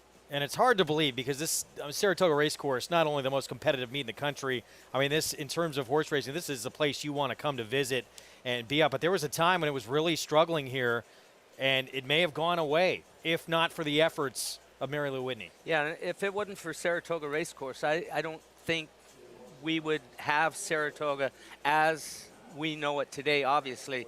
But yeah, they struggled in this town, and it thrives now because of what she did. What she did for the backstretch workers, she cared so deeply about. Obviously, the horses as well. Her impact will live on forever. Certainly in this sport, as it looks like we have riders coming back out now. And we're going to get riders up in just a moment. So that's good news, as this weather finally has moved through. So post parade coming up in just a moment. Pick 4 will begin here. As we told you, they were going to seal that main track. We're on the turf here, but the main track's going to be sealed, and they will open it back up eventually. Got very little rain. I believe we said 2/100ths of an inch. Yep, we had a lot of wind, quite a bit of lightning, but not a lot of rain on this side of the racetrack. It's out over Saratoga Lake right now. I'm sure the people in boats are on shore now. I got caught last summer, Lake George, in one of these storms. It was not fun. But when you can live to tell about it, it's a good story. Use 6 minutes away from this 7th coming up. And bye-bye, you have a graded stakes winner for Christophe Clement. You get Joel Rosario, 3-1 right now in here. There's definitely some intriguing runners. Spicy Marg, the 3, looks like the speed of the speed. You're getting 4-1. You can play this pick 4. All the action we have coming up all summer beyond with Naira Bets. That's the promo code to use for new members, TOGA200. Go to NairaBets.com or on the app and play along with us all summer and beyond on Naira Bets. And 7 horse, always late. That's the other Bilmont horse. He's got the favorite who has that huge effort, but always late. Don't sleep on the 7 here that has Jose Ortiz. No, and if, well, we know we're going to get a decent pace because of Bye-Bye and Spicy Marg. Spicy Marg, always late, needs the setup. Billy Mott with a double-edged sword. And here's Hit the Woa, the other Clement runner. Alydar Ortiz Jr. showing up here. 7-1 from this outside post. And that's a horse coming in off a win. It was a Gulfstream and got a pretty hot pace to chase. We'll see if gets the setup again this afternoon. As we have the call to post here for the start of this pick 4.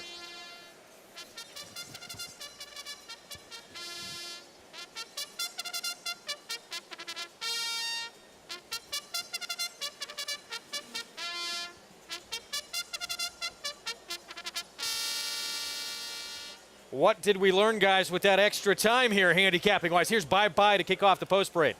You know, this is a horse that does have a nice late kick, but I just feel like there's other closers I prefer. Danny Gargan, Flavien Prat team up with Secret Time. Yeah, went back to spring for the first time, and this 5-year-old mare gave dividends to Danny Gargan. Big speed with Spicy Marg. Speed, Wesley Ward, Johnny Velasquez, always dangerous in these turf sprints. Interesting long shot here. Athwak for Pat Reynolds. Has shown speed in the past, the 7-year-old mare. Last 2 races has not shown that same speed. Mon Petit Chou, Javier Castellano rides. Yeah, worked on the turf last time. Reports not loving the work. Turf debut coming up. Here's the favorite. Mail order, that big effort last start. Yeah, you talk about that effort, and this filly by Liam's Map, who won the Breeders' Cup Dirt Mile, has thrown out some nice runners. If she repeats that effort, she's going to be tough. Her stablemate, JK. Yeah, look, if she gets some pace to close into, she could be dangerous. Closers and turf sprints, always hard to lean on, pace dependent. And Hit the Woa, the other Clement runner with Alydar Ortiz Jr. Yeah, so if you want to play the jockey game, right, Alydar Ortiz Jr. was on the 2 Secret Time. Last time he chooses the 8 here, Christophe Clement. You don't know if that's the case or not, but Alydar Ortiz Jr. at 7-1. That's a pretty nice price. 3 minutes of post coming up. Hoping this interview coming up, maybe it's in the post bar with a couple of spicy marks. Let's go to Acacia. We definitely should have headed over to the post bar, Greg, to grab some spicy marks, but I did learn Wesley, a red wine fan. I'm a Team Rosé, the owner's spicy marks fan, but spicy mark, the filly Wesley, she has a lot of speed. How do you think that she'll handle the turf courses? We did get a little bit of rain here. Yeah, I was hoping it held off because she would prefer the firmer the better. But I don't think they got quite enough rain here to change the going. But she does have that speed that often we see the best weapon. Is it just kind of jump off and go in this spot and try to outrun everybody? That's all she knows. Of course, coming up tomorrow in the Troy, you have a very fast horse indeed, Golden Pal coming back. What have you seen from him since he's returned stateside after that Oscott try? He's doing great. You know, he came back. He's such a wonderful horse to be around. And as we're getting closer to the race, you know, he's really starting to come around like we'd like to see him. He's sort of on edge, not quite as much as me, making sure everything goes right with him. But, you know, we're really looking forward to it tomorrow. Well, Wesley, appreciate your time as always. Good luck today and tomorrow with Golden Pal as well. Thank you very much. Wesley Ward sending out spicy mark here, but of course a big day with the superstar. Back tomorrow, Greg. That's a horse I know that's so special to Wesley. Golden Pal, stakes winner at Saratoga at 2, at 3, trying to do it now at 4, and of course a Breeders' Cup winner at 2 and 3, and he's hoping at 4 as well. And he said, read an article today that he said that this would be his last year. He expects 4 more races, maybe a 5th one in Australia after the Breeders' Cup Turf Sprint to showcase him to the Australians. Know that Coolmore is interested in doing that. So it'll be fun to watch how this plays out for Golden Pal the rest of the year. Been a huge fan of him from early on in his career. Special talent that we're going to get to see sprinting on the turf again. And his 4-year-old campaign for Wesley Ward on tomorrow's card. As we take a look at our analyst selections, both JK and Paul and the public on mail order. 5-2 favorite. That huge effort last time out and that big move forward for her, certainly sprinting. It appears Bill Mott has found what she wants to do, and there she is coming onto the turf course. Yeah, he's definitely found what she wants to do. I think Wesley's right as far as this turf course not changing, still labeled as firm, and it needed water. We haven't had any substantial rain here for a few days, and I noticed in the first race I was home watching the telecast, and there was some dirt flying going into the turn in the sprint race, so it needed a little bit of water on it. Let's check back in quickly with Acacia. Comment on the 7, always late, Greg, as watching those horses back in the paddock and out on track. She ultimately will be my pick. She was a horse that coming up here to New York in her last few starts hadn't carried good weight at all. She looks really strong today. She also has the physicality of a horse that if there is a little bit of moisture in this turf, she should get over it quite well. But I agree with Gary. I don't think it's going to be anything significant in here. She just moved so beautifully in that warm-up, and I think could be a threat to her stablemate as the favorite right now. She's right next door to her, but excited to see what the 6, the favorite mail order, can do off that big effort. Can she back it up? Let's go upstairs. Johnny and Brielle to kick us off in the pick 4. They're all in.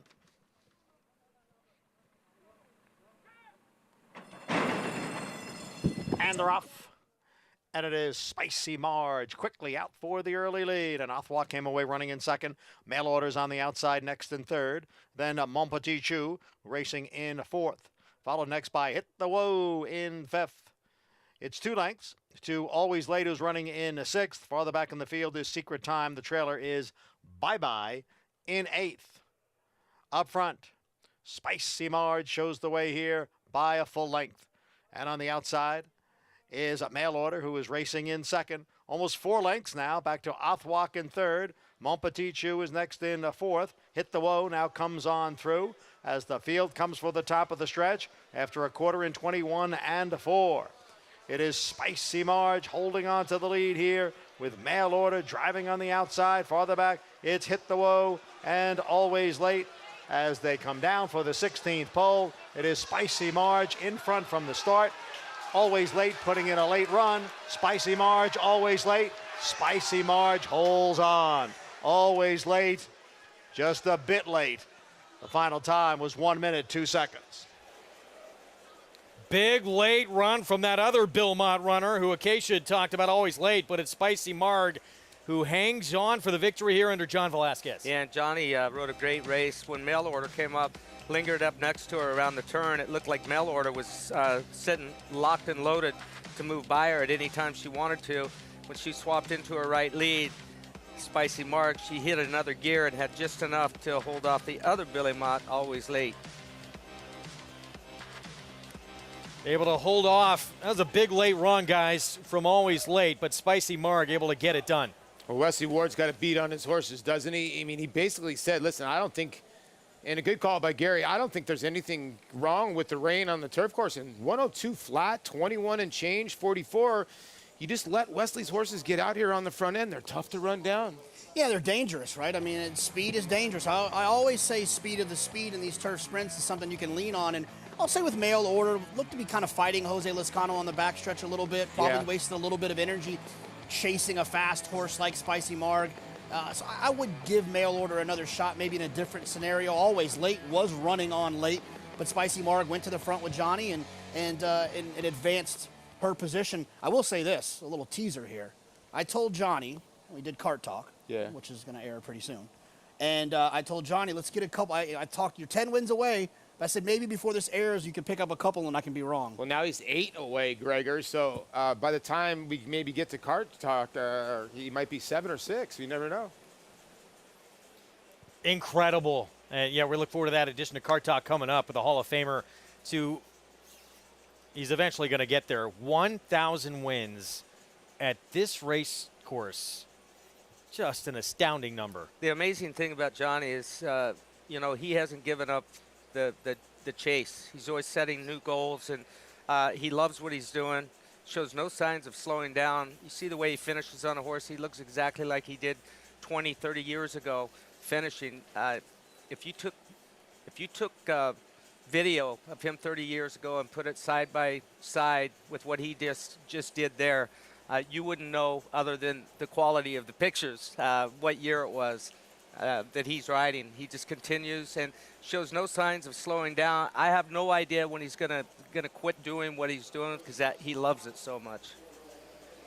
We're gonna take a timeout. 8 away for that Hall of Famer from 1,000 wins here at Saratoga Racecourse. Still to come, up next in the Alydar, there is Grade 1 winner of the Woodward from last year, art collector for Bill Mott. Bluegrass winner over the Philly Swiss Skydiver as well. Looking to round back into form in our feature race coming up.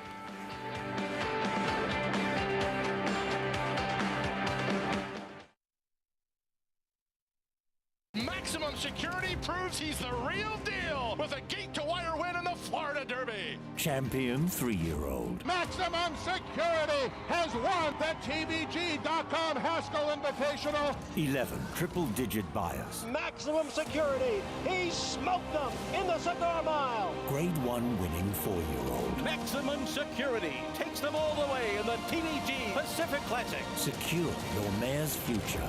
Maximum Security. Who you betting on? How about an app created specifically for horse racing? Naira Bets. We specialize in thundering hooves, fist pumping, and boosting your bankroll with robust weekly promotions. And offer betting tips from actual horse racing experts. Bet all day and night, nationwide. Get the action and thrill of horse racing with Naira Bets.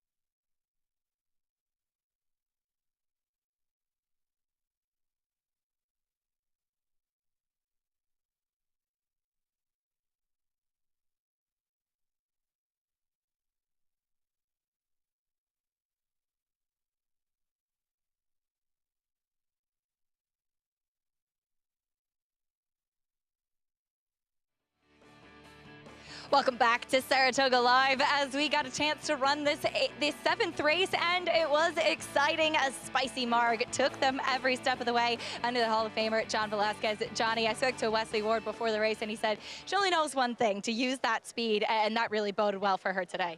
He told me right before the race, like, I think the distance is perfect for the 3/4, maybe a little too far, 5.5 to 5, that'll be the distance. So she held on very good. I mean, no matter what I did anyway, I tried to keep it quiet, even coming out of the gate. I didn't ask her to do anything. She was gone, so my job was try to settle her down and hopefully have something to finish with, and she did. Now, you know everybody loves these countdowns. You are now 8 away from 1,000 wins at Saratoga Racecourse. So what makes winning at this place so special, and especially approaching a milestone like that? Every win counts here. It doesn't matter what it is or the numbers. For me, like I keep saying to you guys, like I'm not a big number guy. I mean, I'm being very blessed, and with the people that I work with, the opportunities that I've been given, and obviously has showed, you know, the results of it. So, you know, very proud to be here and still doing what I love. Oh, you'll be looking to add to that tally this weekend. You're climbing aboard Happy Saver in the Whitney for the first time. Have you taken a look at the race? What do you think about it as your horse will look to kind of break through this weekend? I sure hope so. I mean, obviously it looked like a really tough race. You know, I haven't really handicapped the race, but I mean, looking the horses going into that race, them will look awful tough. But, you know, he's showing up in the backs. You know, he's definitely a very good horse, and if he can run one of the big ones, he'll be very competitive. I wish you the best this weekend. Congratulations here, Johnny. Thank you. John Velasquez getting the win on Spicy Marg, and I'm sure her owners, Greg, will be celebrating with some spicy margaritas tonight. You would hope so. That was impressive. So quick early. And what a consummate professional. John Velasquez, one of the classiest guys in the game, too. One of the most humble guys in the game. Goes out of his way to help young riders, permanently disabled jockeys fund, heavily involved in it. Of course, chairman of the board for the Jockeys Guild alongside Mike Smith, but a true spokesman for the whole jockeys colony throughout the United States. Take a look at this late pick 5 follow along, 2 legs in, 9-2 on Spicy Marg as we get into our Thursday feature. The Alydar and Art Collector opens up at 1-5. Grade 1 winner of the Woodward last summer, but trying to get back into form after a couple of disappointing performances. Breeders' Cup Classic, obviously an incredibly tough group, and then things did not go well in that Saudi Cup. We're going to take a timeout. When we return, I know him, and he knows Beholder all too well, getting inducted into the Hall of Fame class of 2022 among several other greats, including Tepin, trained by Mark Casse. We'll go through that class when we come back.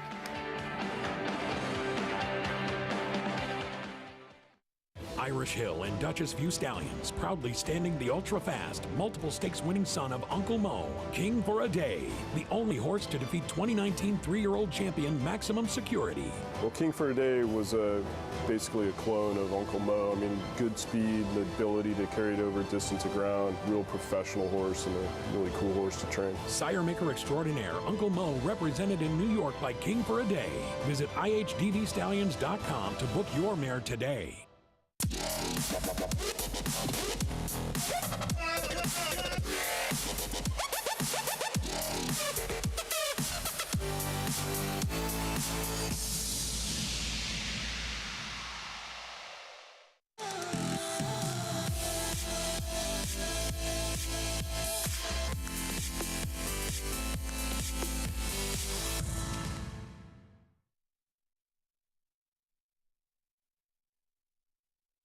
The breeding industry is governed by one principle: performance determines success. And Constitution has won! Now, he's earning his stripes by siring stars. Independence Hall wins the Hagyard Bayette. Law Professor just in front, and Law Professor. American Revolution, fireworks in the stretch here in the Cigar Mile. Constitution, a natural-born leader. Racetrack Television Network brings you every race, from every track, on every screen, every day. With monthly packages starting as low as $5, RTN gives you great value and access to more live HD streaming and race replays than anyone. Visit RTN.tv today to sign up and watch on almost any device, including Roku and Amazon Fire. RTN has packages that start at $5 per month.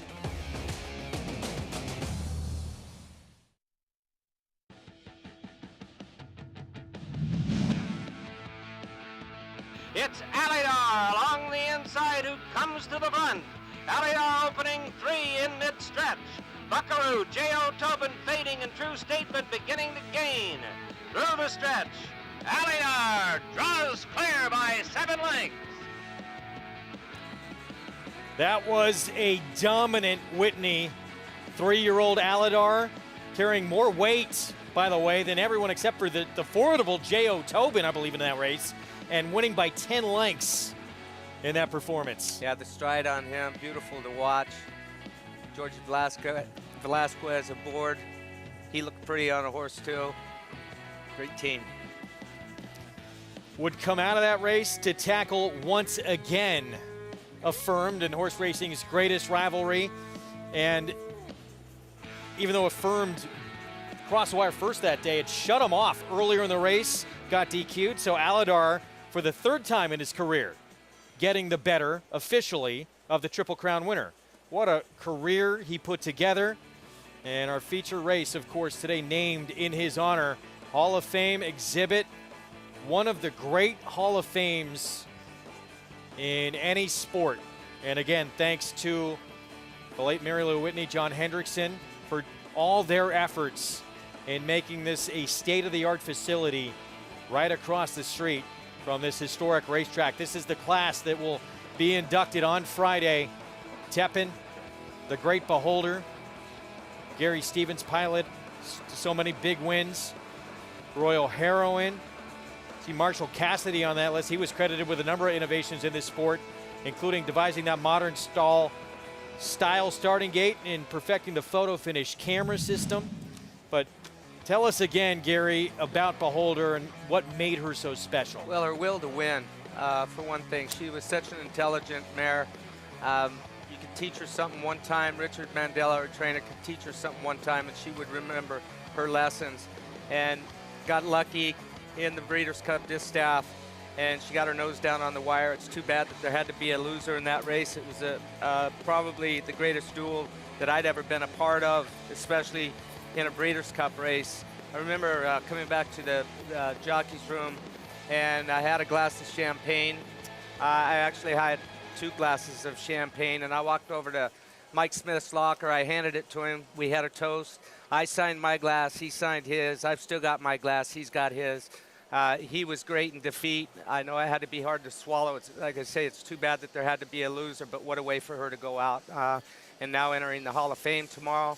I'm a little sad. I was looking forward to seeing Mr. Mandela tomorrow at the induction, and I read this morning that he's got COVID, not going to be able to make the trip. There were some great quotes from Richard about his training her, and he said that he was just fortunate enough to train her, that trainers can try all sorts of different training methods on certain horses. He said it probably wouldn't have mattered who trained her. I disagree with that a little bit. He said that she was 95% sweetheart, 5% fireball, and when she was a fireball, she could lose her stuff, if you know what I mean. She didn't lose it just a little bit. She would lose it all the way. Fortunately, towards the end of her career, especially her 6-year-old year, she had mellowed out a whole bunch. And when we won the Breeders' Cup with her in 2014, I believe, 2013, I took Maddie down to the barn the next morning to see Mucho Macho Man and then Beholder. And we walked down, and Richard says, Maddie, do you want to go in the stall? She loves bagels and cream cheese. And I'm thinking, she can't go in that stall with her. And she went in, held the bagel out, and Maddie was only about 5 years old at the time. And Beholder reached down with her mouth, gently took the bagel out of her hand, and put her head over the corner of her shoulder. And I thought Richard was nuts letting her go in the stall. And I saw a different side to Beholder than what I was used to seeing. Just shows some of the really, really good ones, how intelligent they are as well. What an absolute star. And Richard Mandela, modest as always, but one of the great trainers in our sport. Some other great ones, guys, being inducted as well. Of course, Tepin, who had her way against the boys on several occasions. Hearing G talk about Beholder, 95% sweetheart, 5% fireball. No wonder he liked her so much. I know, right? He's the other way around, He's the right? other way 95% fireball. But Tepin, I'd love to hear Julian Leparoux talk a little bit about Tepin. She was so special, and she fought so hard, and she had some of the most brilliant races throughout her career that I've seen from a turf mare. Yeah, you know, Greg just said some of the best horses you'll ever see, the most intelligent. Tepin was the kind of horse that Julian Leparoux just really didn't have to do much, as in where she put herself in the winning position out of the gate every time. And then Julian guided her. He did such a great job with her. He would take her off the pace. He's such a good turf rider, too, but she did a lot of the work. I mean, JK, for a 2 to 3 year span, she was in the realm of Gold Lakova. She was, I mean, listen, Gold Lakova's a generational type of horse that came over here.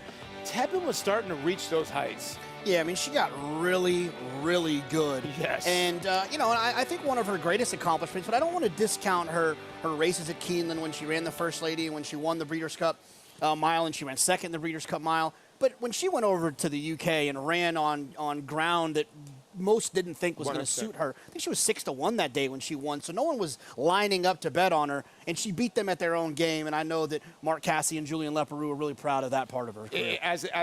I think Tepin, if she was a professional athlete, she let it all hang out on that day, and she beat the Europeans at their game on a heavy racetrack. I couldn't agree with you more. I still can't believe she won that race, and it's a testament to the Casseys and to Tepin. That's why she's going in the Hall of Fame.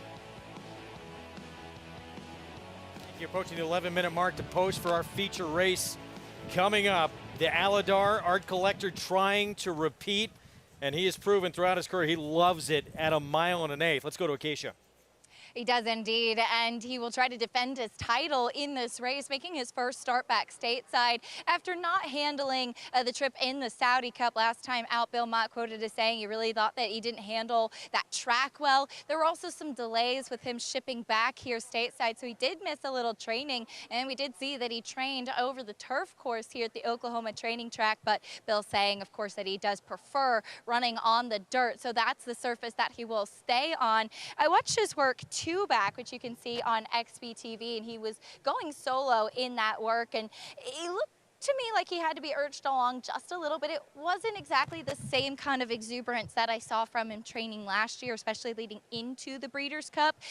Also, though, looking at the Clocker report, it seems that his most recent work was where he did show the best energy. He looks good coming back here. If I'm nitpicking and he's a short price, I would think that he could strengthen up, tuck up just a little bit in making his first start back here, not having run since February and having missed a little bit of training and shipping back from Saudi. I think that he's obviously a huge player in this spot. He's run the best numbers. He's a grade 1 winner indeed. Just wondering if this is a starting point with some bigger fish to fry down the road. Fitness is not a question at all for Mask.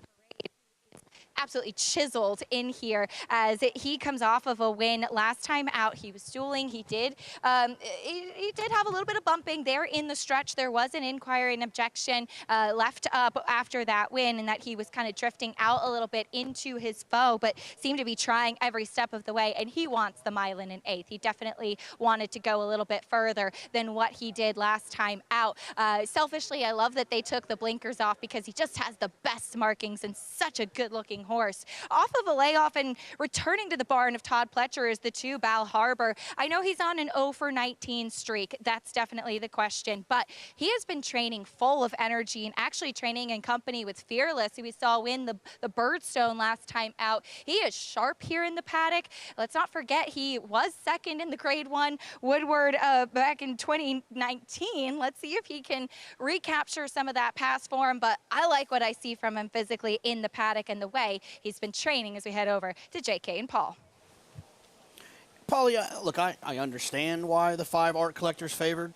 He should be favored. He's got some really, really big races.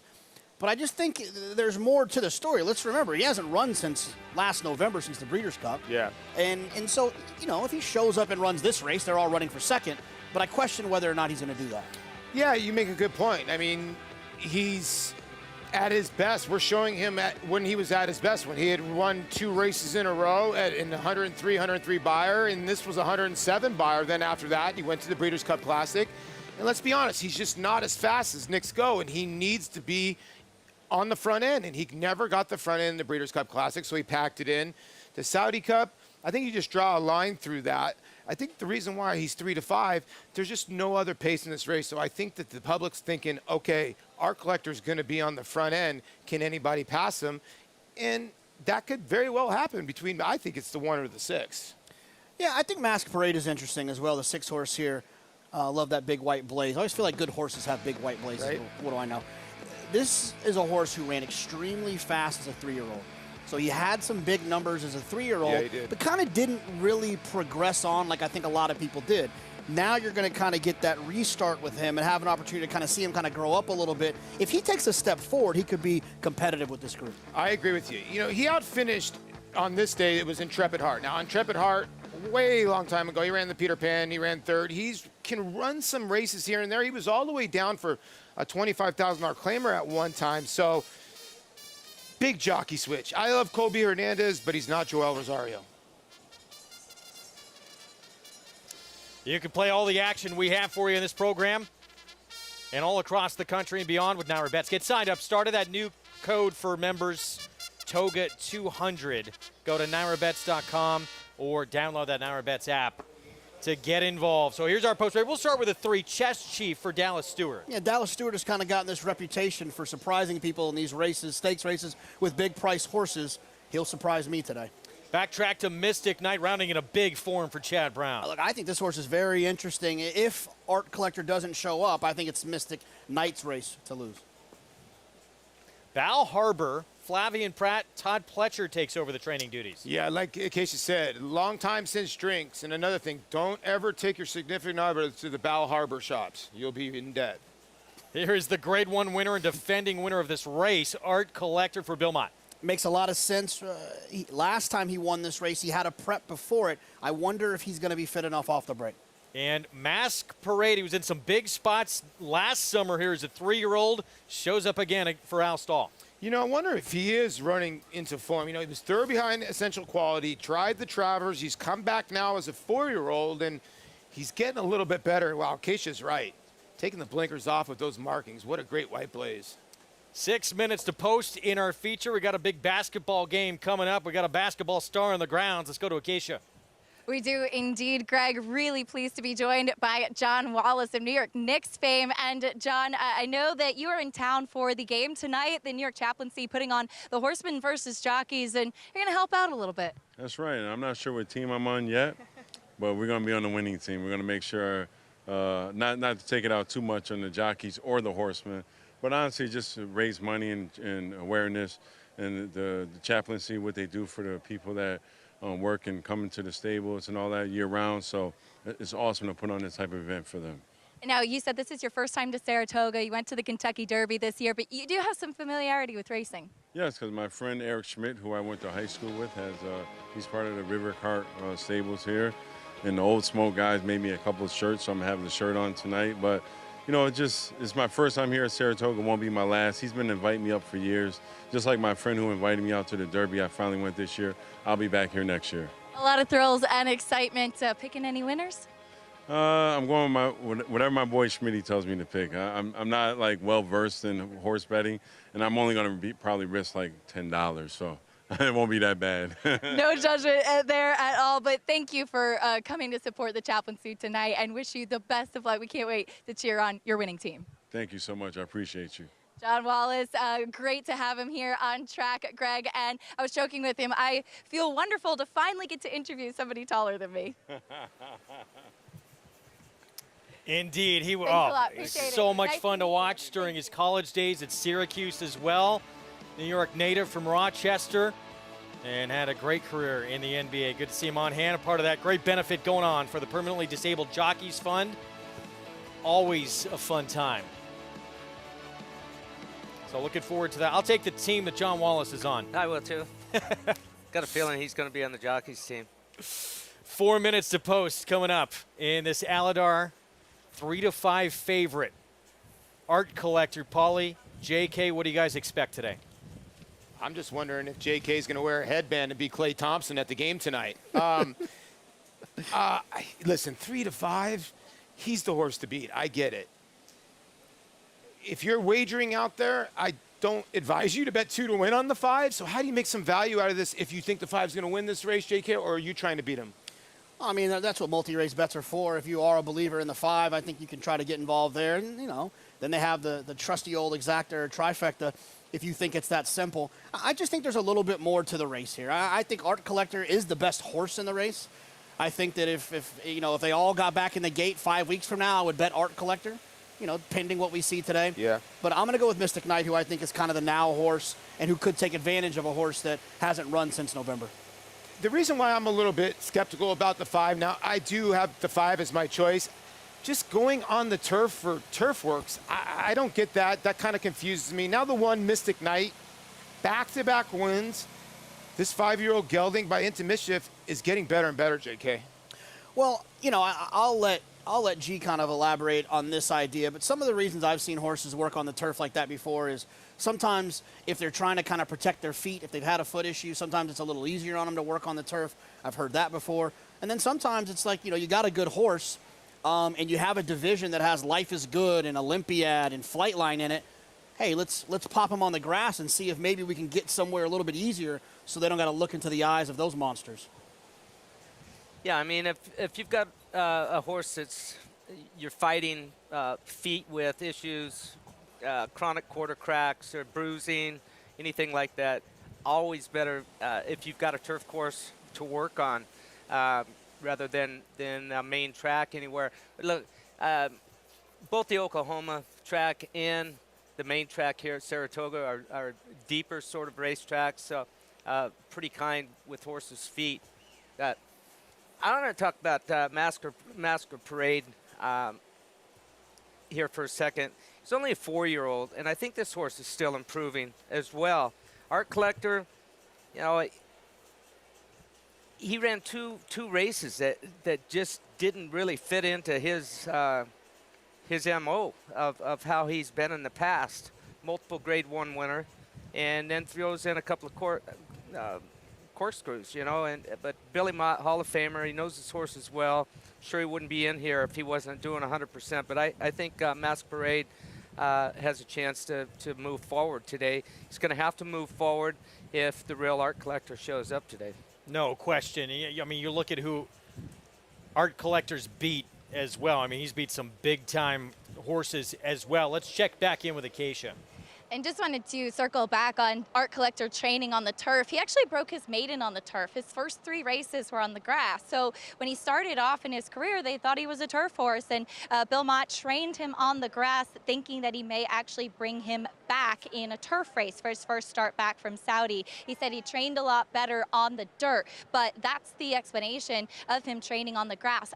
JK's absolutely right, though. Oftentimes the turf can just be a much kinder surface, and especially as far as maybe going a little bit easier on a horse. But this is a horse who's had success on the turf in the past, Greg.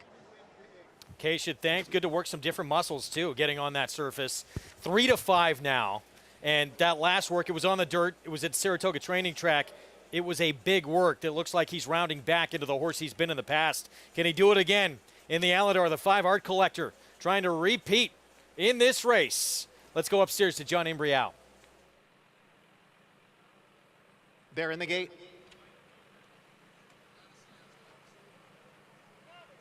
And they're off.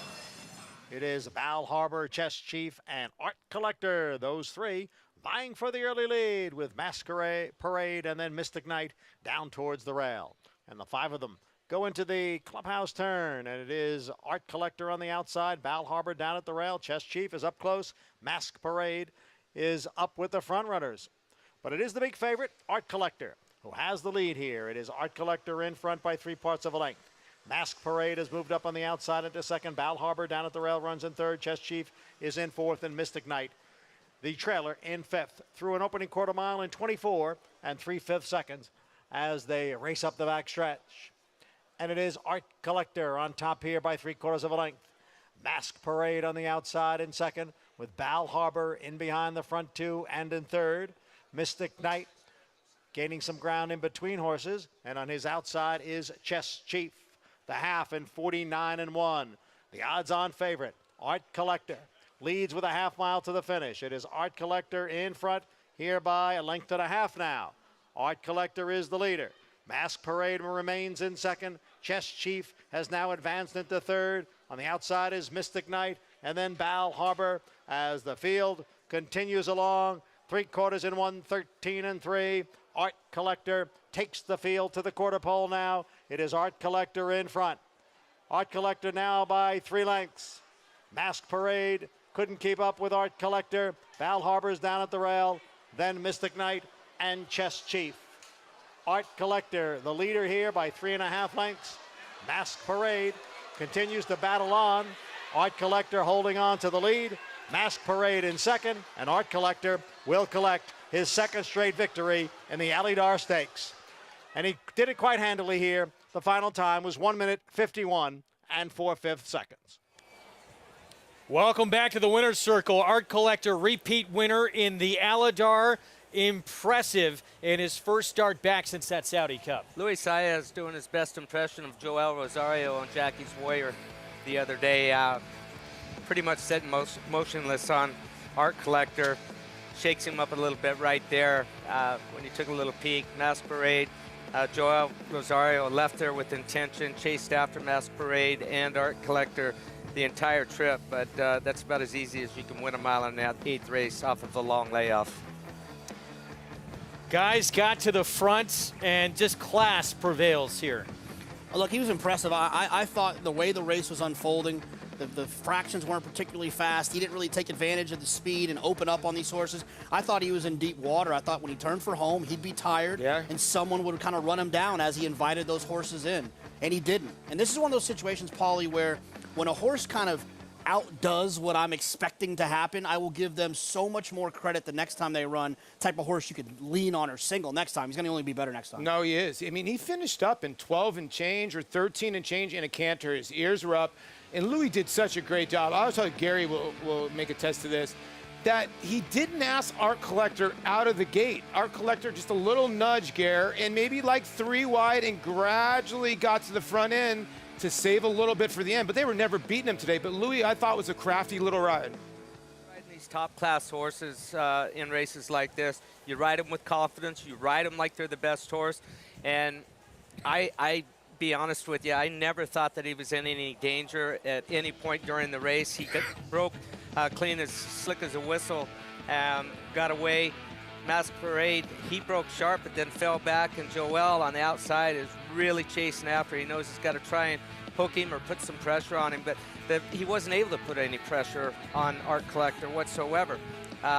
He dictated the pace, and it was an easy race for him. He really only asked him to run for about 1/8 of a mile, the last 1/8 of a mile, and he didn't have to really push on him to get him to extend. The ears are going back and forth.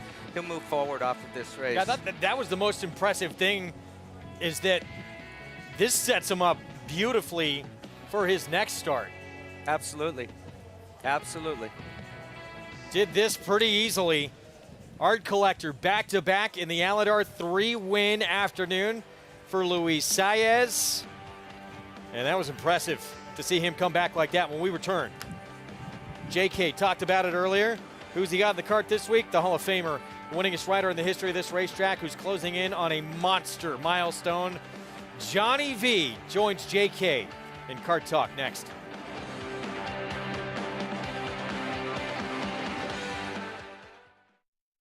Warfront. This son of Danzig ranks among the world's elite sires, ranked #1 by percentage of stakes winners, graded stakes winners, and Grade 1 winners. No stallion has a better strike rate. Warfront is the sire of over 100 lifetime stakes winners, including some of the sport's most talented runners both at home and abroad. In the auction ring, his progeny continue to command top dollar. Warfront, standing at Claiborne Farm. For over a century, success starts at Saratoga. As America's #1 ranked yearling sale by percentage of Grade 1 and graded stakes winners, Saratoga is the can't-miss event of the summer. One catalog of selected yearlings offered over 2 electrifying evenings. Recent Grade 1 winners include the Brilliant Flightline, Bleecker Street, Maracuja, and Queen Goddess, plus new Hall of Fame inductee Tepin. The Fasig-Tipton Saratoga Sale, August 8th and 9th in Saratoga Springs, New York. Where will you be?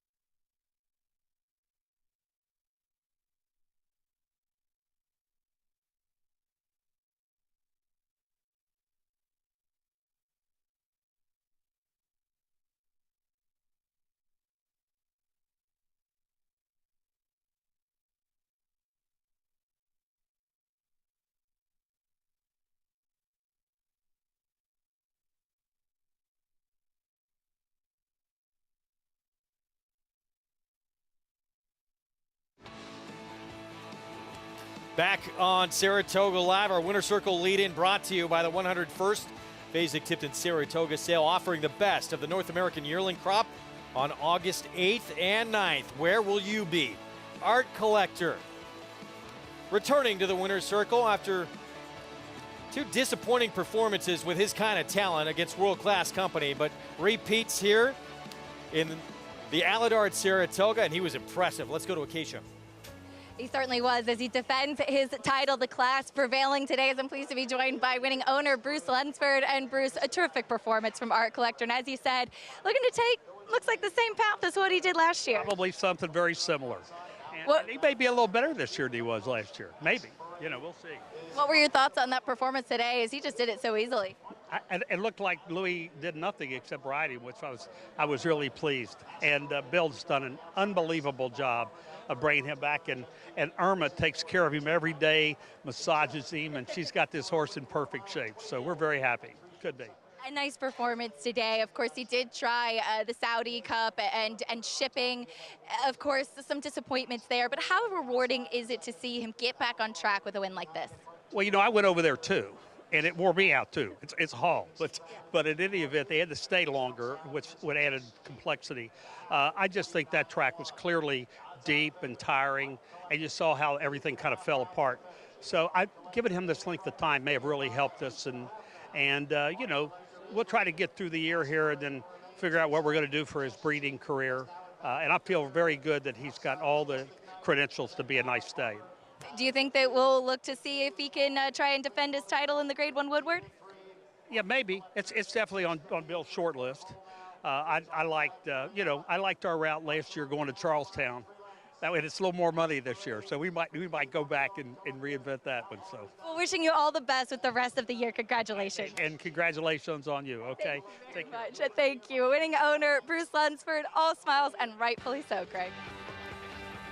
Charlestown race he's talking about, a race he won last year as well, that Charlestown Classic at the end of August. Perhaps we'll see him again in the Woodward, which is, of course, was moved to Belmont last year. And we'll be there again this year.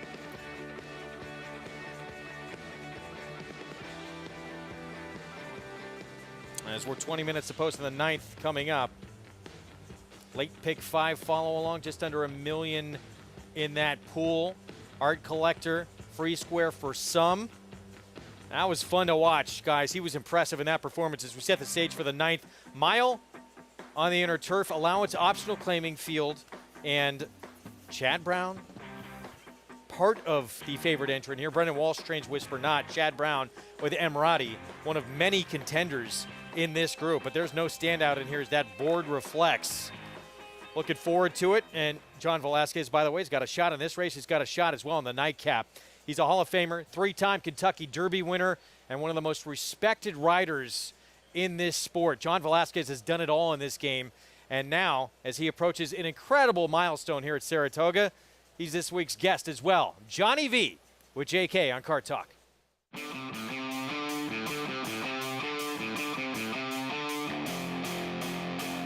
John, you've won your first Derby in 2011.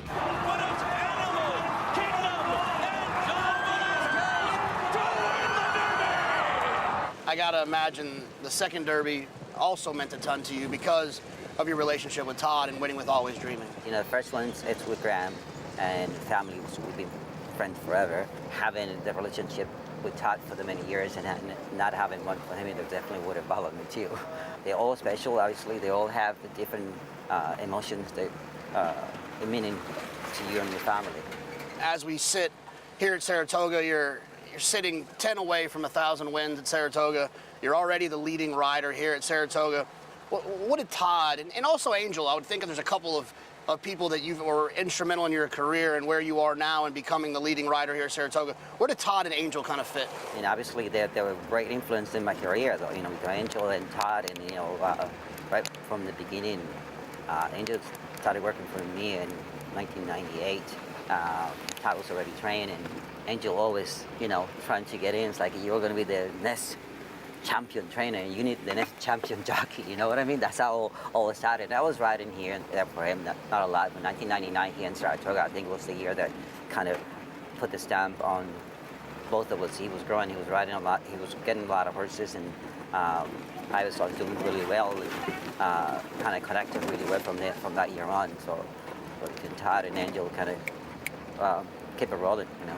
990 wins. You're sitting right at 1,000. Of those 990, what are some of the rides or wins here at Saratoga that just really stick out to you?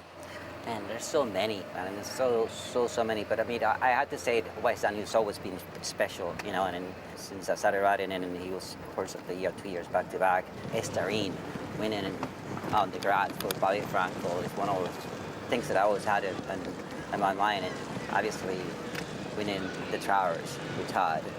Having another travel with Shug. Everybody wouldn't count, that's for sure. You know, I'm proud of the things that I've done and with the people that I work with and the opportunities that I've been given. That I'm more proud of that than the numbers and the money wins and all that stuff, you know, so I think it means a lot. Johnny, it's been well documented how much effort and time and energy you've put into rights for the jockeys and making sure that they're getting all the benefits and making sure that the racetracks are doing what's right for them. Why did you feel like that was such an important role that you wanted to spend a lot of time in doing? I think it's more important things that, you know, that for us to grow the sport, which would be a partnership and not an against thing against one another. It has worked in a better way that, you know, with the partnership and coverage for the jockeys. And if we can save one life, you know, I think it means a lot. And having all those things in place, if insurance are better, you know, everything is better for the racetracks and for all of us. So it's important to us to get the best product that we can get, and safety issues have to be in place as well. As a fan, and a fan of you and a fan of racing, I'd love for you to get that 1,000th Saratoga win this summer, right? Let's just go ahead and knock it out. So I think in order to kind of get some good luck, we should bring back the mustache. Huh? No, I can't do that. I can't do that. Really, I don't know what was I thinking when I had that mustache. Can't go back to those days. Car Talk brought to you by Gainesway Farm, home of Tappet, sire of 4 Belmont Stakes winners. And again, if you're just tuning in or you didn't hear us say it before, Hall of Famer John Velasquez, he is 8 wins away from 1,000 at Saratoga alone. Just incredible. Yeah, it is. And, you know, when he was interviewed earlier this afternoon, the number was put in front of him. He said, it's just a number. I'm not a numbers guy. I think he savors every one of his wins like it was his first win. My one question to Jonathan is going to be, were you guys off-road, or They need to fix some potholes back there on the road. Poor Johnny was jarring around like a bobblehead back there. But look, Johnny, when he talks about the permanently disabled jockeys fund and the Jockeys Guild, it's not just mouth service. It's sincere. He believes in everything that he speaks, and all the jockeys around the nation know that. JK, you've stepped up your game. It's been a great. We're early in this meet, and it's already been a lot of fun with your Kart Talk editions. And here's a look at Johnny V. 8 away from what looks like he should be able to accomplish at this meet the way he's going. I'm making it even money.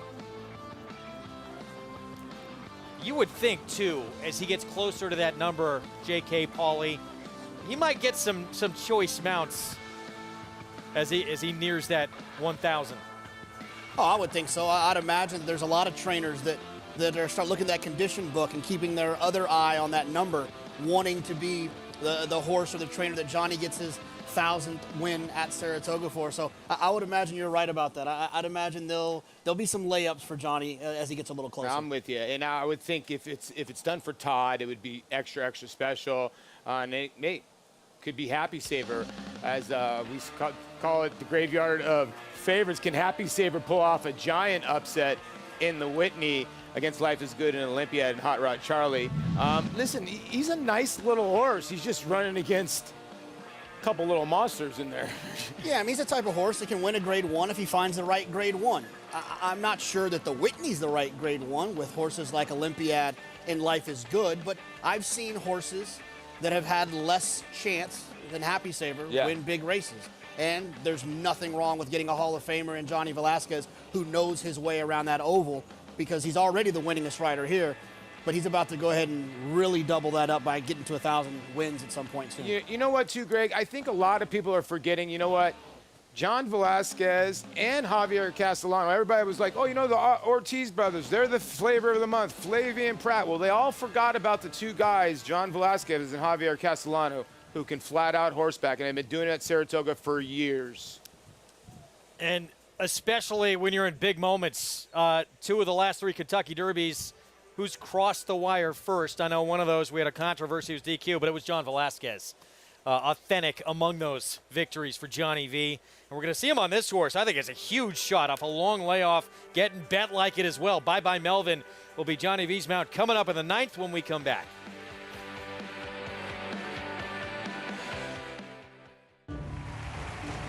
Reach the starting gate. It's post time.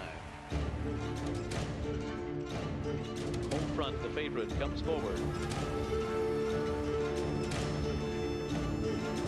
And they're into the stretch. Cold front put to the test. Old Cash on the outside trying to go with it, but Cold front kicks away. Cold front 2.5. Cold front does it again, wiring the field in the Amsterdam.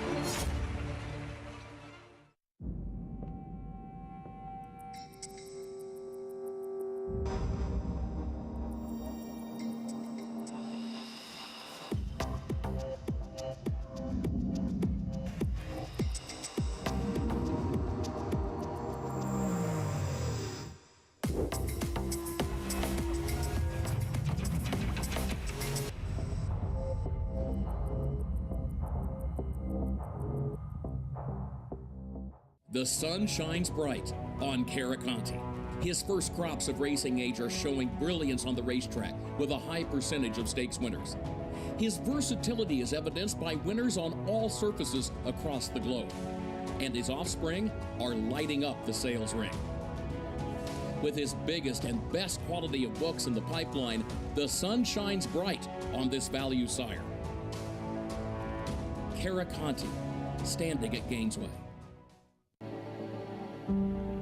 Lady Aurelia down the centre in the white and green colours is going away at the end. Rachel's Valentina Ratzeter and takes the lead.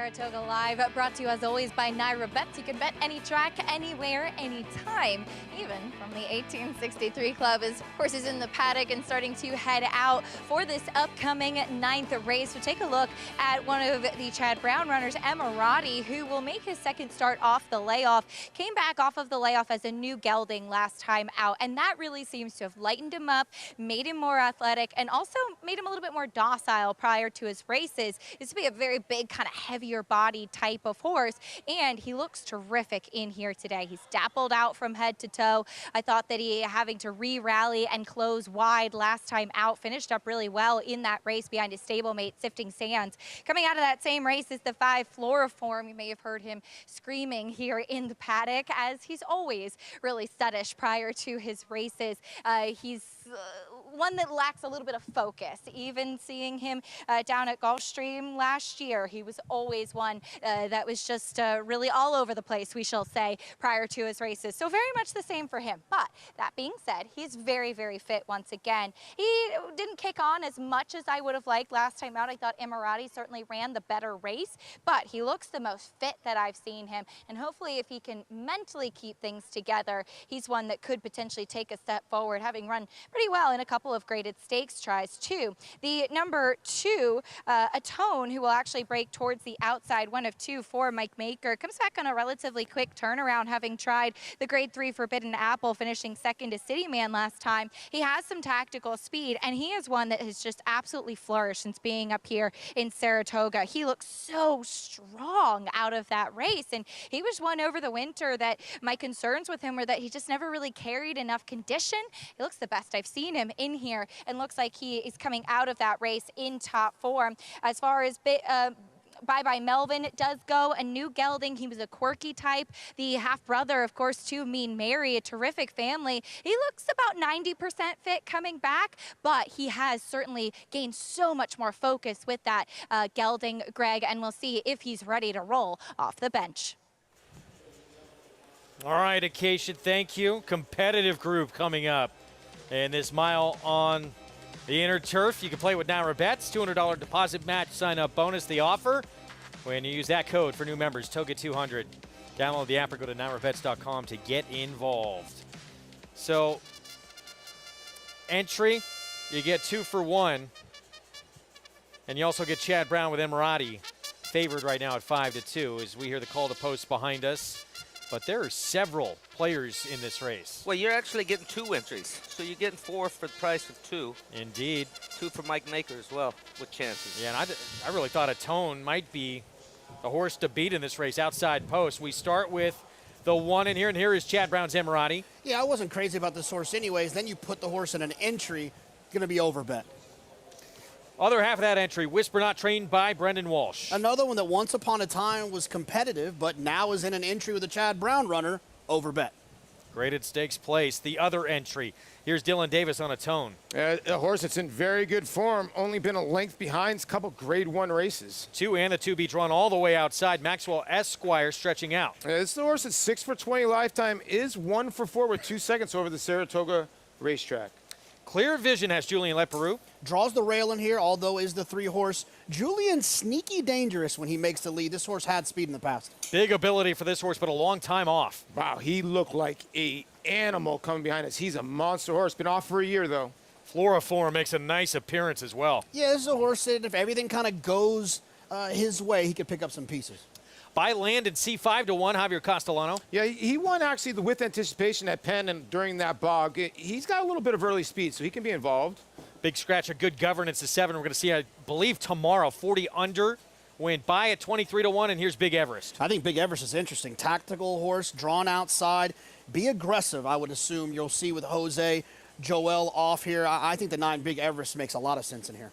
Oh, even that 8 who scooted by 24 to 1, that's a stakes winner on the turf, who's been a graded stakes company in the past. This is a very good group in this 9th here from Saratoga. So JK, Paulie, right now, favoritism swinging back to the 2 and 2B.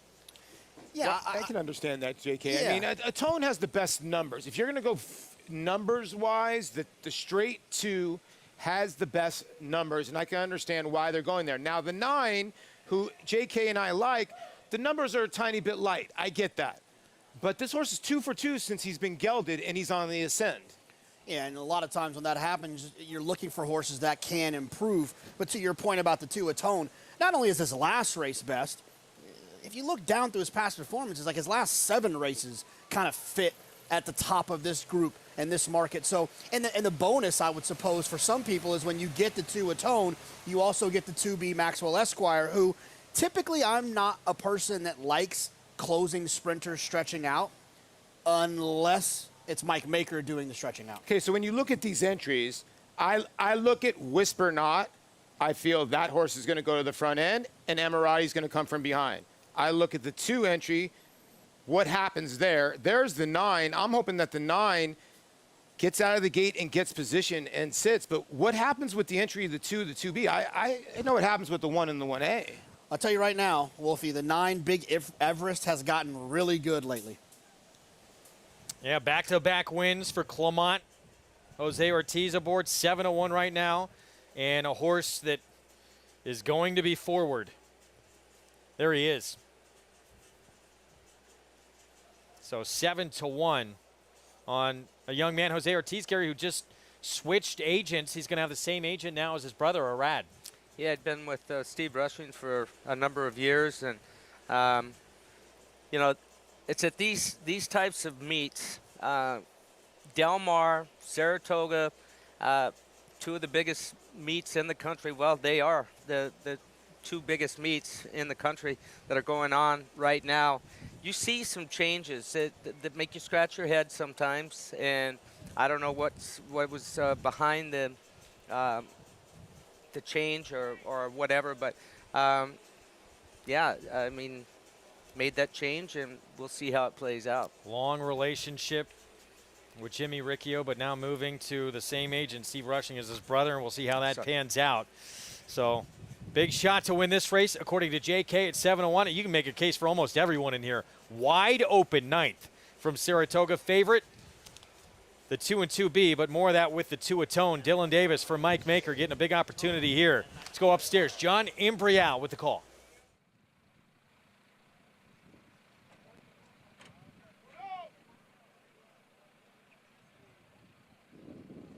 Set for the start.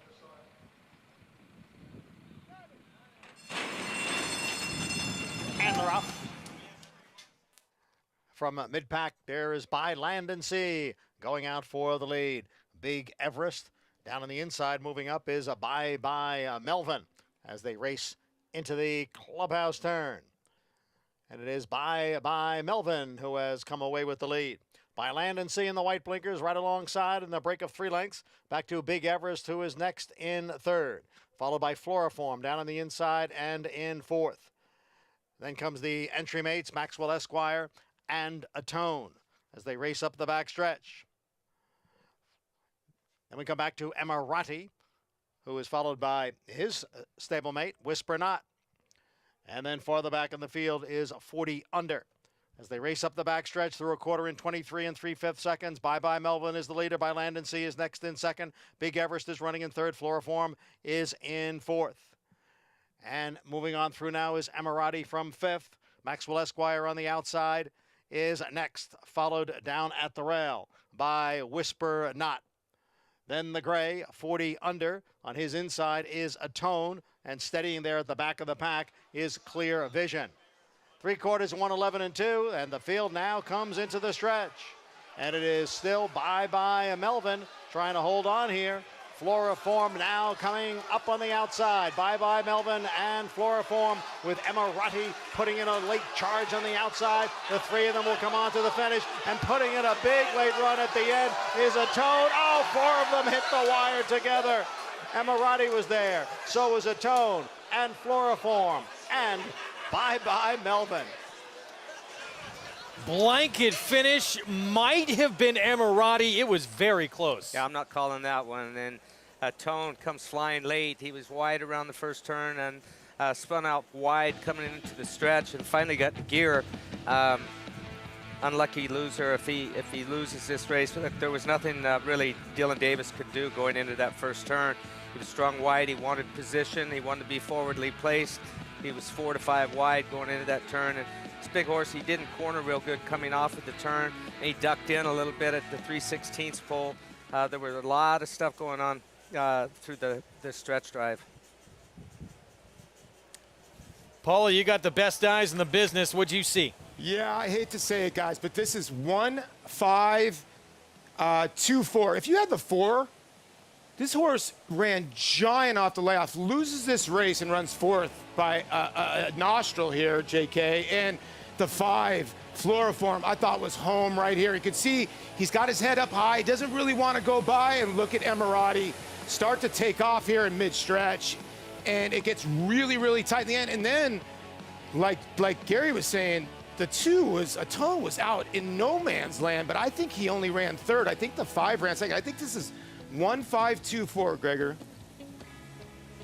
Yeah, it looks like Emirati did get it done here at 3-1, but all 4 of these in with a big chance late. Wow, what a late move from Atone under Dylan Davis, the widest of all. Could we take it back to the head of the stretch, just coming off of the turn? And it has been put real quick. 1, 5, 2, 4. Go ahead, Gary. Good job. Now I needed it further back. I was just taking a look at Atone. I had my eye on him coming off of that turn, and then he made a sudden move down towards the inside. It looked like he was going to stack a few horses up. Dylan had to kind of steady him and realign him, but what a finish. Emirati just up, and let's take another look at what we were talking about. Take a look at Tone in the white cap, spinning white here. Now when he switches leads, oh yeah, he fell in a little bit, and the one horse actually had to come out because of the traffic inside, so it was just a jam up there. You know what? I was watching the 2B. Yeah, that was Maxwell Esquire. That was Maxwell Esquire. So Dylan did get over and save some ground. My bad. Who before that, though, a little surprisingly, that horse more of a sprinter, was putting in a big move, but that was kind of the end of it for him. His stablemate tried to pick up the pieces, and he put in a huge late run. But it's Chad Brown again on the lawn with Emirati, the 7-year-old, winning for the 4th time in his career on the grass. Flavien Prat out dueling Joel Rosario late for the win here. Yeah, it was a great finish, and Emirati with the big finish. And I want to apologize for having the wrong horse there. That was the other part of the 2-horse entry that was spun wide out off the turn and wide going into the first turn. Atone saved ground and finished with the flourish. And was that anything to do with Emirati? That was just Maxwell Esquire's own doing. That was, well, I think it had to do with both of them, but it wasn't a case of Emirati. He had pressure coming from both directions, inside and outside. Chad Brown, part owner of Michael Dubb, waiting for this to go official. Let's take one more look at that and that issue with Emirati and Maxwell Esquire. I think it had already happened right there. It was further up at the head of the stretch where that excitement happened. I'll try and bring it back a little further in just a moment. Flavien Prat making an immediate impact here in his shift to the East Coast. All right, one more look. Yeah, let's swerve in and then a shift out from the horses inside that forced Emirati out a little bit there.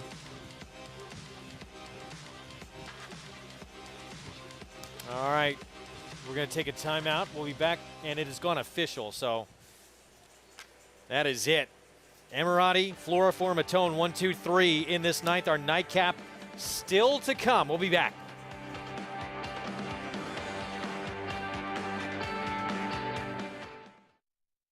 Every breeder hopes to leave a lasting genetic legacy. It's one of the few true paths to immortality. The importance, permanence, and legacy of Alapa is best understood by the influence of Prince Palatine. To put Prince Palatine's significance and that of the farm into a proper perspective, every stallion at Alapa traces their parentage back to Prince Palatine. Hill and Dale at Alapa, where the obscure becomes obvious. New for Saratoga, the $3 triple play pick 3. Choose the winners of 3 selected races on the Saratoga card each Friday, Saturday, and Sunday of the meet to win big. Go to NYRA.com/tripleplay for more details.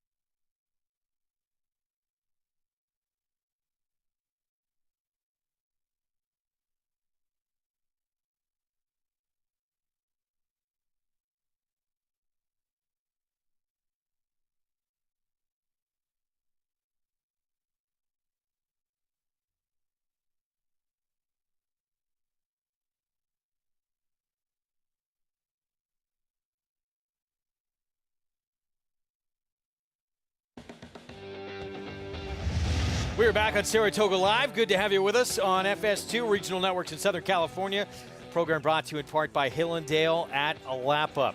Emirati in a blanket finish in a race going in we thought was so competitive.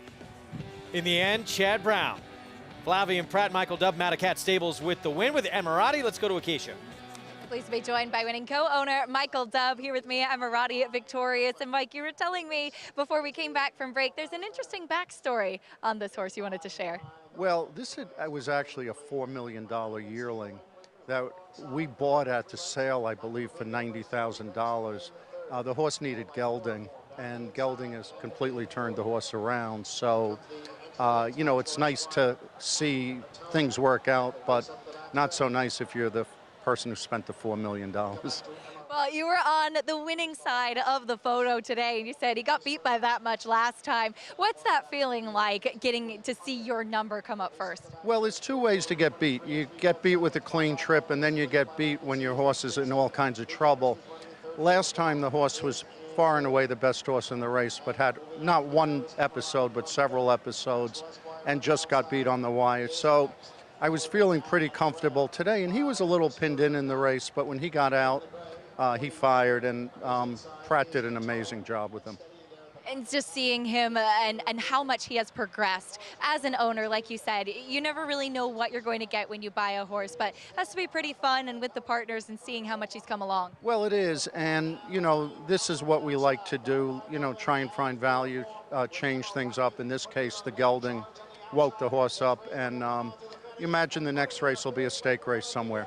We look forward to seeing him. Congratulations. Thanks so much.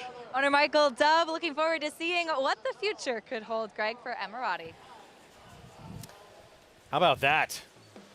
$4 million purchase. And they had to geld him, and now it has turned this horse's career around, but it's a pretty penny. That would hurt. More than the gelding. Run happy photo finish. Wow, this was a tight one at the wire. 4 of them right in there. Bye-bye Melvin. Watch this horse next time out. This was off more than a year's layoff. Yeah, he almost stole it. Johnny trying to do what he did earlier with the Marg.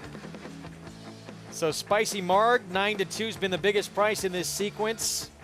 Emirati now in a very difficult race, and we'll see what happens in this pick 5 as we get to our final leg. Another wide open event to close out this Thursday card. Be sprinting 5.5 furlongs on the turf, 50,000 starter allowance to close out the sequence. Favorite on the board right now, the 4, and the pick 5's coming back $723 to that one. Guess who's aboard? John Velasquez would get him 7 to 1,000 wins here at Saratoga. We'll have more on this nightcap on our Thursday card when we come back right after this.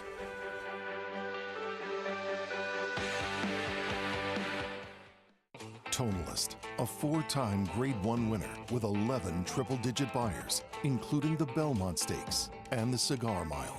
He's already living up to his potential as a sire with multiple graded stakes winners, including Grade 1 winner Country Grammar and Grade 2 winner Tonalist Shape, plus multiple 6-figure yearling and 2-year-old sales.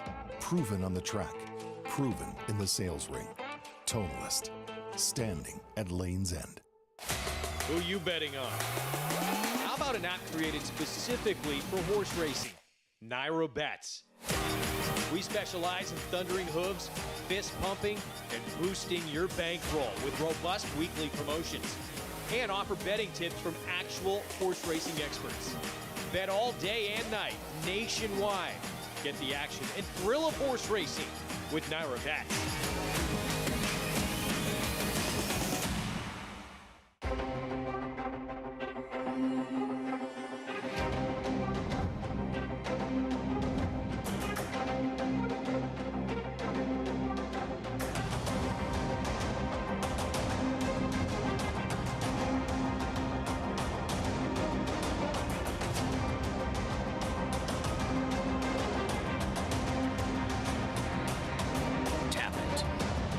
Standing at Gainesway.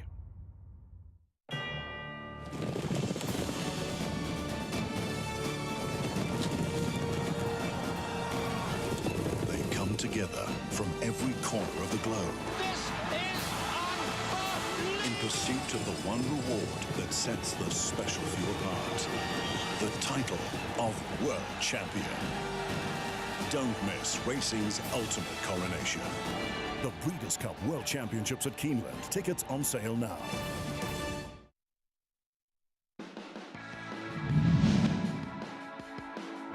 And they're into the stretch, and it's Serengeti Empress and Kofefi, and the two of them hook up as they arrive at the 8th pole. Serengeti Empress digs in inside. Outside it's Kofefi. Nothing separates these two as they come to the final 16th. It is Kofefi on the outside. Serengeti Empress digs down deep at the rail. The two of them down to the wire in a test for the ages that goes to Kofefi. That was one of the great duels we've seen the last few years here at Saratoga. Kofefi would go on to win the Filly Mare Turf. Serengeti Empress, of course, the Kentucky Oaks winner, who would come back to win a Grade 1 in her 4-year-old campaign in the Ballerina for Tom Amoss. Yeah, I mean, she ran every step of the way, fought. Kofefi just too good on the day.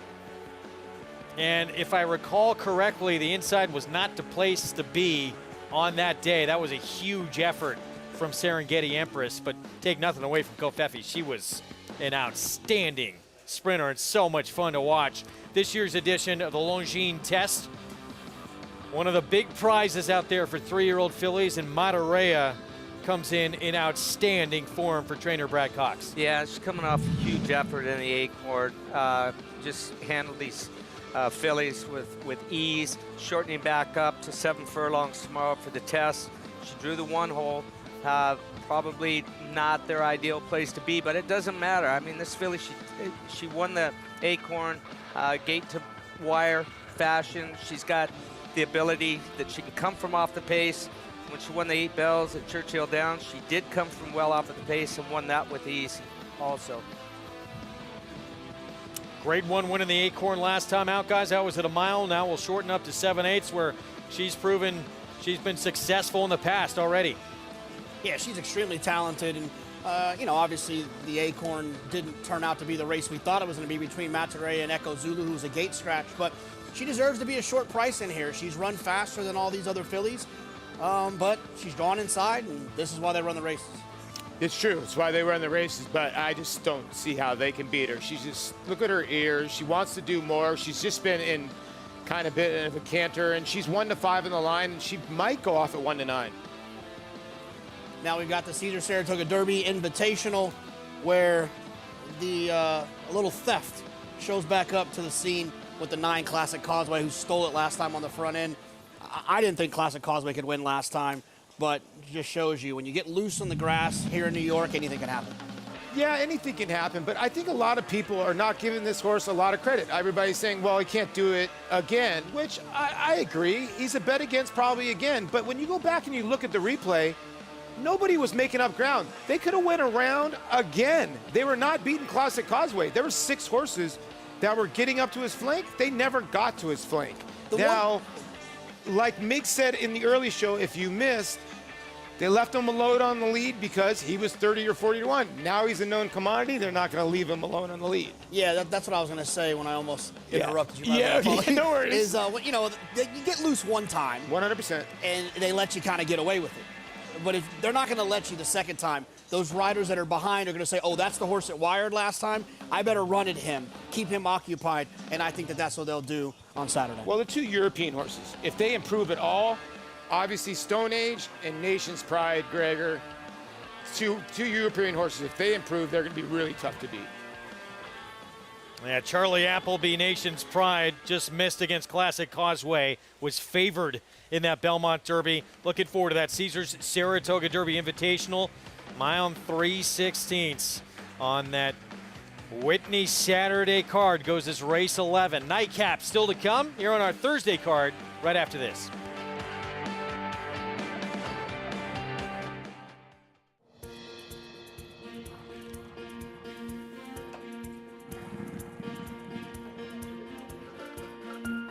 We take pride in what we do. For me, it's more of a passion than actual work. I'm an assistant trainer. Carpenter. I'm a peace officer. I'm a jockey. I'm a gardener. I'm a groom. Clocker. Assistant starter. Trainer. ESL teacher. I love what I do. There's so many jobs that come together every day. It's a collective effort that really makes this ball go round. We are New York Racing! I couldn't imagine working anywhere else. For me, riding horses in the morning is the best thing I can do. New York Racing helps support my small business. It's extremely important to New York economy. Like my dream come true. This is like a big family. We are New York Horse Racing.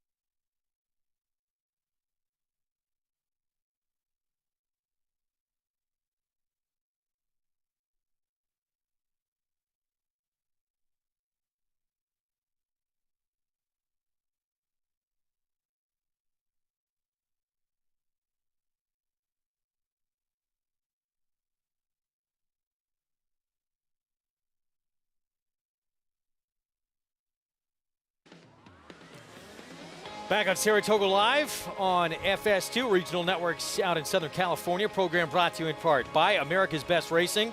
For the love of the race, visit americasbestracing.net today. We're 7 minutes to post here in our finale on this Thursday card. Let's get an update on the latest in the paddock with Acacia. Keeping us on our toes, Greg, as we did see post time shifted up when horses arrived in the paddock to try and get this last race in before some more rain does start with some ominous skies. But we do have another slight delay here in the paddock. Horses are tacked up and jockeys are here, but we are waiting as the tractors are still out on track. So a slight delay in the paddock. Once those tractors finish on the racetrack, we will be able to get the call for riders up and send the fields out for the nightcap. So holding here in the paddock, and we'll be heading out shortly, Greg. All right, Acacia, thank you. So we'll get to this post parade as soon as we can. Going to take a short time out. Going to close things out again. Sprinting on the turf. 50,000 starter allowance. We'll be back right after this. Stay with us. Every hair, every muscle, every contour, every pulse. In the juvenile, Essential quality has won. in the Belmont, Essential quality has won the Belmont Stakes.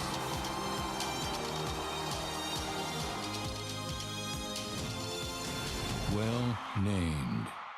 Single-day tickets for Saratoga Racecourse are on sale now. Secure your seats in the clubhouse or grandstand, Miller Time 4-Star Dave Sports Bar, or Pick 6 Vodka Picnic Paddock. Experience the excitement through Labor Day. Buy now at NYRA.com. New for Saratoga, the $3 triple play pick 3. Choose the winners of 3 selected races on the Saratoga card each Friday, Saturday, and Sunday of the meet to win big. Go to NYRA.com/triple play for more details.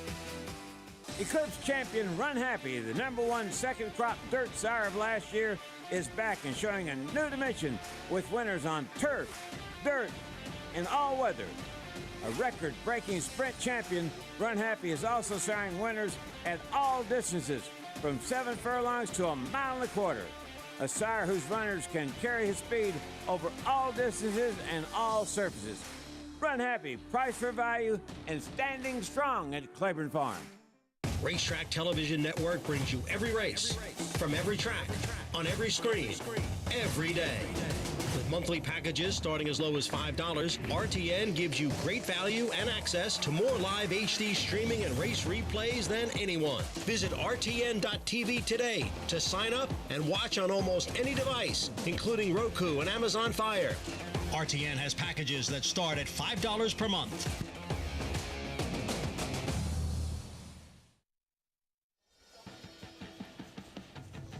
Back on Saratoga Live, take a look at the late pick 5 Will Pays. Favorite right now is the 4, but that's not the favorite of the pick 5. $723 to the 4, but $540 to the 1 in this race. That's Stuck on Kitten, part of that entry, and misspelled Moon as well, but Stuck on Kitten, I would think, getting the majority of that play.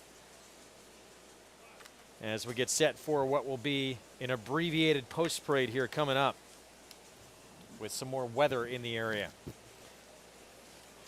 So John Velasquez, he's on the favorite here in the last right now anyway of Freedom of the Press, who we'll get to in a moment as they make their way down Champions Way. We're going to see this field line up. Stuck on Kitten, the 1. Source, good effort off a layoff and now second off the bench with Tyler Gaffleon. Yeah, ran a decent race last time out. First time off the bench, going 6 furlongs, shortening up to 5.5 today. First race here for him at Saratoga. Mandy Green's going to get the rail with Flavian Pratt. Yeah, this one for Mark Hennig. Going to cut back in distance. You know, this is a horse that can rate. Got some pedigree with the 3. Yeah, trying turf for the first time seems fast. Freedom of the Press mentioned Johnny V on the favorite. Here's the 5, Missing Link. Yeah, I mean, should be 35 to 1. This one is going to have to get much faster. Putting blinkers on today. That's not listed in the form. The very speedy Ogotten Girl, the 6. Yeah, this is a horse that actually has speed on dirt and turf, but it seems like he sticks, or she sticks better on dirt than she does on turf. Misdemeanor. We were told by the owners that's the pronunciation here. George Weaver, Manny Franco. Yeah, I think she's a little sneaky. She's had some good races, and she's run well here at Saratoga as well. 6 to 1 on her second back off the bench. Fast Corey appears to be up against it here. It's the horse that got claimed last time out of the Brad Cox barn into the Mercan Cartamucci barn and does have some speed. 16-1 with Eric Cancel. There's the 9. Intriguing first on turf. If you're a fan of Paul DeLuca Racing, you gotta go with the hunch play here. Let's go. I threw this horse in. Produced a 4-time winner on the grass. The second dam was grade 1 placed on turf. Guys, who do you like?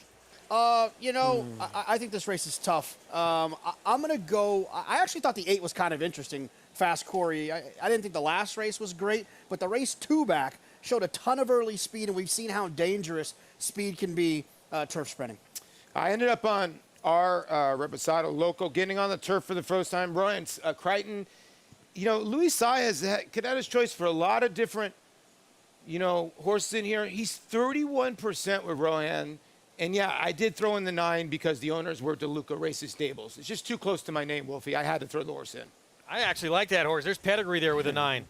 18-1 from that outside post. Gary, you're going to wind up with Mandy Green. I am going to wind up with Mandy Green here. And I just got a text from one of my close friends out in Los Angeles. He's live to the 2 here in the late pick 5. So I'm rooting for that. And also, I'm rooting for Mandy Green because Tom Proctor, Big Tom Proctor, is the breeder of Mandy Green. And he sent me a text as well. And he threatened to sit on Mark Henning if he doesn't win this race because he said he needs the Breeders' Awards. Uh-oh. But Big Tom isn't so big anymore. He's lost a ton of weight, looks great. And, good to hear. So, yeah, I've got a lot of skin on the 2 horse. All right, there is the 2. You got Pratt, horse who ran a good one last time out. Tough field, though, in this finale. Let's go to Acacia. That definitely is an extra incentive, but I actually like both of the horses that are trying the turf for the first time. The number 3, our Reposado Loca, as Paul mentioned, there is pedigree. Luis Saez rides a lot of horses for Rohan Crichton over the winter at Gulfstream. There's no turf racing at Gulfstream right now, so she ran on the Tapeta after the off-the-turf race at Tampa in her debut, which was her other option to get grass. And the way that she moved over the Tapeta last time out led me to believe that turf is what she wants, not to mention the dam herself was a 4-time turf winner and a very quick sprinter. She has a turf hoof. She looks really fit in here. In fact, actually carrying a little bit more condition than Rohan's horses typically do. She looked terrific, and hopefully it will take to the grass because it looks like that's what they've been waiting for all along, Greg. Thank you, Acacia. And taking money, too. Our Reposado Loca, the 3, was 8-1 morning line, 4-1 right now on this surface switch. And maybe the surface she's wanted all along. There she is with Luis Saez, looking for number 4 this afternoon. Had a big Thursday.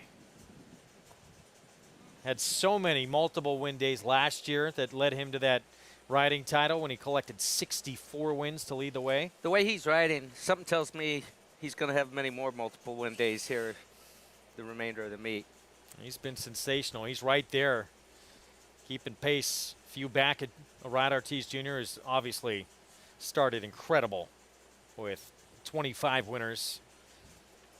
As we approach the Whitney on Saturday, getting closer and closer to that halfway point of the meet.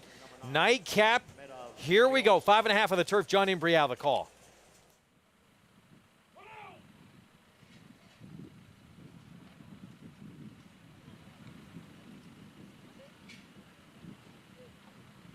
They're all in.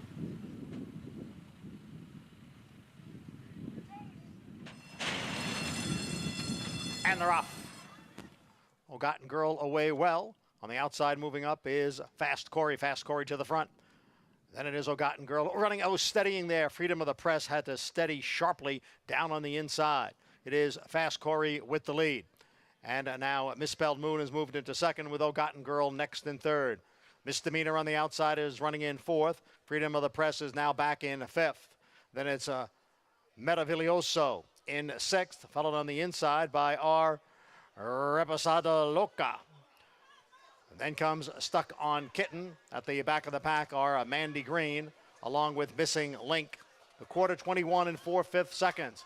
Fast Corey, Misspelled Moon. The two of them are right together. Misdemeanor on the outside. Down at the rail is O'Gotten Girl. Then comes Freedom of the Press. For the back are Reposada Loca. It is Misspelled Moon and Misdemeanor. Misdemeanor and Misspelled Moon. Misdemeanor wins the finale. Misspelled Moon finished second as we wrap up things on a weather crazy day here at Saratoga. Back-to-back days, the trainer George Weaver takes the nightcap here at Saratoga. Yeah, Misdemeanor, big run under Manny Franco. Second off the layoff, didn't run so well. Was a big price in a stake race at Monmouth Park last time out. Getting a little class relief today and like the going. Guys, wow, 5-2 morning line goes off at 5-1 in here. Yeah, and got the job done. I tell you, the 4 in the straight 1, the 1A was chasing, the straight 1 stuck on Kitten, actually got stuck in traffic. And Misdemeanor, I looked at you and I said, the 7 looks loaded. Franco looked like he had a load of horse, and there you see George Weaver walking down to the winner's circle, like Greg said, for the second day in a row, the last race winner. Look, I love racing. I love betting. I love cashing tickets. I even like it sometimes when I don't. But there's still a lot of humans involved in this game, and every time George Weaver wins, with what he has going on personally, it makes me extremely happy. So congratulations to George and to Ben, and also to his wife Cindy. Enough said, JK, enough said. Yeah, his wife Cindy Hutter injured in a spill and was very serious injury, but getting better and better day by day. And I know that's what is most important on George Weaver's mind and his entire staff, that she gets back home to her family. Misdemeanor, 5-1 winner to close out this Thursday afternoon card under Manny Franco. 7, 1A, 1 and 4. Great week here at Saratoga, being Whitney week, and that big showdown still to come on this Saturday, one of the most prestigious races there is in this sport, in that older horse division. And of course Friday preceding it, Hall of Fame inductions with a couple of the greats we've seen recently in Tepin, Beholder, who Gary rode, and the National Museum of Racing Hall of Fame Stakes we will see on tomorrow's card. And 'tis the bomb. 7-2 morning line, Kenny McPeak, Julien Leperoux. Coming out of the Belmont Derby, this is him winning the Jeff Ruby Stakes at Turfway Park earlier this year. But shortening up, he's won at the mile distance. I like him shortening up tomorrow in this spot. Definitely the one to beat. Ran so good in that Breeders' Cup Juvenile Turf back in 2021. And obviously big ability on the grass. So that's going to be a great addition of that Hall of Fame on Friday. And then we're going to see a horse who is just an absolute monster for Wesley Wine. This is a superstar horse that you want to try and see in person. Golden Pal. Breeders' Cup winner is a 2-year-old, 3-year-old, now going to try and do it as a 4-year-old as well. Yeah, and he's been well managed by Wesley Ward. He only had 4 starts each of the last 3 years. And the reason for that, he said that because he had some physical issues that kept him from running him more. Made over $1 million. Took him to Royal Ascot earlier this year. Ran him over there. Kind of a, I don't know what you would call it, a catastrophe. Irad Ortiz went over to ride him. And there was a horse that was acting up behind the starting gate. And in England, if a horse is delaying the start, they just leave him back behind. And Irad was looking out the back of the gate at the horse that was acting up when they kicked the latch, and he was completely caught off guard. And Golden Pal lost all chance at the start, then rushed up and faded. He's trained forwardly since he's come back to the United States and prepped, Wesley says, extremely well for the Troy Stakes tomorrow. I thought that Breeders' Cup Juvenile Turf Sprint from him, there's all the best of the best in each division. We had some great performances that year. I thought that performance from him was the standout performance of that week. That was just sensational. From the far outside post He is sort of stopped in the middle of the race and re-rallied. He is so fast, and he can use his speed at different points during the race. But you saw Spicy Mark earlier today, how quick she was from the gate. Well, he makes her look slow. Yeah, and imagine that. I was fortunate enough, I got to working. The last year that I rode in 2018, I was getting on a lot of babies for Wesley, and he had me working in the morning on the grass. And big, powerful, as good a looking thoroughbred as you'll ever lay your eyes on. Oh, again, we'll see him tomorrow in the Troy. Misdemeanor takes the nightcap here on this Thursday card. George Weaver, Manny Franco, Randy Hill, and Reeves Thoroughbreds. And that late pick 5 comes back just over $700 with Misdemeanor, who, by the way, was 5-2 in the morning line. The biggest price in that sequence. Unbelievable.